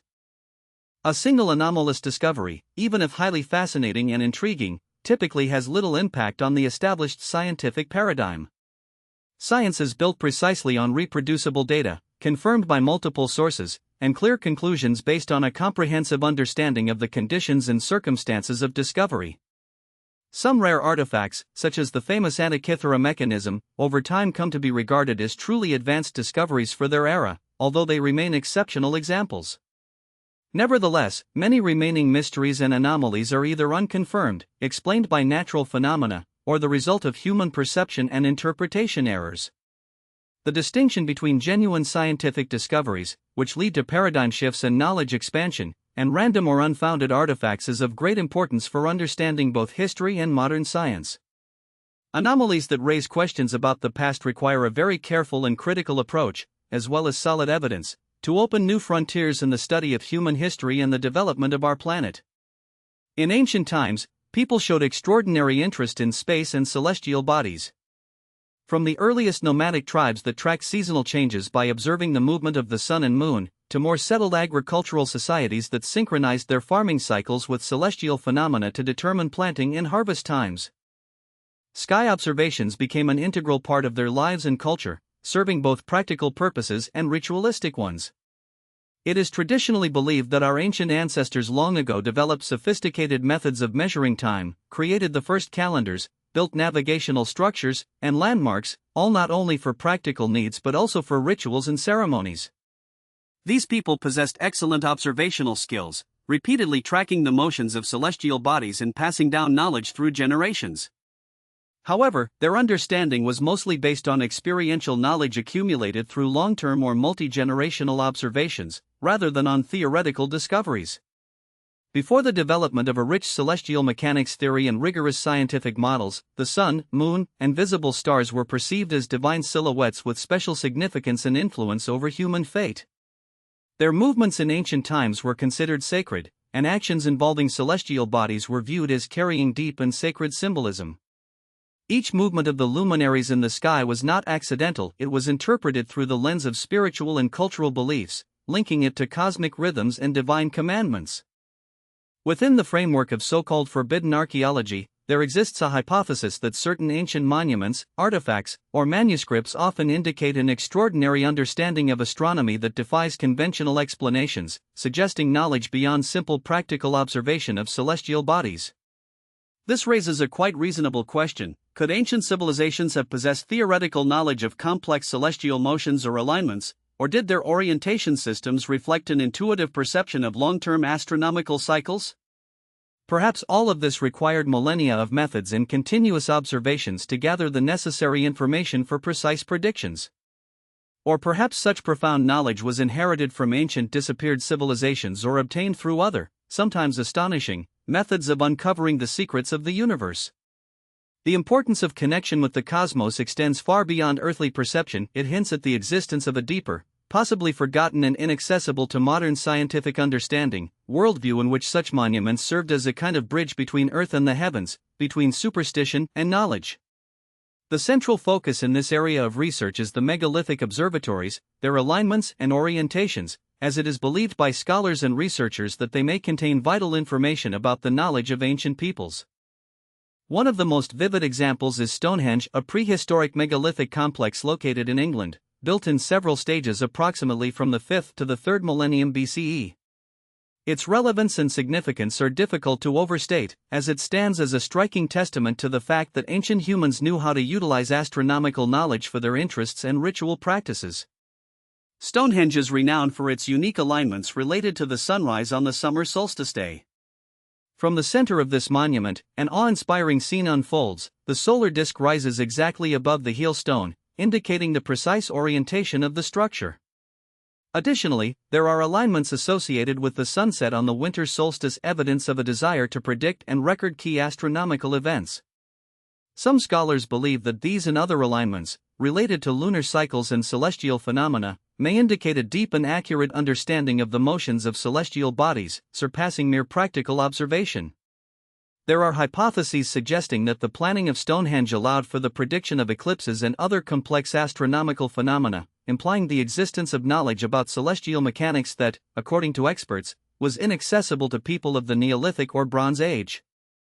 However, most archaeological interpretations tend to see this monument primarily as serving sacred and ritual purposes related to astronomy. It acted as a calendar, marking the most important cycles of nature and the surrounding world, and as a ceremonial site uniting participants of religious rites. Its construction did not necessarily require deep theoretical knowledge, it was sufficient to have long generations of observations of the extremities of solar and lunar cycles. Perhaps such seemingly simple methods allowed ancient builders to precisely align the structure without the need for complex mathematical calculations or theoretical knowledge about orbits. Research into many of the supposed complex lunar and stellar alignments of Stonehenge shows that some of them may be the result of random coincidences or lack sufficient precision to indicate a conscious astronomical intent beyond simple solar orientations. However, the primary function of this unique monument is consistently perceived as ritualistic and ceremonial, and its design is closely linked to astronomical observations. These observations, as an integral part of religious practices, were used to determine the timing of ceremonies, calendar festivals, and the organization of agricultural activities related to the beginning and end of seasons. The Griannan is a unique passage tomb located in Ireland, which has long attracted the attention of researchers due to its scale and architecture. Built around the same time as the majestic Stonehenge, this ancient structure demonstrates not only the engineering skill of its builders but also a wealth of astronomical knowledge. Archaeologists have established that Griannan served not only cultic or funerary purposes but also played a significant role in observing celestial cycles. For example, its architecture clearly reflects astronomical aspects, such as the precise alignment of certain interior elements with specific lunar positions. Approximately 5,200 years ago, another significant astronomical complex was constructed. This ancient structure consists of a long gallery leading to a central chamber. An important feature of its design is that on the day of the winter solstice, during the first rays of dawn, light precisely passes through a special aperture and illuminates the interior walls of the chamber, demonstrating an evident understanding of the season and exact alignment of structural elements. Some scholars believe that such engineering solutions could not have arisen by chance, and this planning indicates that ancient people possessed a deep understanding of astronomy. This structure can be seen as evidence of their advanced knowledge, skills, organizational abilities, and the ability to precisely align large constructions with celestial events. Modern conventional archaeology fully recognizes that such monuments were created with deliberate intent and considers them as striking examples of Neolithic engineering and observation of natural phenomena. These structures demonstrate that ancient craftsmen possessed the knowledge and skills to align massive stone blocks with remarkable accuracy. Not only for practical purposes, they linked their ritual and cultic edifices to significant astronomical phenomena, emphasizing their desire to synchronize terrestrial constructions with celestial cycles. At the same time, the construction of such structures is often more associated with ritual functions and a desire to connect with cosmic forces rather than with the development of precise scientific knowledge in the modern sense. The size and complexity of these constructions often served as evidence of ancient belief in divine or cosmic harmony. In the south of France, in the so-called Carnac, there are numerous megaliths, massive stone structures arranged in rows spanning several hundred meters. Their age is estimated to range from 6,000 to 4,500 years ago. In the mid-20th century, engineer and researcher Alexander Thom proposed the hypothesis that these stone rows might not be merely monuments but, in the full sense, a highly sophisticated astronomical observatory.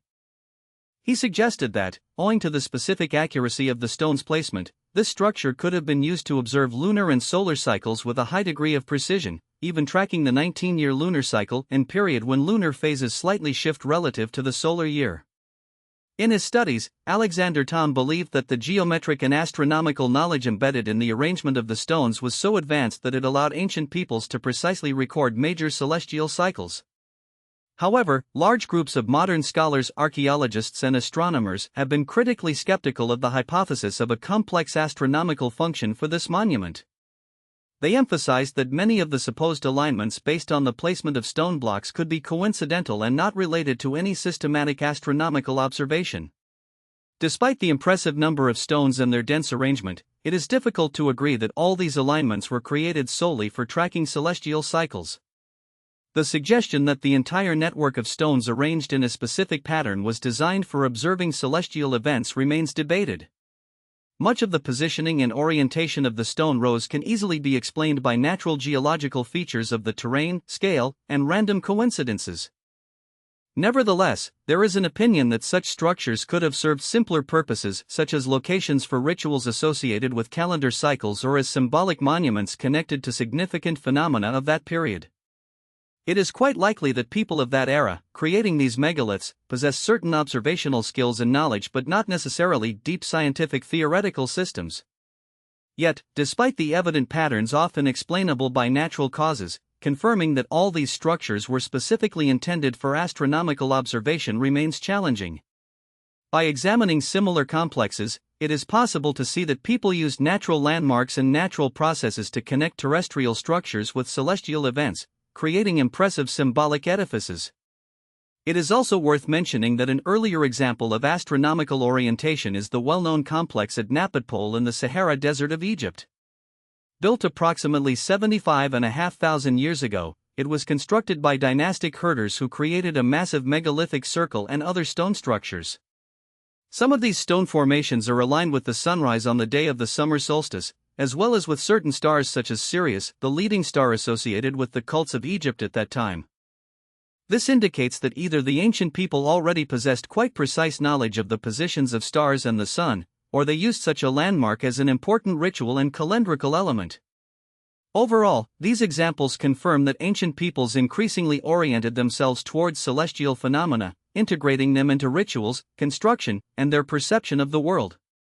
Proponents of this hypothesis interpret the discovered artifacts as evidence that the ancient inhabitants of desert regions had a significant level of astronomical knowledge and a deep understanding of celestial processes long before the rise of the Egyptian civilization.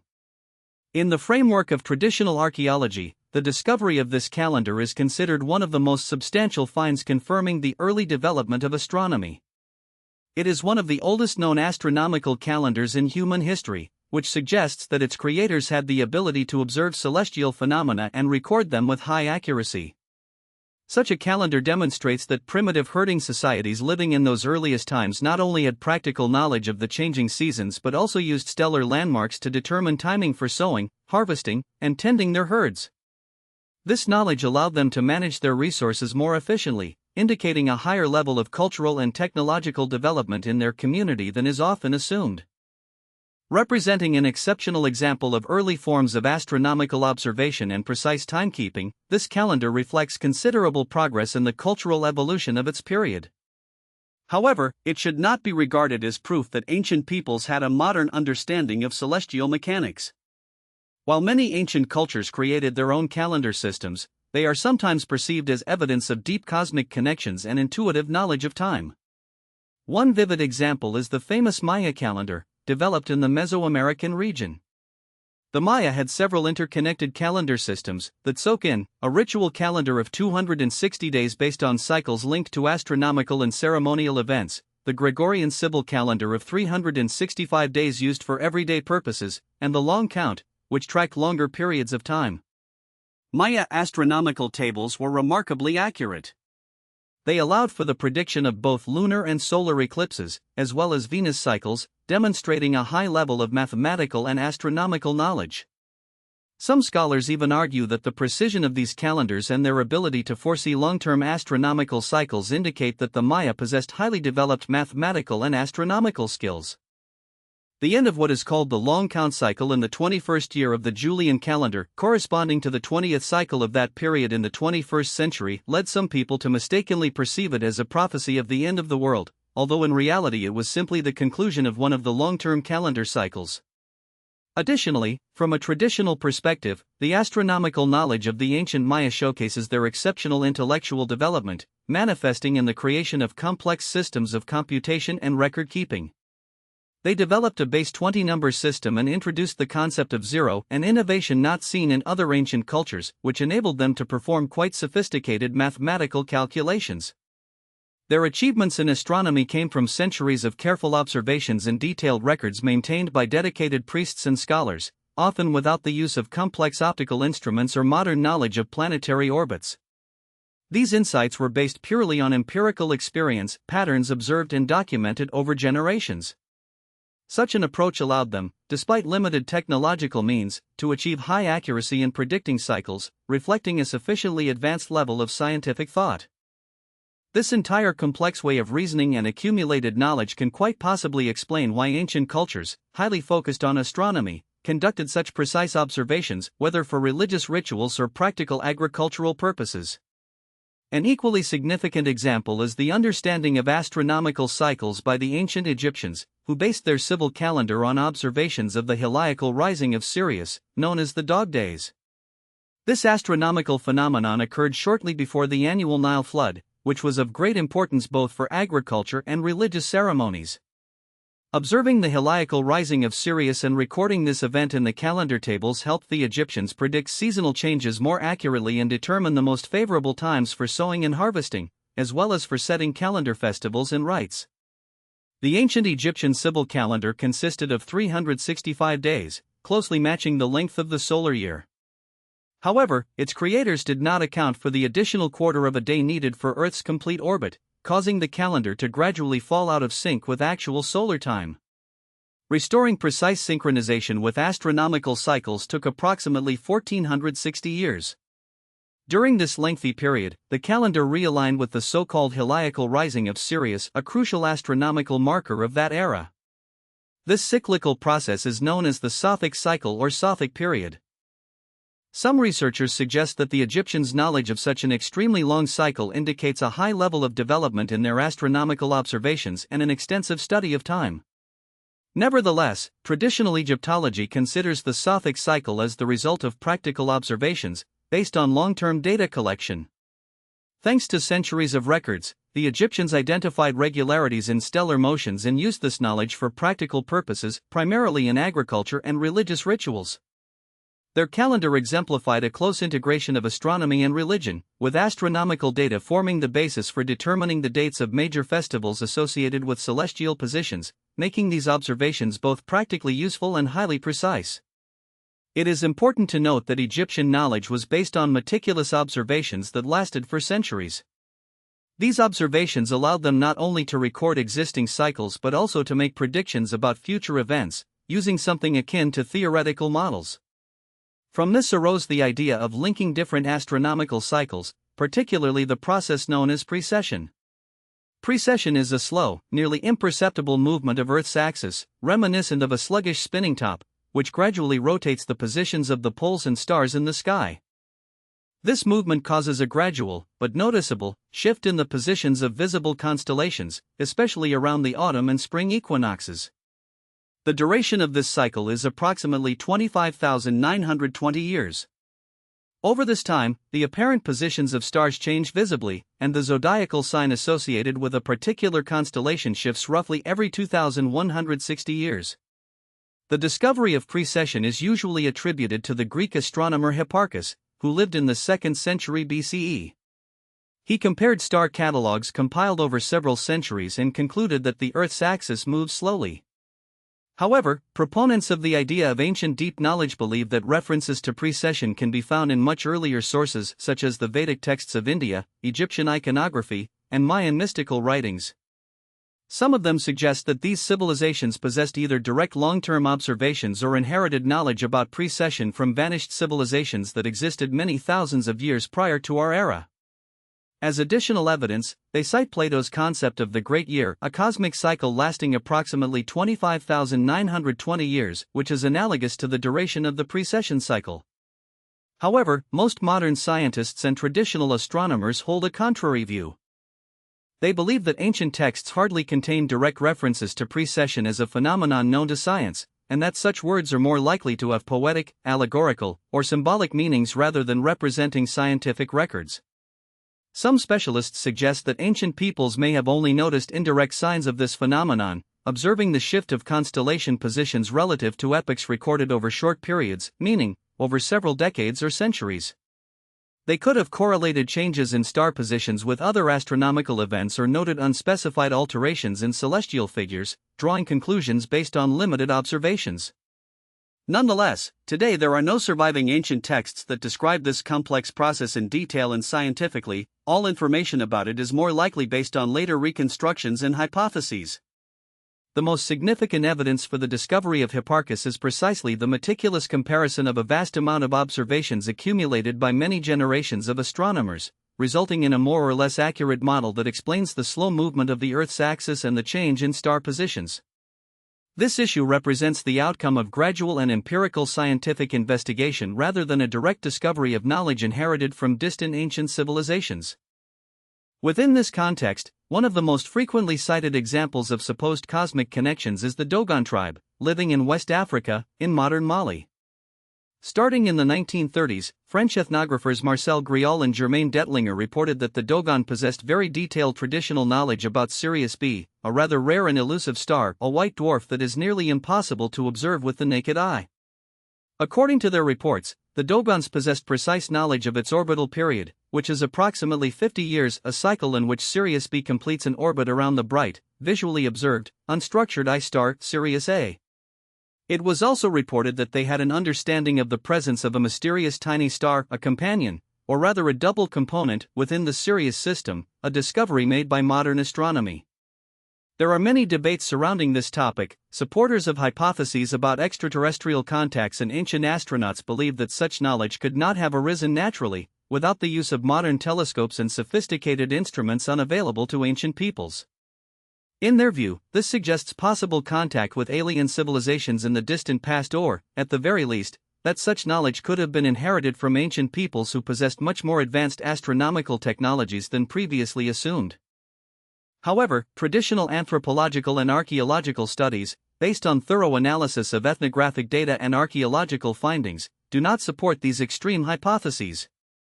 Astronomical data, in turn, have largely refuted numerous claims about the Dogons' knowledge of Sirius B. Scientists have demonstrated that such information could be a coincidence or a result of hints from Western researchers who engaged in discussions with the tribe in the 20th century. It is quite possible that the Dogons simply obtained information about Sirius B from public sources or scientific lectures they encountered through contact with Western scientists at a time when the object itself was widely discussed. Furthermore, there is a version suggesting that the scientific community may have artificially adapted and interpreted Dogon cosmology to fit its own views and theories. Nevertheless, to date, there is no independent evidence that such knowledge existed among the Dogons before first contact with representatives of Western culture. Their traditional cosmology, although rich in symbols and myths, does not contain verifiable data about invisible stars such as Sirius B that are associated with specific observations only accessible through modern telescopes. Some experts also point out that the precise placement of the pyramids in Giza, Egypt, appears particularly interesting regarding potential cosmic connections. In addition to the alignment of structures with the cardinal points, which indicates possession of sophisticated knowledge of surveying and astronomy, there is a hypothesis that their arrangement is related to the constellation Orion. This idea is based on the work of American researcher Robert Buvel, who proposed that the three main pyramids of Giza could have been constructed in a way that mimics the layout of the three brightest stars in Orion's belt. According to his theory, the carefully selected sizes and arrangement of these monuments reflect their positions in the cosmos approximately 10,000 years ago, taking into account the precession effect, the slow change in Earth's tilt relative to the starry sky. Thus, it is suggested that these structures did not merely symbolize the cosmos but were in some way astronomical reproductions or monuments recorded on Earth, designed to preserve knowledge of an ancient era. This, in turn, implies that Egyptian artisans possessed much more advanced knowledge of stellar events than traditionally believed and that their culture had contact with civilizations that existed long before the Great Flood. However, the theory linking the pyramids to the constellation Orion sparks serious debate among experts. Traditional Egyptologists and astronomers argue that the alignments with star positions often require adjustments and selection of appropriate sizes and placements of the pyramids to create the illusion of coincidence, and minor deviations, such as the third pyramid's offset from the exact diagonal, serve as evidence of possible errors or interpretative methods. Many critics point out that such hypotheses demand additional evidence and may mask attempts to attribute knowledge to the ancient Egyptians that they simply did not possess, also ignoring the complexity and uniqueness of each structure. In discussions about ancient cultures and their astronomical knowledge, criticism often arises regarding the insufficiency of existing theoretical frameworks in archaeological and historical sources. Some researchers suggest that the famous orientation of Egyptian pyramids toward true north could have been achieved through simple astronomical procedures that did not require advanced understanding of celestial movements or long-term star mapping. For example, tracking the positions of stars near the polar region over several nights to record their risings and settings would be enough to determine the direction of true north. In this light, it is not surprising that the ancient Egyptians placed great importance on the astronomical alignment of their structures, which held religious and practical significance. Nevertheless, the idea of a long-term symbolic connection justified by the hypothesis linking the pyramids to the constellation Orion raises considerable doubts. Ultimately, such interpretations often rely either on subjective associations or on attempts to find connections that are difficult to substantiate with concrete evidence. Within this context, it is important to understand that what appears to be a significant coincidence or symbolic link is often merely the result of modern interpretations superimposed onto the observations. Overall, science and archaeology emphasize that interpretations of ancient cosmic relationships often require careful differentiation between practical observations and the theoretical knowledge that these civilizations might have possessed. The ancients were undoubtedly skilled in architecture and engineering, as well as attentive to the sky. They built large and impressive structures associated with natural phenomena and celestial events, and developed complex calendars serving practical purposes, primarily for determining sowing and harvest times, conducting religious rituals, and so on. These achievements resulted from years of meticulous observation rather than solely from modern theories modeling orbits and sophisticated optical devices. On the other hand, attempts to interpret ancient astronomical knowledge are often tempted to link them to contemporary theories, which frequently leads to twisting facts and distorting the original meaning. Some researchers select only those points that confirm their hypotheses, ignoring conflicting opinions or data. Additionally, there is a risk of misinterpreting symbolic or mythological stories. They are perceived literally as scientific descriptions, although often they carry allegorical or religious significance. The absence of direct archaeological or textual evidence of complex theoretical astronomy in most ancient cultures makes it impossible to precisely understand how these peoples acquired such knowledge and achieved practical results. As a result, it is often more justified to favor simple and tangible explanations based on observations, practical use of visible celestial objects, and creative approaches to accessible methods. These explanations are far more plausible than hypotheses about lost knowledge, secret technologies, or contacts with extraterrestrial civilizations, which are sometimes proposed in popular theories. Despite the impressive achievements of the ancients in star observation and their pragmatic application, the scientific community cautiously approaches claims that suggest a radical expansion of our understanding of the history of science and technology. In general, human flight history is a relatively young field, beginning with early theoretical ideas and attempts to perform initial flights, then gradually developing during the invention of balloons in the late 19th century and reaching its zenith with the advent of controlled powered flight by the Wright brothers in the early 20th century. Before these significant discoveries, it was commonly believed that our distant ancestors, living in antiquity, lacked the necessary knowledge and technology to create means for sustained and long-distance flights through the air. However, the idea that celestial vehicles or flying devices existed in ancient times directly contradicts the publicly accepted and so-called historical chronology of human technological progress. Ancient legends and archaeological findings often lead researchers and enthusiasts of mysteries to speculate that humans in the distant past possessed remarkable flying capabilities and encountered beings radically different from those of today. Within the framework of so-called forbidden archaeology, there is a concept that ancient flying vehicles were constructed using technologies that today are perceived as fantastical. This idea is primarily based on two key sources: ancient texts describing flying apparatuses or aerial phenomena, and ancient artworks depicting objects or figures that, according to researchers, may be related to flight or modern technologies. Such sources often inspire reflections that, once upon a time, humans possessed knowledge and skills surpassing our current understanding. It is possible that ancient civilizations did not limit themselves to simple knowledge of airflows, but possessed complex aeronautical technologies long lost in subsequent eras. Some researchers hypothesize that extraterrestrial beings visited our planet long ago, offering ancient humans knowledge of higher technologies. In this context, particular attention is paid to ancient Indian texts, where references to so-called Vimanas, mythical flying machines, are common. Vimanas are repeatedly mentioned in famous epic works such as the Rigveda, Ramayana, and Mahabharata, as well as in later, more technologically oriented texts like the Vaimanika Shastra. Descriptions of Vimanas in these sources often have a fantastical character, showcasing the rich imagination of ancient authors. They are depicted as aerial chariots or flying palaces used by gods and mythic heroes.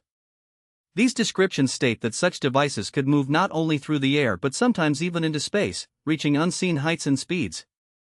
In ancient Indian mythological worlds, Vimanas are portrayed as structures capable of emitting bright light and loud sounds, often seeming more than just simple flying craft. Sometimes, they were used for military purposes, transporting destructive weapons and engaging in large-scale battles in the skies. For example, in the epic Ramayana, there is mention of Pushpaka Vimana, a self-moving flying palace capable of changing its size and speed. This legendary apparatus operated with a special mechanism, and in the hands of its pilots, it could transform its shape and move with astonishing speed. The owner of this device was the demon king Ravana, who was later also used by Rama himself, indicating that such technologies were accessible not only to divine powers but also to demigods. There is also a special corpus of texts written in Sanskrit called Vaimanika Sastra, which can be translated as science of aviation or aircraft science. It contains detailed descriptions of the materials that should be used to create Vimanas, as well as the technologies for their propulsion and motor systems. It is known that this text was adopted by the Hindu scholar Pandit Subrayestri at the beginning of the 20th century, who claimed to transmit knowledge borrowed from long-lost and forgotten manuscripts. According to him, the Vaimanika Sastra is a genuine manual for constructing flying machines, not merely a myth or a legend. This suggests that ancient Indians may have possessed advanced scientific and engineering wisdom that enabled them to design and build complex aircraft similar to those described in the texts. The Vaimanika Sastra details various types of Vimanas, their components, and methods of operation. The descriptions include complex technical terms, often utilizing scientific vocabulary, which makes most experts skeptical about its contents. Nevertheless, proponents of this theory argue that the level of detail and technological accuracy presented in this source is too high to be considered mere fiction. They believe that ancient Indians had far more advanced aeronautical technologies than generally accepted and that, over the course of history, this knowledge was lost or abandoned, depriving humanity of such unique technological achievements. However, most modern scholars specializing in Indian culture, linguistics, and engineering regard this document as a literary or mythological interpretation. Traditional Indologists, Sanskrit specialists, and researchers into the development of science in ancient times do not recognize the Vaimanika Sastra as genuine evidence of the technological capabilities of highly developed past civilizations, considering it more as a cultural artifact and literary heritage rather than a practical manual for creating flying machines. Many researchers and enthusiasts believe that the idea of aerial vehicles known as Vimanas is more a modern fantasy, possibly arising in the early 20th century under the influence of vivid descriptions of these flying devices in ancient epics and legends. Scientific and technical experts specializing in Sanskrit philology, as well as engineers and historians of technology, have expressed critical opinions regarding such theories. Their works emphasize that the technical descriptions contained in such texts often contain internal contradictions, lack rigorous scientific grounding, and do not demonstrate a deep understanding of the fundamental laws of aerodynamics, physics, or engineering principles. The descriptions, referred to as Vimanas, frequently include ideas about technologies that appear fantastic and incredible today because they contradict known natural and physical laws. For example, they discuss propulsion systems whose parameters cannot be achieved given current materials and scientific capabilities, as well as materials that would require technologies that simply did not exist at the time. However, most interestingly, despite the detailed descriptions of these ancient machines, no archaeological findings confirming the existence of such aircraft have been discovered to date. No traces of constructions, remains, or even basic infrastructure such as runways, hangars, or manufacturing facilities have been found in ancient archives or manuscripts that could indicate widespread use or creation of such airplanes or airships in ancient India. Primarily, in the original ancient Indian texts, measurements, descriptions, and mythological images of Vimanas are perceived as part of a mythological tradition embodying divine powers and cosmic phenomena, rather than as real engineering constructs that existed in antiquity. Other researchers draw attention to facts found in original art and hieroglyphs of ancient Egypt. They believe that sometimes these contain depictions of certain aerial vehicles or technical devices that appear more advanced compared to known archaeological monuments. Of particular interest are the hieroglyphs from the city of Obidos, found in one of the temple complexes. These carved images have sparked numerous debates and hypotheses. Some suggest that, with the right perception and proper interpretation, these symbols could tell of modern vehicles, whether helicopters, submarines, or jet planes.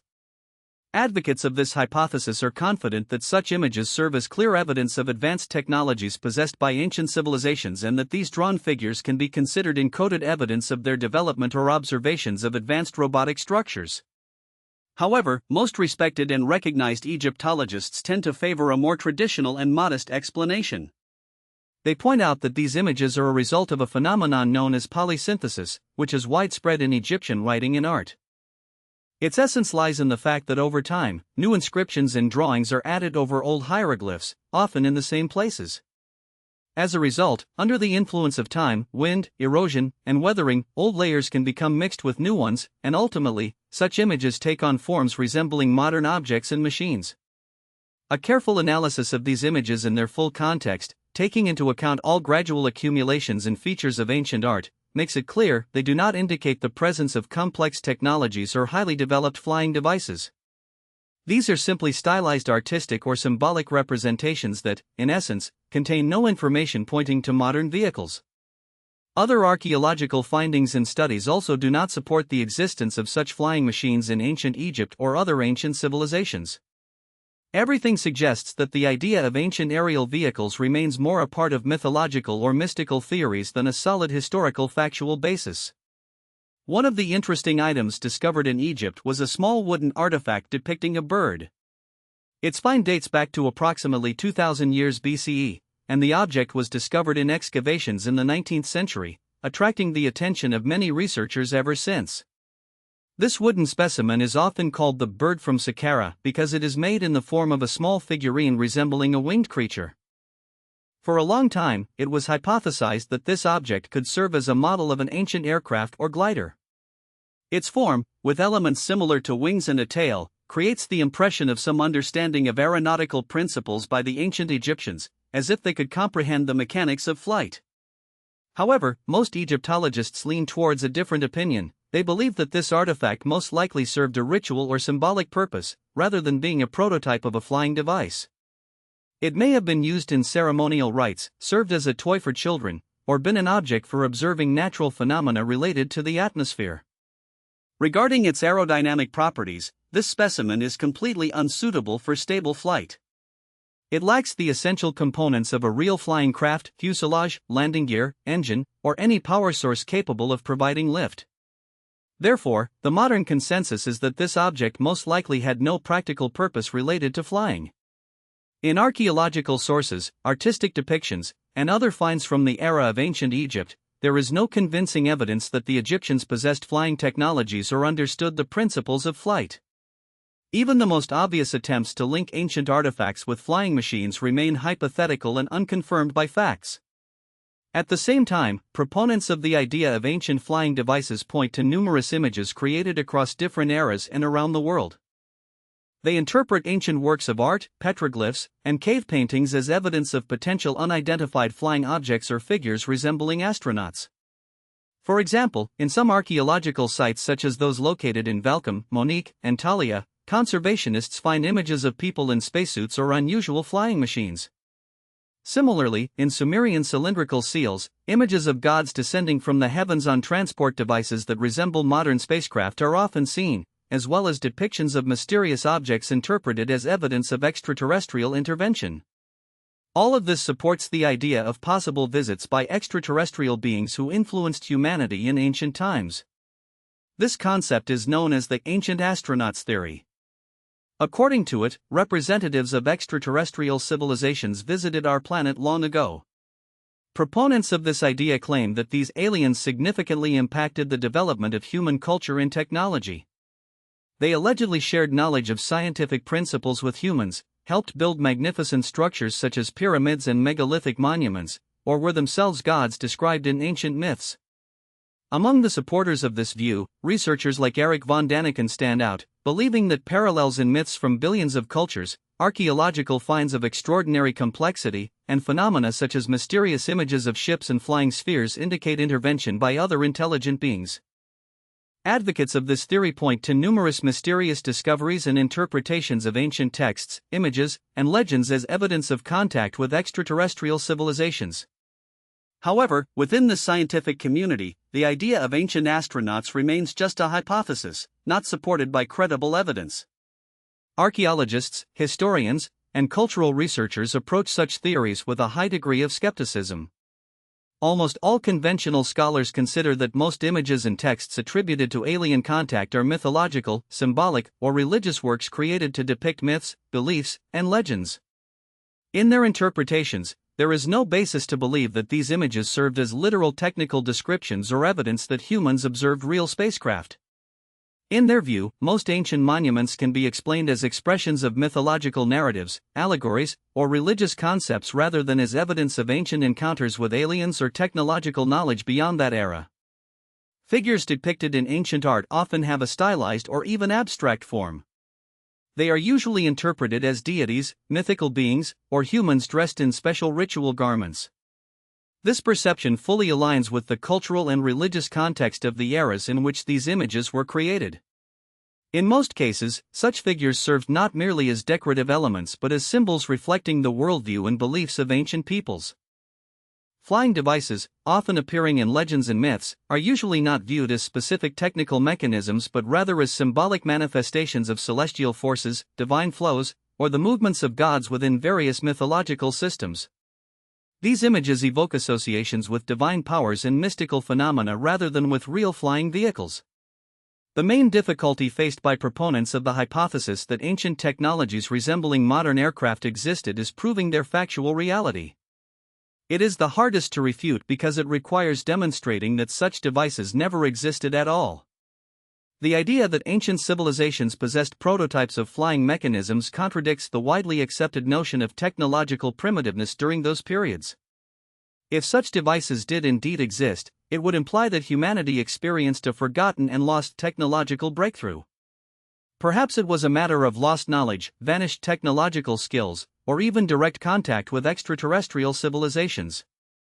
In that case, it would be necessary to re-evaluate fundamental ideas about the origin and development of human culture, the stages of evolution and technological progress, and contact events with other intelligent life forms.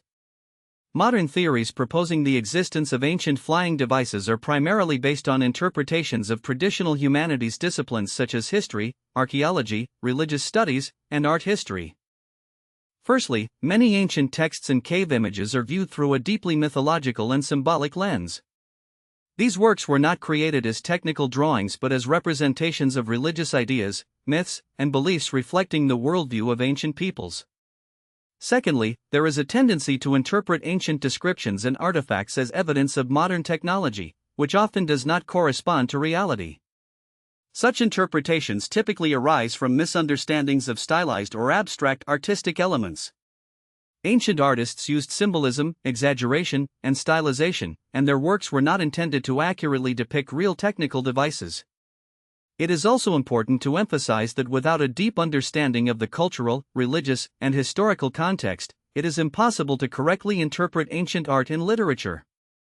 Whenever one seeks modern technological similarities in ancient figurines, symbols, or images, it is necessary to consider their semantic and symbolic significance, as well as the cultural features of the time. Often, proponents of the idea of ancient flying machines overlook these important nuances and apply modern technological concepts to ancient images, which leads to incorrect conclusions.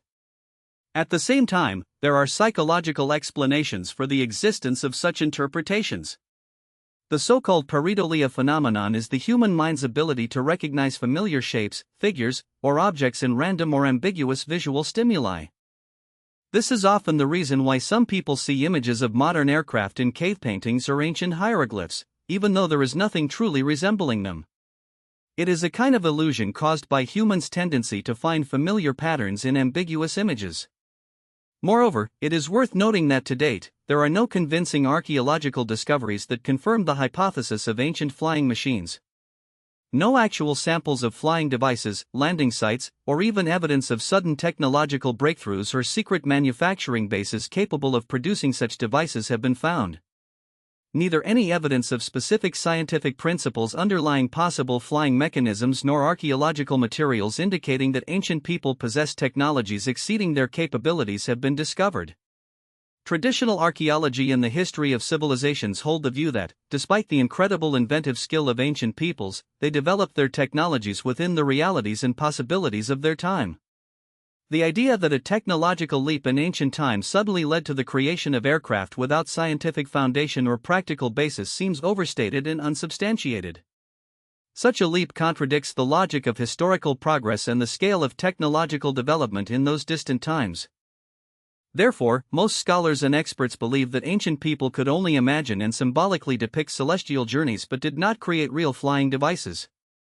Any such interpretations should be regarded as manifestations of mythological thinking, artistic stylizations, or psychological perceptual phenomena, rather than actual historical facts. Despite the few opinions that ignored or rejected this idea, the notion of ancient aerial vehicles continues to fascinate many seekers of mysteries and enigmas. This idea not only sparks genuine interest but also encourages reflection on more intriguing and sometimes enigmatic aspects of the past. After all, the secret history of humanity has always attracted our attention. It is like a magnet drawing in unsolved mysteries hidden behind ancient artifacts and lost knowledge. These riddles include not only questions about human origins and development but also potential contacts with civilizations that may have possessed technological capabilities far surpassing our current understanding.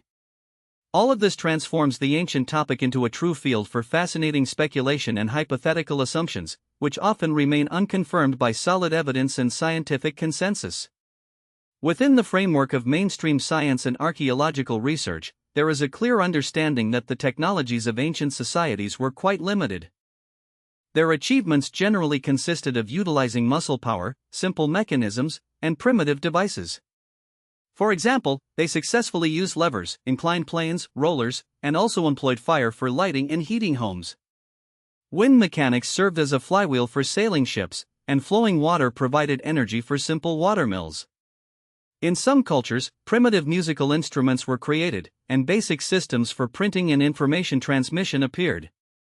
Thanks to scientific progress and timely innovations in certain regions of the planet, models of complex power grids, modern transportation means, and the development of alternative energy sources have been established. These have become standard through the course of history and technological advancement, especially over the last century. Conventional history states that human development took place gradually, from simple solutions to more complex systems that form the foundation of our modern world.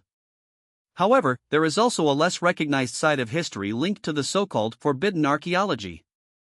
This unofficial theory challenges established views and suggests that ancient civilizations possessed the knowledge and technologies to harness hidden energy sources and employ extraordinary methods that we can hardly even imagine today.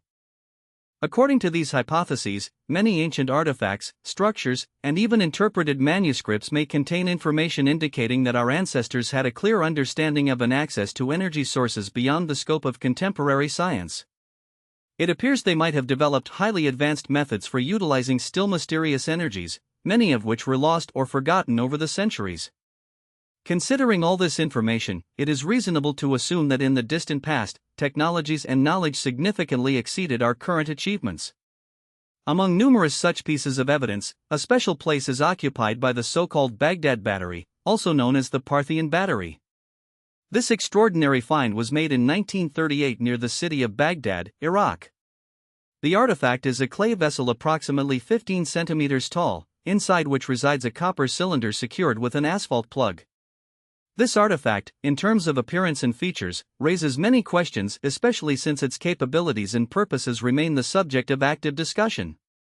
In the center of the hall or research area, among numerous archaeological finds, stands out a rather mysterious artifact, a copper cylinder with an iron rod hanging inside. This ancient object is estimated by scientists to be about 2,000 years old and dates back to the Sassanid era, a state that existed in the territory of modern Iran and its surroundings. Interestingly, its origin can tentatively be linked to this region and period, although there is currently no definitive data on its intended function. Many researchers speculate that it may have been one of the earliest galvanic cells in history, devices capable of producing a weak electrical current when interacting with a certain electrolyte, such as fruit juice, vinegar, or an alkaline solution. Experimental studies have shown that such a device could generate a voltage ranging from half a volt to about 1 volt. Those who support the idea of an ancient battery propose various theories regarding its purpose. Some suggest that the artifact was used for galvanization, the process where thin layers of gold or silver are deposited onto metal surfaces using the electric current generated inside the device. It might have been used for applying decorative metal coatings on different objects or jewelry. However, although these hypotheses seem plausible, there are currently no archaeological findings that definitively confirm the use of such devices in ancient galvanic processes. Some scientists propose that it could have had a more practical, household purpose, for example, serving as a gentle electrical therapy device to relieve pain or stimulate the body. Others believe it might have been a source of weak electrical current used in religious ceremonies or as part of mystical rituals associated with the beliefs of ancient peoples. Despite the variety of theories, a common conclusion is that its ability to generate a steady, albeit small, electric current opens intriguing possibilities as a potential power source. Nevertheless, most archaeologists and historians tend to be skeptical, asserting that it was unlikely a genuine source of electricity. They point out that archaeological excavations have revealed no traces of wires, electrodes, or other components necessary for the full functioning of such a device. There is also a hypothesis that, in ancient times, multiple similar artifacts could have been used to generate and store a certain amount of energy. However, to date, no artifacts have been found that show signs of galvanic processing or electrical wiring. There are hypotheses suggesting that this jug or vessel was more likely used as a container for sacred texts, herbs, or other documents, and that the metal elements served as part of a ritual object associated with the spiritual practices of that time. Thus, the theory that it was a battery remains more of a hypothesis, not confirmed by archaeological evidence. To provide context and gain a deeper understanding of possible ancient technologies, one can refer to an interesting example, a fresco from the Hathor Temple in Dendera, Egypt, where a lamp is depicted, resembling modern batteries. In this image, an object in the shape of a bulb is shown emerging from an element that resembles a lotus flower. Inside this object, a serpent is visible, connected to the ancient Egyptian symbol, the jet pillar, representing stability and power. Some researchers, inclined to believe in the existence of advanced technologies in antiquity, interpret this relief as an image of an ancient electric lamp. They believe that the serpent symbolizes a heated filament, and the cable connecting it to the source is the conductor, while the jet pillar depicts a light source capable of providing warmth or illumination. Some scholars suggest that this image might serve not only a decorative purpose but also function as a sort of insulator or a symbolic element associated with energy or magical power. In any case, such findings demonstrate the possibility that ancient peoples may have possessed knowledge and technologies that were later lost or forgotten. Even if definitive proof of the existence of such advanced devices is absent, their symbolic representation sparks lively interest and raises questions about the potential levels of technological development in ancient civilizations. This hypothesis implies that the ancient Egyptians possessed quite advanced knowledge of electricity and perhaps used modern lighting technologies long before their emergence in our history.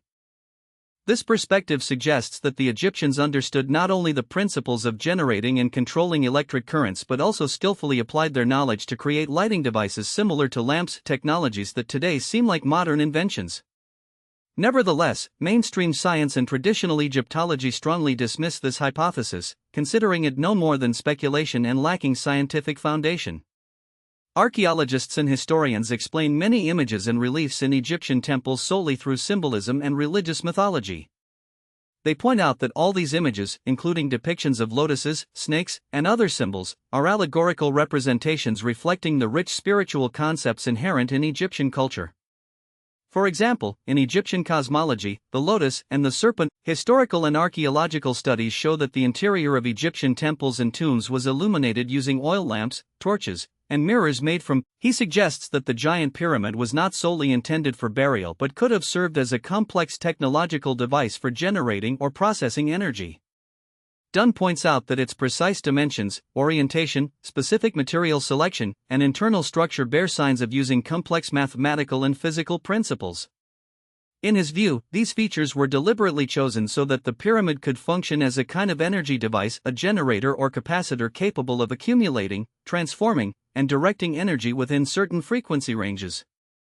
The materials used in construction, such as limestone with good insulating properties, boundaries with metallic characteristics that create conductivity, and complex geometric shapes, all of which, in Dano's view, suggest that the ancient Egyptians might have been capable of creating truly advanced energy systems that today we sometimes associate with modern technologies. Thus, the hypothesis that the Great Pyramids were not only powerful symbols of authority but also functioned as sophisticated energy devices opens new horizons for understanding the ancient world. This idea, although underground chambers within ancient structures often turn out to be dry and moisture-free, some scholars propose that these spaces could have served as components of more complex and mysterious energy systems.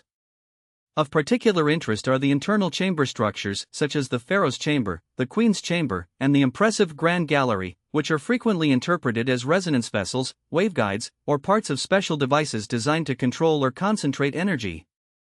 The Pharaoh's Chamber, crafted from single blocks of granite, has the ability to resonate under the influence of certain sound waves or vibrations, allowing the assumption that it contains mechanisms interacting with acoustic or vibrational oscillations.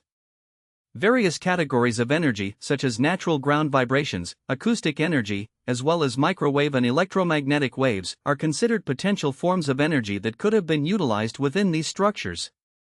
Such resources might have been used to power ancient devices, enable long-distance communication, perform healing procedures, or even influence climatic processes. However, despite many intriguing hypotheses, the scientific and archaeological community confidently points out that no convincing evidence of energy-generating systems inside the pyramids has been discovered to date. Proposed mechanisms capable of generating energy within these structures remain largely speculative and scientifically conjectural, lacking engineering validation. The size and placement of the Great Pyramid, determined by ancient geodetic calculations and construction practices, can be explained without resorting to modern theories of energy systems. Archaeological evidence clearly indicates that the primary purpose of such a grand structure was as a funerary tomb, although it was built with remarkable precision and scale. The idea that sound could have served as an energy source in ancient times is another exciting avenue for further research. Many megalithic monuments, such as the famous Onlan site or the Mezan settlement in Ireland, as well as ancient temples located in Malta, are renowned for their unique acoustic properties. Among these, especially notable is the prolonged reverberation, which suggests the possible ability to manipulate sound waves. Some scholars hypothesize that ancient builders not only recognized these acoustic principles but also intentionally utilized certain sound frequencies for practical purposes. One hypothesis proposes that acoustic vibrations were used for levitating heavy stone blocks, for healing, or even for long-distance communication. Construction theories also include the idea that specific vibrational frequencies or resonant oscillations could have contributed to reducing the weight of massive stones or facilitated their processing, greatly simplifying the construction of giant stone structures with primitive tools. Conventional scientific explanations are related to the natural acoustic characteristics of large chambers and architectural designs developed considering acoustic features, without the need to assume that sound was used as an energy resource. Currently, there is no reliable evidence that sound waves were employed in ancient times for levitating objects or manipulating matter. Although many ancient cultures did indeed utilize sound in religious rituals and for communication, it is impossible to justify claims that they possessed the ability to manipulate acoustic energy in the way proponents of certain hypotheses imagine. A broader and more intriguing theory suggests that ancient civilizations had advanced water energy generation systems, surpassing simple water mills or grain grinding devices. These systems could have included complex mechanisms capable of controlling energy flows that we are still unable to fully understand or reconstruct. In various interpretations of ancient Indian texts related to celestial vehicles, there are occasional references to so-called vimanas, flying machines that, according to descriptions, used water, mercury, or other unusual liquids as fuel. Some researchers propose that these references pertain to high-tech systems capable of extracting energy from alternative sources beyond what is known from modern principles. Bold hypotheses also consider the existence of ancient hydroelectric systems based on complex hydraulic engineering structures, not only for land irrigation or urban water supply but also for generating electricity on a large scale. However, mainstream science tends to perceive such ideas more as mythological and literary images rather than technical descriptions, and archaeological finds often lack witnesses confirming the existence of such complex energy systems in antiquity. The theory of ancient hidden energies suggests that ancient civilizations possessed profound knowledge in physics, including fields such as electricity, magnetism, and acoustics. It was believed that this knowledge could have been lost due to catastrophes, destructive wars, decline, or deliberate concealment. According to this concept, what is perceived in ancient texts and legends as magic or spiritual power could actually be the result of long-forgotten scientific principles and technologies that allowed energy manipulation at a new level. This perspective challenges the conventional sequence of scientific discoveries and technological development, implying that humanity experienced eras when advanced knowledge was transmitted through highly effective technologies, which then disappeared from collective memory. However, the traditional scientific community remains skeptical of such theories primarily because there is no convincing archaeological evidence for the existence and use of highly developed energy sources in antiquity. To date, no ancient wires, generators, power lines, control panels, or written records clearly indicating the existence of such technologies have been found. Consequently, any interpretations linking mythical or religious symbols with technological devices or systems may be merely mistaken assumptions. It is often overlooked that many images, including religious or mythological ones such as glowing objects or schematic forms, can be taken literally, while ignoring their deep cultural and spiritual significance inherent to a particular era and people. Moreover, the intellectual and practical capabilities of ancient peoples are often underestimated. For years, or even centuries, they refined their methods based on their observations and experience, allowing them to achieve significant breakthroughs in engineering and technology. It is also worth noting that concepts like pyramid energy or sound levitation, proposed within some hypotheses, are often not supported by scientific experiments or theories based on valid physical laws. Their existence and effectiveness remain highly questionable, and modern research does not support the presence of ancient technologies surpassing our current knowledge. For such radical hypotheses about the existence of hidden, ancient energy sources capable of completely transforming our understanding of human history to be recognized by the scientific community, convincing and reliable evidence backed by rigorous studies is required. To date, there is insufficient. Nevertheless, they generate considerable interest as if glimpses of potentially revolutionary knowledge awaiting discovery. Crystals, primarily quartz, were actively used in the lives of ancient cultures around the world. Their natural beauty, transparency, hardness, and unique properties made them highly valuable for various purposes. In ancient times, crystals were not only shaped into tools similar to obsidian or quartz but also worked with during silicon processing to create exquisite jewelry and decorative objects. Additionally, crystals played an important role in ritual and symbolic ceremonies, giving these actions a special mystical significance. Archaeological excavations reveal that ancient artisans possessed great skill and a keen sense of form, along with the ability to perform complex techniques with different types of stones and crystals. These objects generate particular interest due to their exceptional craftsmanship and presumed ancient origins. They demonstrate a level of precision and refinement in carving that seems impossible to achieve with the technologies believed to have been used in antiquity. The crystal skulls are made from very hard materials, primarily quartz, and feature. The skull from the British Museum is also made of transparent quartz, slightly larger than a human head, and displays impressive facial detail and features. The Parisian skull, crafted from milky quartz and smaller in size, is somewhat less refined and detailed. Lastly, the skull from the Smithsonian Institute is small but features fine details, crafted from transparent quartz. Modern researchers and occult enthusiasts often attribute these skulls to pre-Columbian Central American civilizations such as the Maya, Aztecs, or Mixtecs. However, archaeological excavations and studies have yet to confirm these links, and the origins of these mysterious artifacts remain a subject of debate and hypotheses, raising more questions than answers. Many supporters of the mysterious crystal skulls claim that their origin dates back to ancient times. According to them, these skulls are not simple stone artifacts but the product of unknown highly advanced civilizations that existed thousands of years ago. Some even suggest that their creators possessed not. This belief remains popular today among those seeking connections between myths, mysticism, and historical artifacts, and practices associated with the use of crystal skulls are actively spreading within new esoteric movements. Throughout history and across different cultures, there have been claims that crystal skulls were found in forgotten ancient ruins or sanctuaries of long-lost civilizations.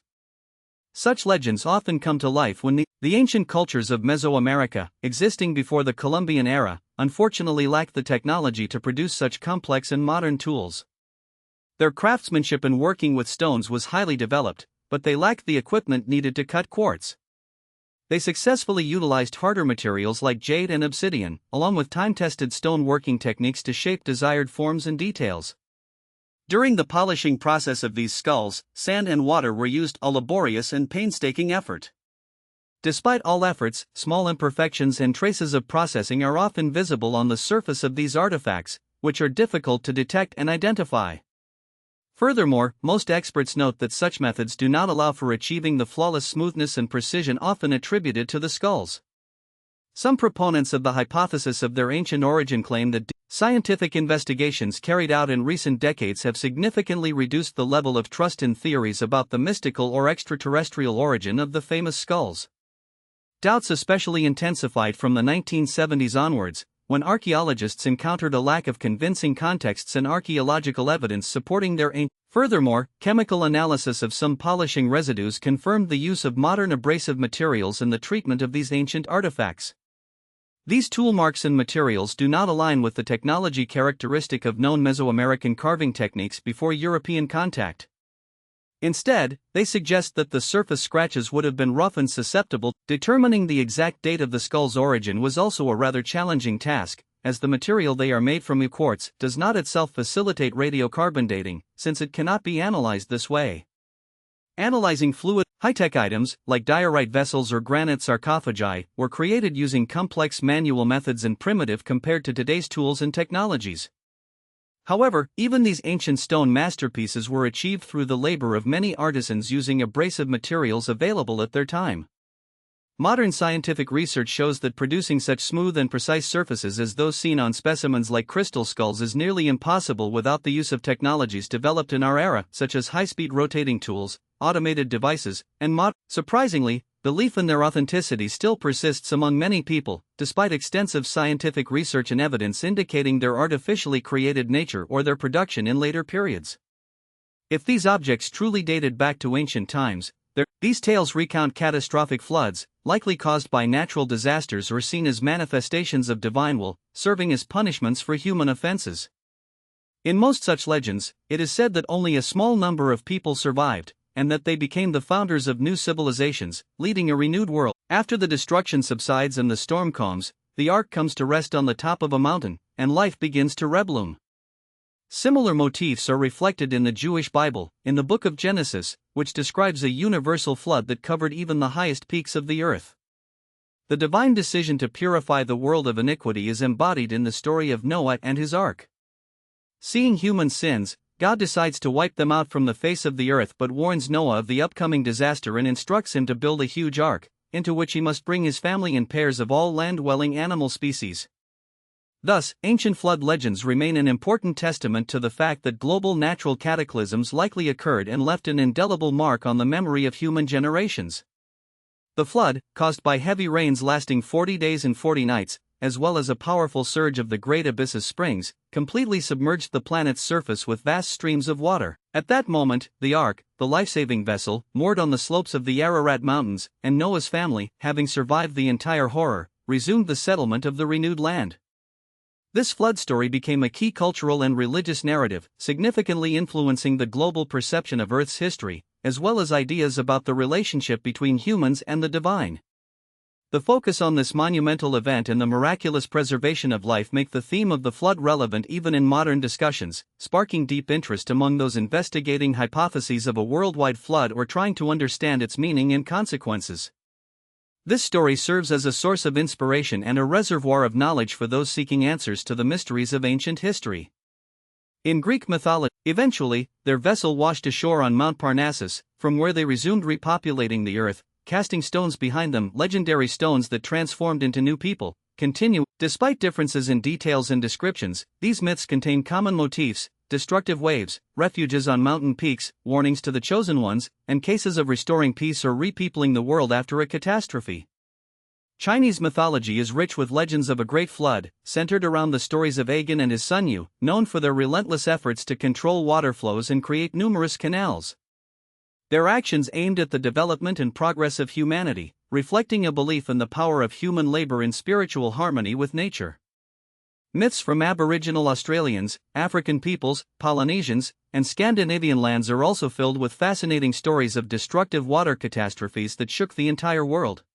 Others suggest the rapid melting of glacial masses at the end of the last ice age, which led to a sharp rise in global sea levels. There is also a theory involving sudden shifts of the Earth's poles, which could have triggered the spread of catastrophic waves. An even more exotic hypothesis is the so-called celestial flood, the idea that a higher being or forces from the heavens might have sent a powerful deluge to cleanse or transform the earth. Any of these hypotheses implies colossal consequences that one such argument involves the so-called erotic boulders, large stone blocks that resemble natural stones characteristic of certain regions in their shape and structure but are located quite far from their presumed sources. According to supporters of this idea, such massive rock formations were transported by powerful water flows, rather than by glacial avalanches or ice sheets. These people also point to the vast accumulations of gravel and sedimentary deposits found in unexpected and often hard-to-explain locations, which, in their view, testify to sudden and large-scale water transfers caused by catastrophic events in the past. Additionally, they highlight major erosional formations, impressive landforms that appear to be carved out by powerful water flows, which seem too extensive to be explained by simple river or atmospheric processes. Sometimes, marine fossils are found at high elevations in mountainous regions, which supporters of this hypothesis see as compelling evidence of a worldwide flood that covered vast land areas. In contrast, classical geology offers a different explanation for such phenomena.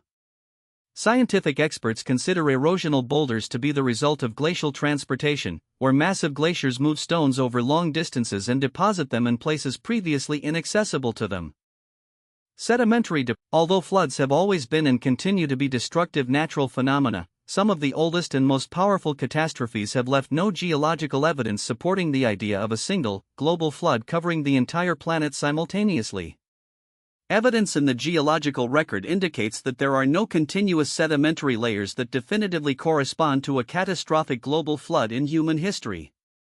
The proliferation and distribution of plants and animals, the diversity of paleontological finds, and the continuity of archaeological cultures worldwide, all of these do not support the idea of a recent, global deluge-scale event. Modern scientific research suggests that the widespread myths about the flood can be explained by several local but highly destructive natural disasters, such as powerful floods caused by river overflows, tsunamis generated by earthquakes or landslides, and periods of exceptionally heavy and prolonged rainfall. Such natural phenomena, although capable of causing great damage to human settlements, do not leave evidence of large-scale global catastrophes that encompass the entire planet.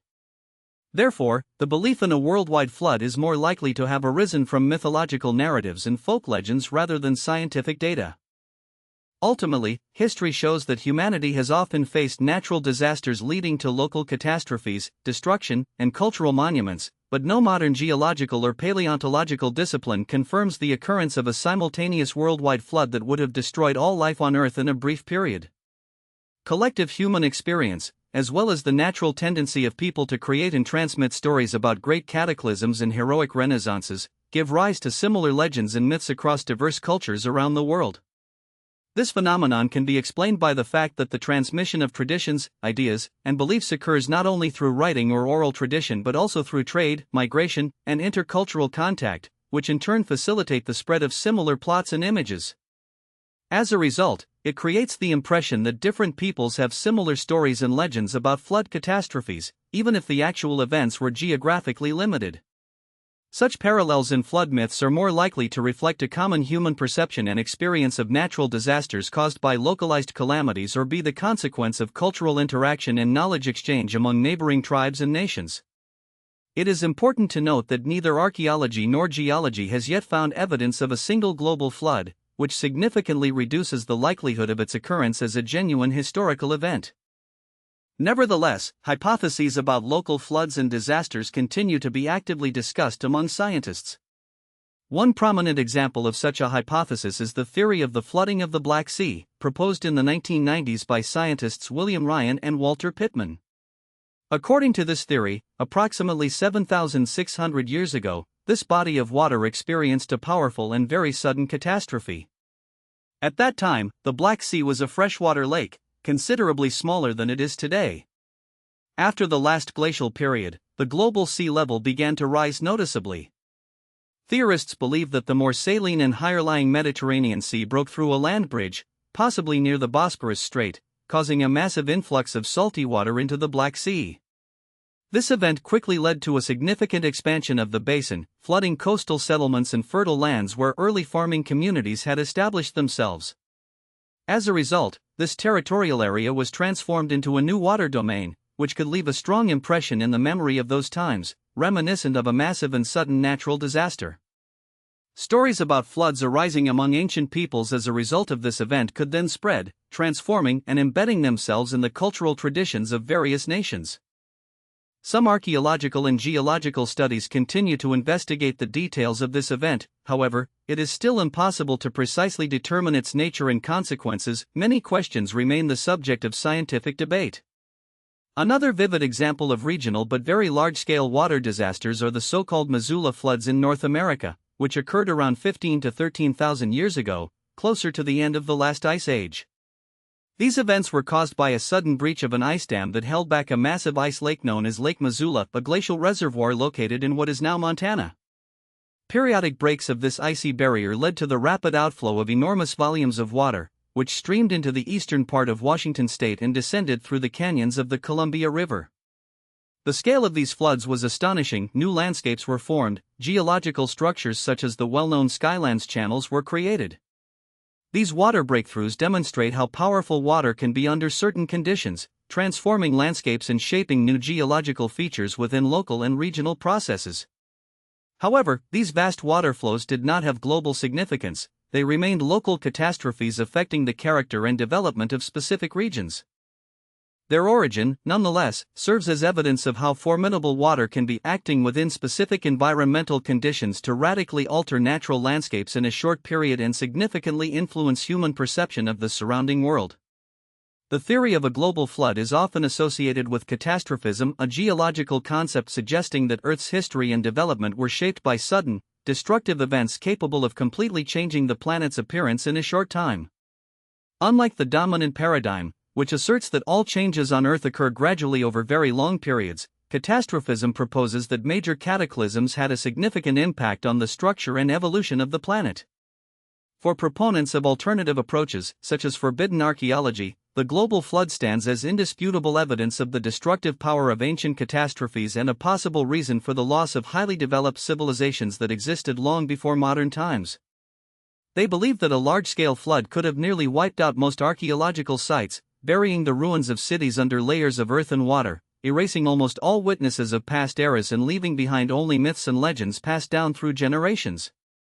Such a scenario implies that after the global deluge, humanity was forced to start anew, reconstructing lost knowledge, technologies, and cultural achievements, gradually learning lessons from the destruction and restoring its bearings.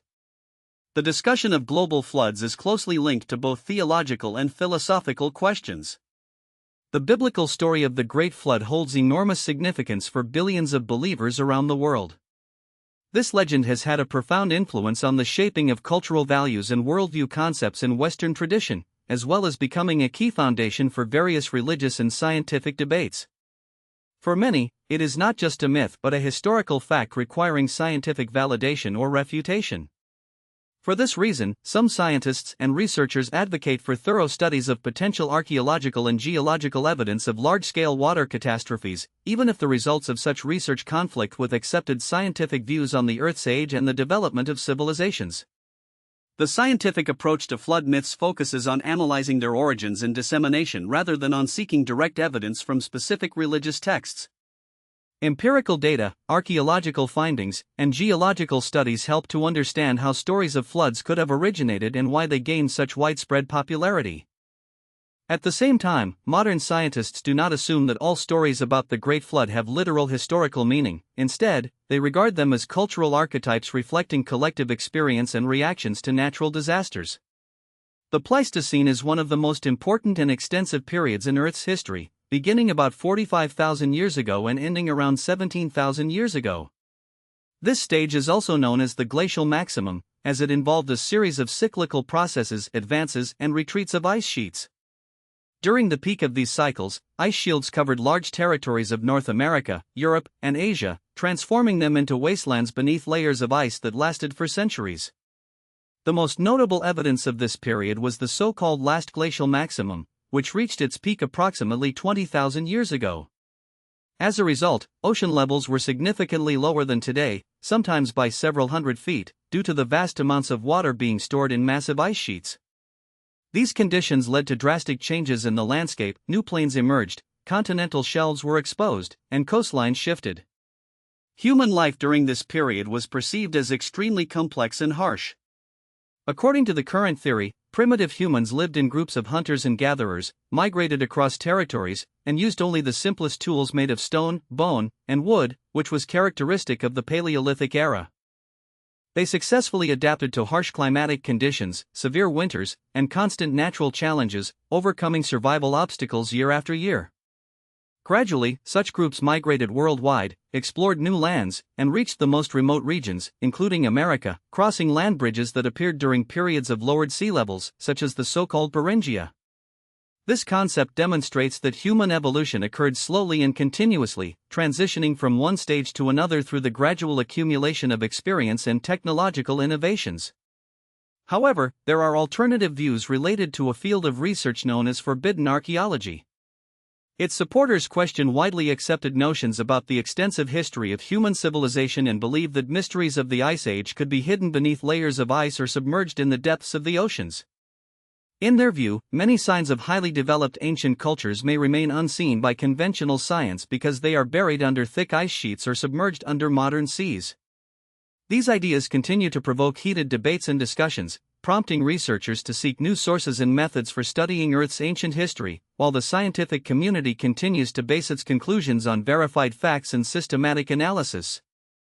The overall idea that can be drawn from available data is that the presence of discovered archaeological materials indicates the existence of a long-standing human activity or even entire civilizations that existed before or during the last ice age. This suggests that human society was not strictly limited to primitive hunter-gatherer forms but possessed a more complex and advanced culture than previously believed. The modern understanding of human development after the end of the Ice Age remains incomplete and partial, as many significant stages of early civilization have remained unnoticed or are too obscured by centuries of environmental changes caused precisely by the end of glacial periods. Some aspects of the widely accepted theories regarding human appearance during the Ice Age also require revision. In particular, the section dedicated to the earliest epochs and aging processes discussed findings indicating much earlier settlement dates for Earth.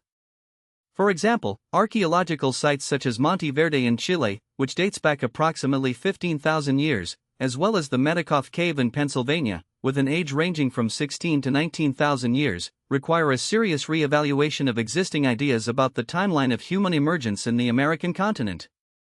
These findings indicate that humans may have occupied certain regions much earlier than traditionally believed, and that they had to adapt to the harsh conditions of the last ice age, confronting the need to survive in extreme climatic environments. Additional reasons for reconsideration are discoveries related to the site of Mastodon ceruti in California, where Homo sapiens are believed to have been present around 130,000 years ago. This raises questions about whether these prehistoric peoples used tools in North America much earlier than previously thought, during the interglacial period that occurred significantly before the last maximum of the glacial cycle. If these hypotheses are confirmed, it will radically alter our views on migration routes and the possibilities of human dispersal during times deeply into the Ice Age. Equally important are findings of evidence for advanced art and symbolic thinking, opening new horizons in understanding the cognitive abilities of ancient humans. During the Upper Paleolithic, for instance, the renowned caves of Chauvet and Shovel, dated over 30,000 years ago, along with artworks created by Lascaux around 17,000 years ago, and images in the Alamirai cave, about 15,000 years old, astonish with their elegance, craftsmanship, and the accuracy with which they convey perspective and depict animals. Traditional archaeologists regard such sites as the pinnacle of hunter-gatherer culture, evidence of complex cognitive skills, spiritual concepts, and social organization. However, such discoveries are not limited strictly to the late Paleolithic era. In southern Africa, for example, artifacts associated with the Blombos cave have been found, including engraved tools, shell beads, and intricate bone objects, dating as far back as 100,000 years. All of this indicates that the roots of symbolic and abstract thinking go much deeper than often assumed, all the way back to a time when humans had no urban civilizations or complex technologies. These discoveries support the idea that our ancestors possessed a high level of intellectual giftedness, with the capacity for abstraction, symbolic, or spiritual thought, even if they did not build large cities or state organizations. Thus, by studying these archaeological evidences, we can gain a broader understanding of the level of human mental development and talented capabilities that existed long before the rise of urban civilizations and advanced cultures. Although the ancient people of the Ice Age did not leave us cities or written records, their intelligence, artistic talent, and capacity for complex associations have left a rich legacy that indicates the human mind and its potential developed long before it's commonly believed. Megalithic monuments are often found in conditions that contradict prevailing views on the development of human civilizations in later eras. One vivid example is the Göbekli Tepe site in southeastern modern Turkey, built approximately 11,500 years ago. This age coincides with the last glacial maximum. However, its construction is directly related to climate changes that occurred after the end of the Ice Age. Interestingly, the creators of this structure were hunter-gatherers, not settled farmers as is often assumed about societies in later stages of development. The massive scale of this monument and the complex, hand-carved T-shaped pillars raise questions about the widely accepted theory that large-scale construction projects only became possible after the advent of agriculture and the formation of permanent settlements.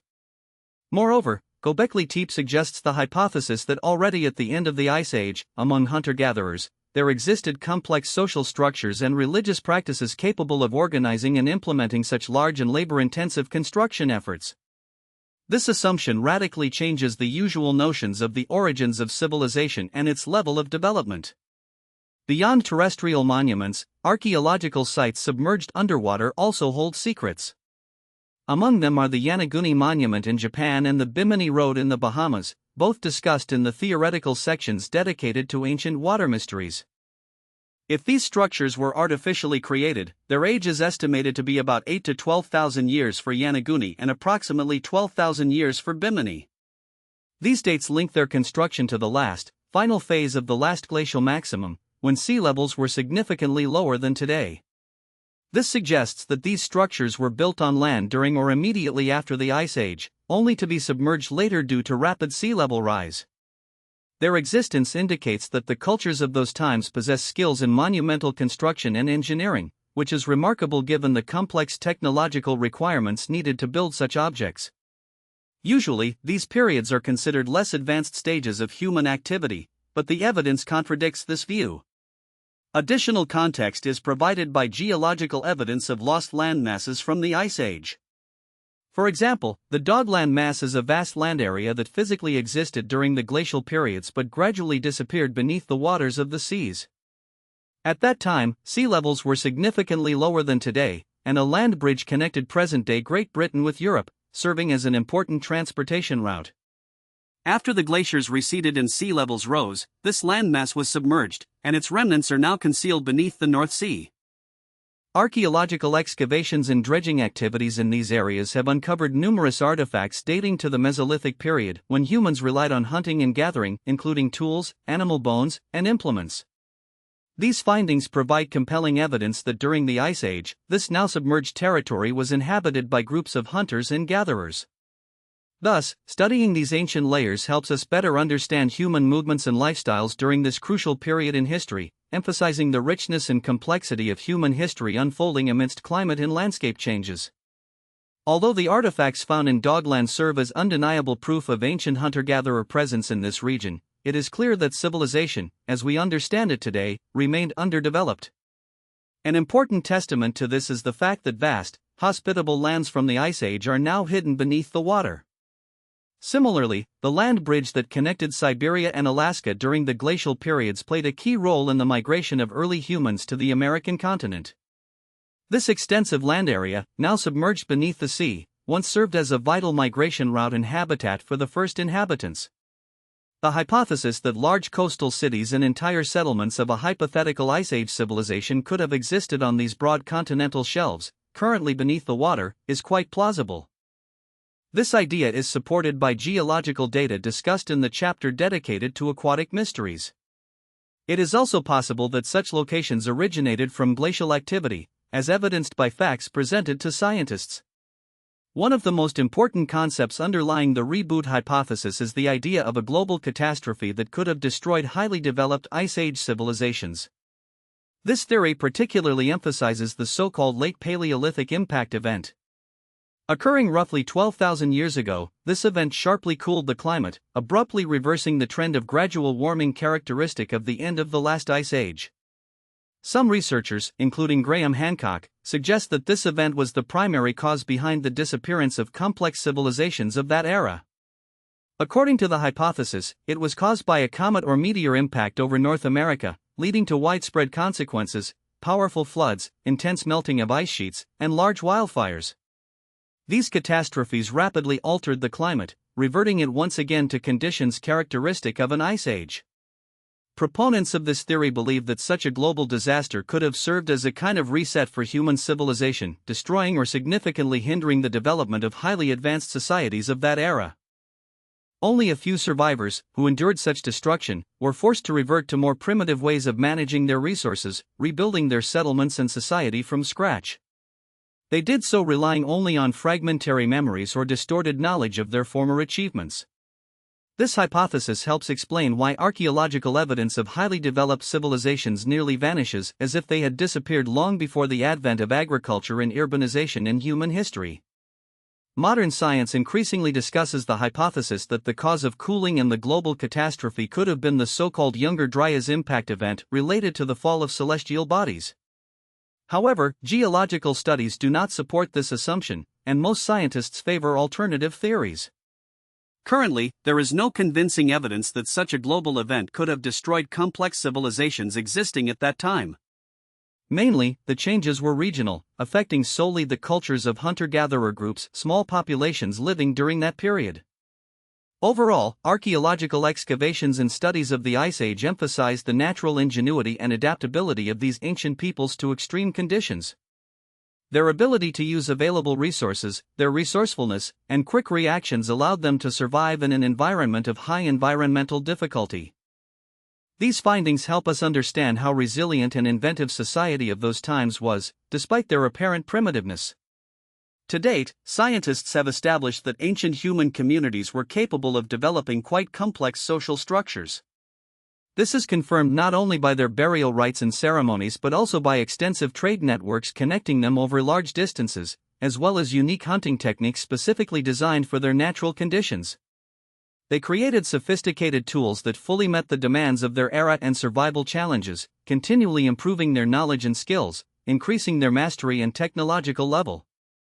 As early as the Ice Age, sufficiently developed cultural symbols and systems existed, reflected in their art and rituals, indicating a rich and complex inner life.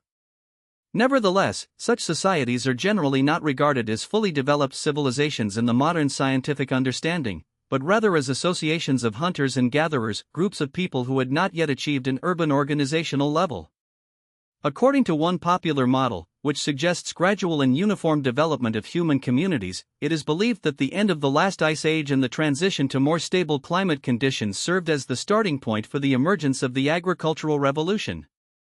This significant breakthrough paved the way for increased food production, creating surpluses capable of supporting increasingly large and complex populations, which became less mobile and more sedentary. As a result, the first proto-cities and settlements appeared, gradually transforming into cities, and eventually into complex urban structures. Thus, initially small social groups evolved into the forms of social organization we today recognize as civilization. However, fully proving the existence of civilizational formations during the Ice Age is extremely difficult. Firstly, numerous geological processes such as cycles of intense ice ages, rapid sea level rise, erosion, and sedimentation could have led to the loss or deep burial of most material evidence of human constructions from that time. Many traces of human activity could have vanished or become inaccessible due to natural destruction. Secondly, archaeologists currently lack convincing evidence of cities, developed writing systems, or highly advanced metallurgy characteristic of later periods within the Ice Age framework. Although archaeologists have discovered many sites of primitive hunters and gatherers, these finds do not show signs of civilizational achievements comparable to those of subsequent eras. Thirdly, one of the main challenges lies in interpreting archaeological data.